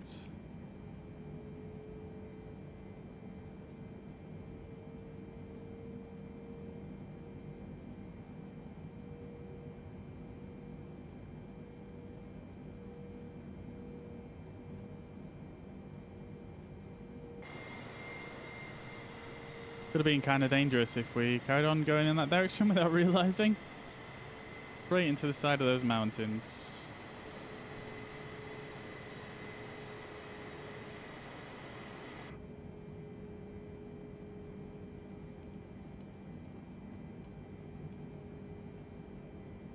I wonder if ATC would be able to vector us.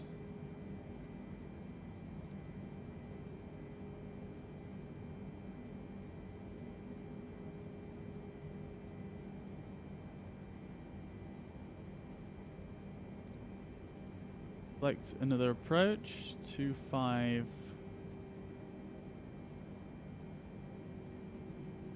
Right. Let's choose vectors. Acknowledge assigned approach. Climb and maintain 10,000 feet. Are you having a laugh, mates?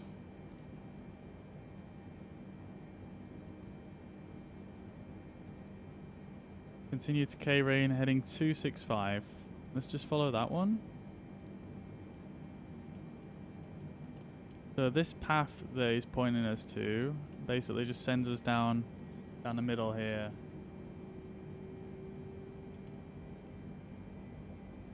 So if we put on waypoints, should be able to see K-Rain somewhere around this way.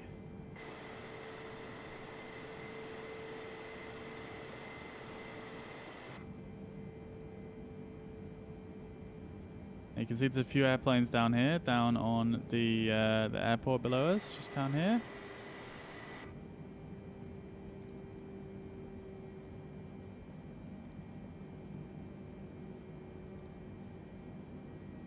Heading at 235.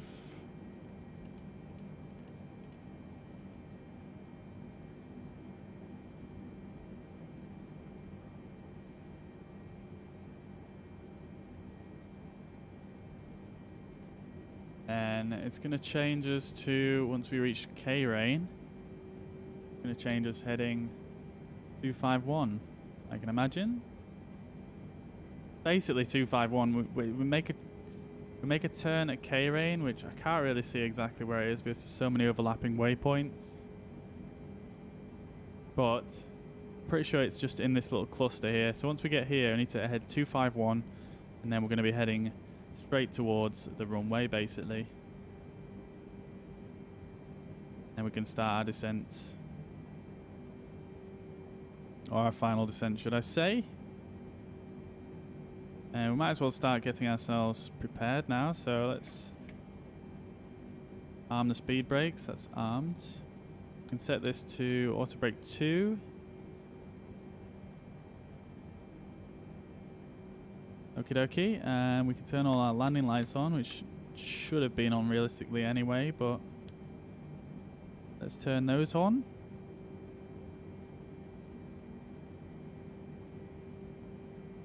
And then let's see, climb and maintain 9,000. That's obviously not something I'm going to do. 250 to sound right though, so let's go to 250.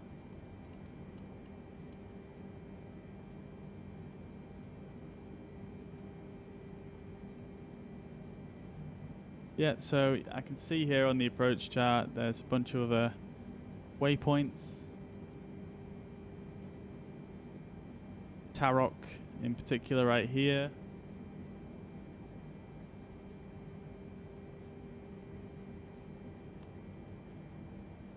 Yeah, so it's basically this line of waypoints here that we need to follow down to gate.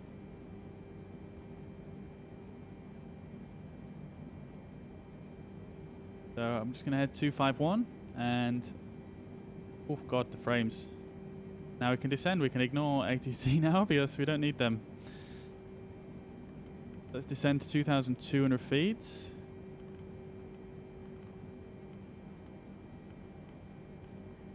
And let's do that on flight level change. We don't want to gain any speed, but for some reason this knob is set incorrectly. For some reason when you change the mode,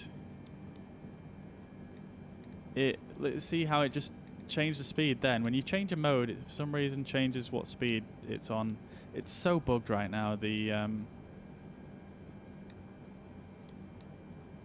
the speed modes on the Boeing planes. It's ridiculous.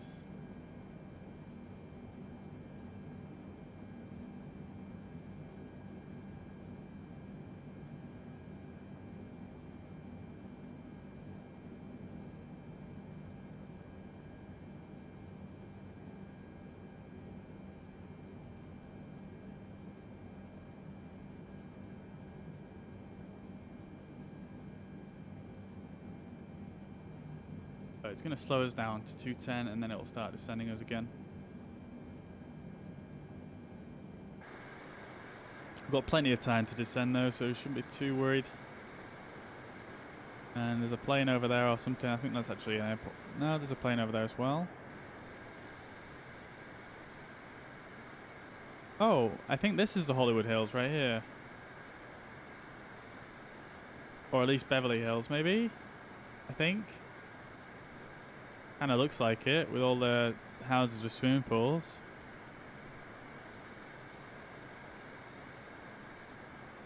All the fancy houses.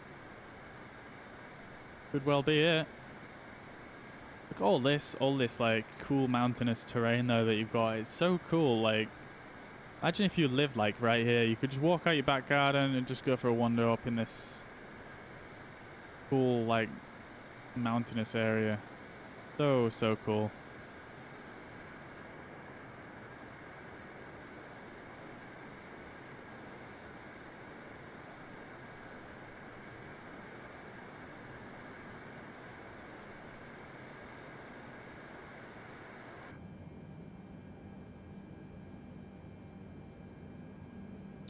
So we need to just adjust our course slightly.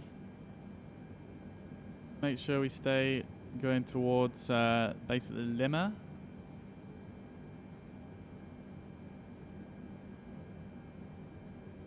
Like Wavud, which is, I think it's right about here, is basically the final fix before we start descending on the ILS. We should get the ILS kick in a minute.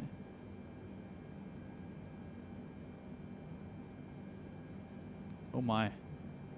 109.90.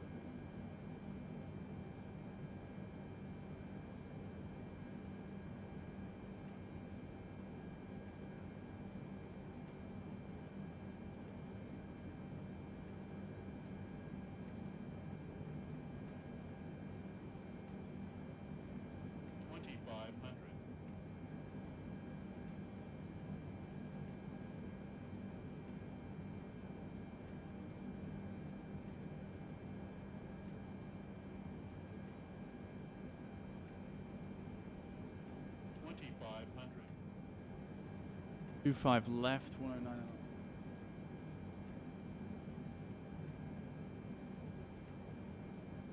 Okay, we need to be 1,900 by Lima. I was actually looking at the wrong chart this whole time. That's my bad. We've got the right frequency dialed in though. Looking at the RNAV approach. But yeah, bottom line is we're still good. Let's put localizer mode on. Might as well put, I mean that just flicked straight to approach mode, but that's okay, fine.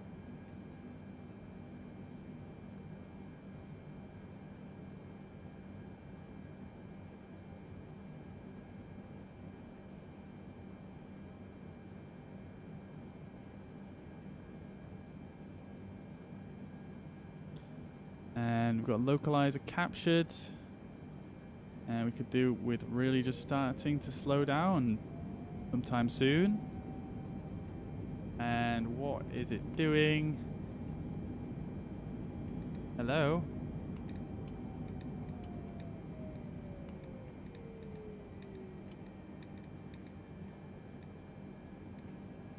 This plane is a fickle beast sometimes. Gonna go straight to flaps 5. Actually, no, we're not slowed down enough yet, have we? So there's the runways in front of us. 25 left, right here.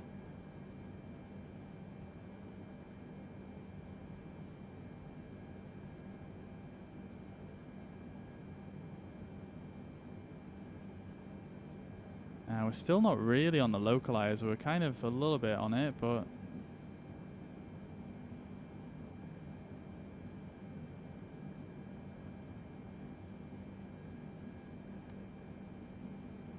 can't see Lima anymore, but I'm pretty sure we're fine. The glide slope is above us.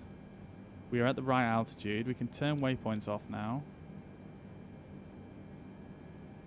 We are a little bit low, but I mean that's fine. There's another plane coming in there. That's really cool. Where's he gonna land? Unless he's going for this airport here. There's another airport. LA City Centre right there. We've got a pretty heavy angle of attack going up. I suppose we are trying to slow down. So we're on the localizer now. Lima is coming in. Let's get flaps 5.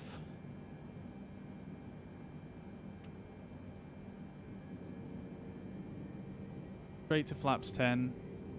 I think the speed tape stopped working, you know. It's not updating the flap positions and things like that. So basically we need to be on 153, so let's just dial that in.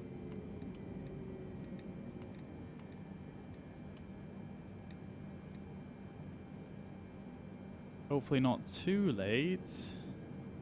Go flaps 20. Glide slope is alive, it's coming down. Look how hazy it is here.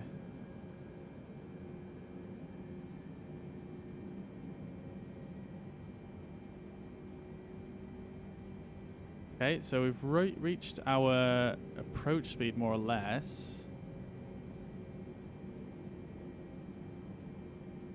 And just before we continue this descent, I'm just intrigued.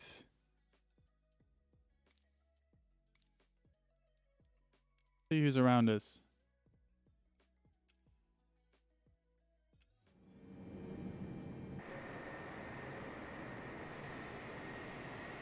Guy is very close to us. Plenty of planes around here.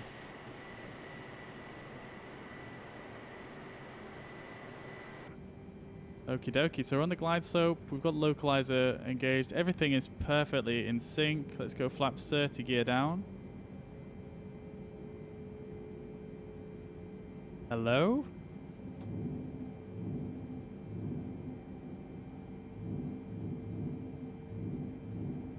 Not sure what that strange repeating sound is. 1,000. I'm going to turn the volume up for you guys so that you guys can hear the radio altimeter and things like that. And in fact, tell you what I'm going to do is, just because all these the multiplayer, it just kind of, it is a bit weird seeing all those planes. So I've still got one coming in there to 25 right, which is pretty cool. We're at 1,000 feet.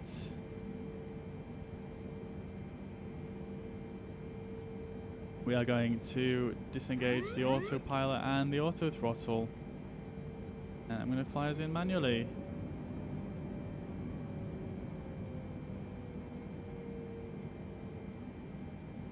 There's a plane right in front of us. 500.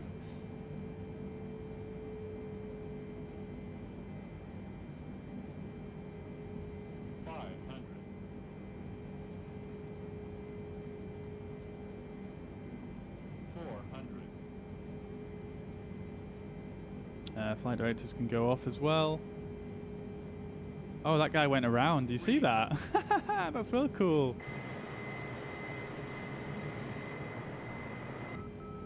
200. Oh, is he going around? He's just messing about. 100. Here we go. A little bit high. 40. 30. The plane's floating a lot here. 20. 10. There we go. Back wheels are down. Front wheel is still not down. We're doing a wheelie. There we go. It's down.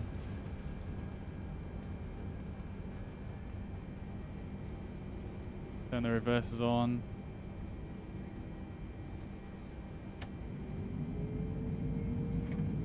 There we go.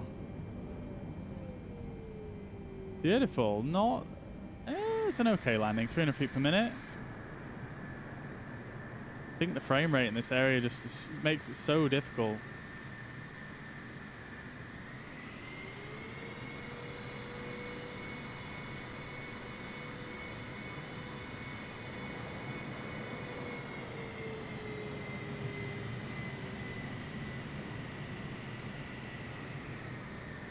Okay then, so let's taxi on down to the I mean, I requested gates, but I don't know if there is actually any gates in this direction.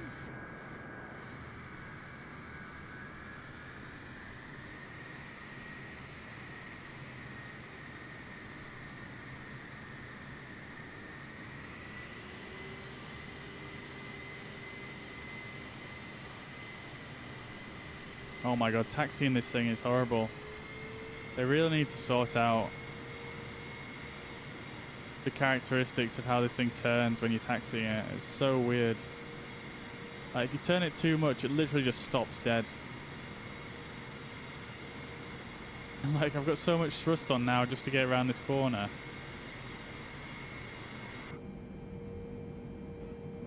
.50% throttle to get through the corner. Ridiculous. Anyway, let's clean this aircraft up.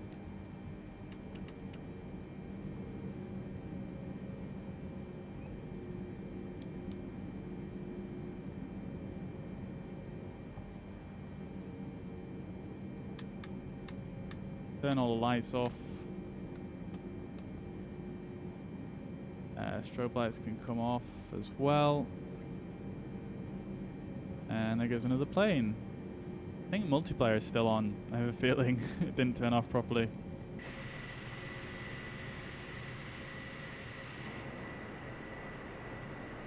Damn, the FPS is even worse in this area than what it was when the game first came out. Would have thought it'd be better if anything.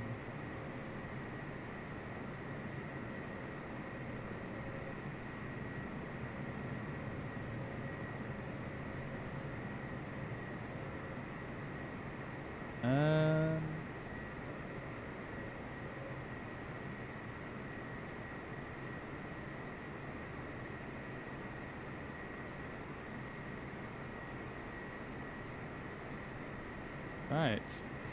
Pretty certain this taxiway isn't meant for a 787 or a 747-800 even.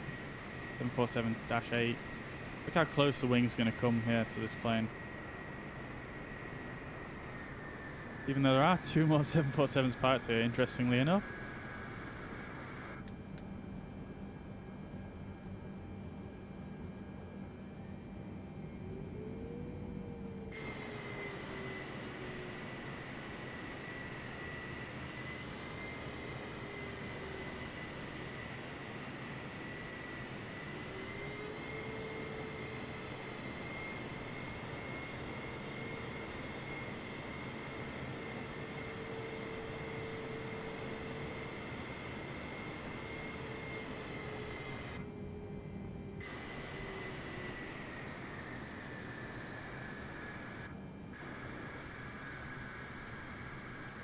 Let's get it in there nice and straight. It's not too bad.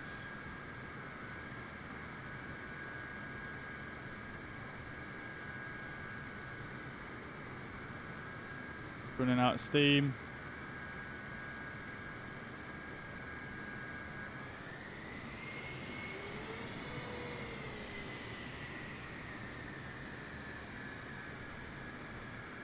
There we go, like a pro. Parking brake set, engines off. Boom.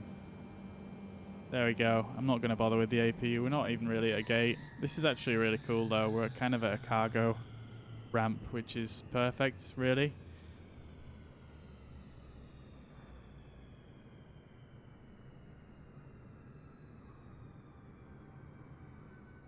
I think the game's frozen. Oh no, it hasn't. There we have it. That is going to be it for today's stream. It's been interesting, to say the least. Yeah, we've had 1 crash, done 3 flights with 3 different airliners, and we have, yeah, we've done a lot of cool stuff today. Explored some of the newer, well, newer to me, some of the handmade airports that I've not seen before. Discovered that Seattle is in fact a very, very highly detailed airport. And it's very impressive. Level of detail is a bit terrible though, isn't it? Look at this. We're not even far away from there and it looks like a melted mess. Weird. But anyway, I hope you guys have enjoyed the stream. Once again, thank you very much for tuning in. It's been a pleasure to stream for all of you, and I appreciate all the support today from everybody that's tuned in. We've had a lot of support today. Big shout out to Arjo, Jordan, Best Boy, Peyote, James, Chris, Frederick, Tommy, Alan.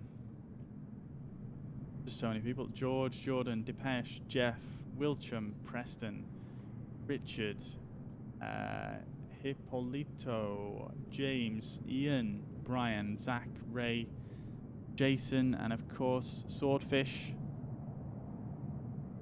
I appreciate you all. Thank you very much again for all your support, continued support in the streams, and I'll see you in the next one. Probably going to be on Tuesday or Wednesday. So stay tuned for that. I'll post on my Twitter when I know what day it's going to be. And I hope you guys have an enjoyable rest of your day, and I'll catch you in the next one. Bye for now.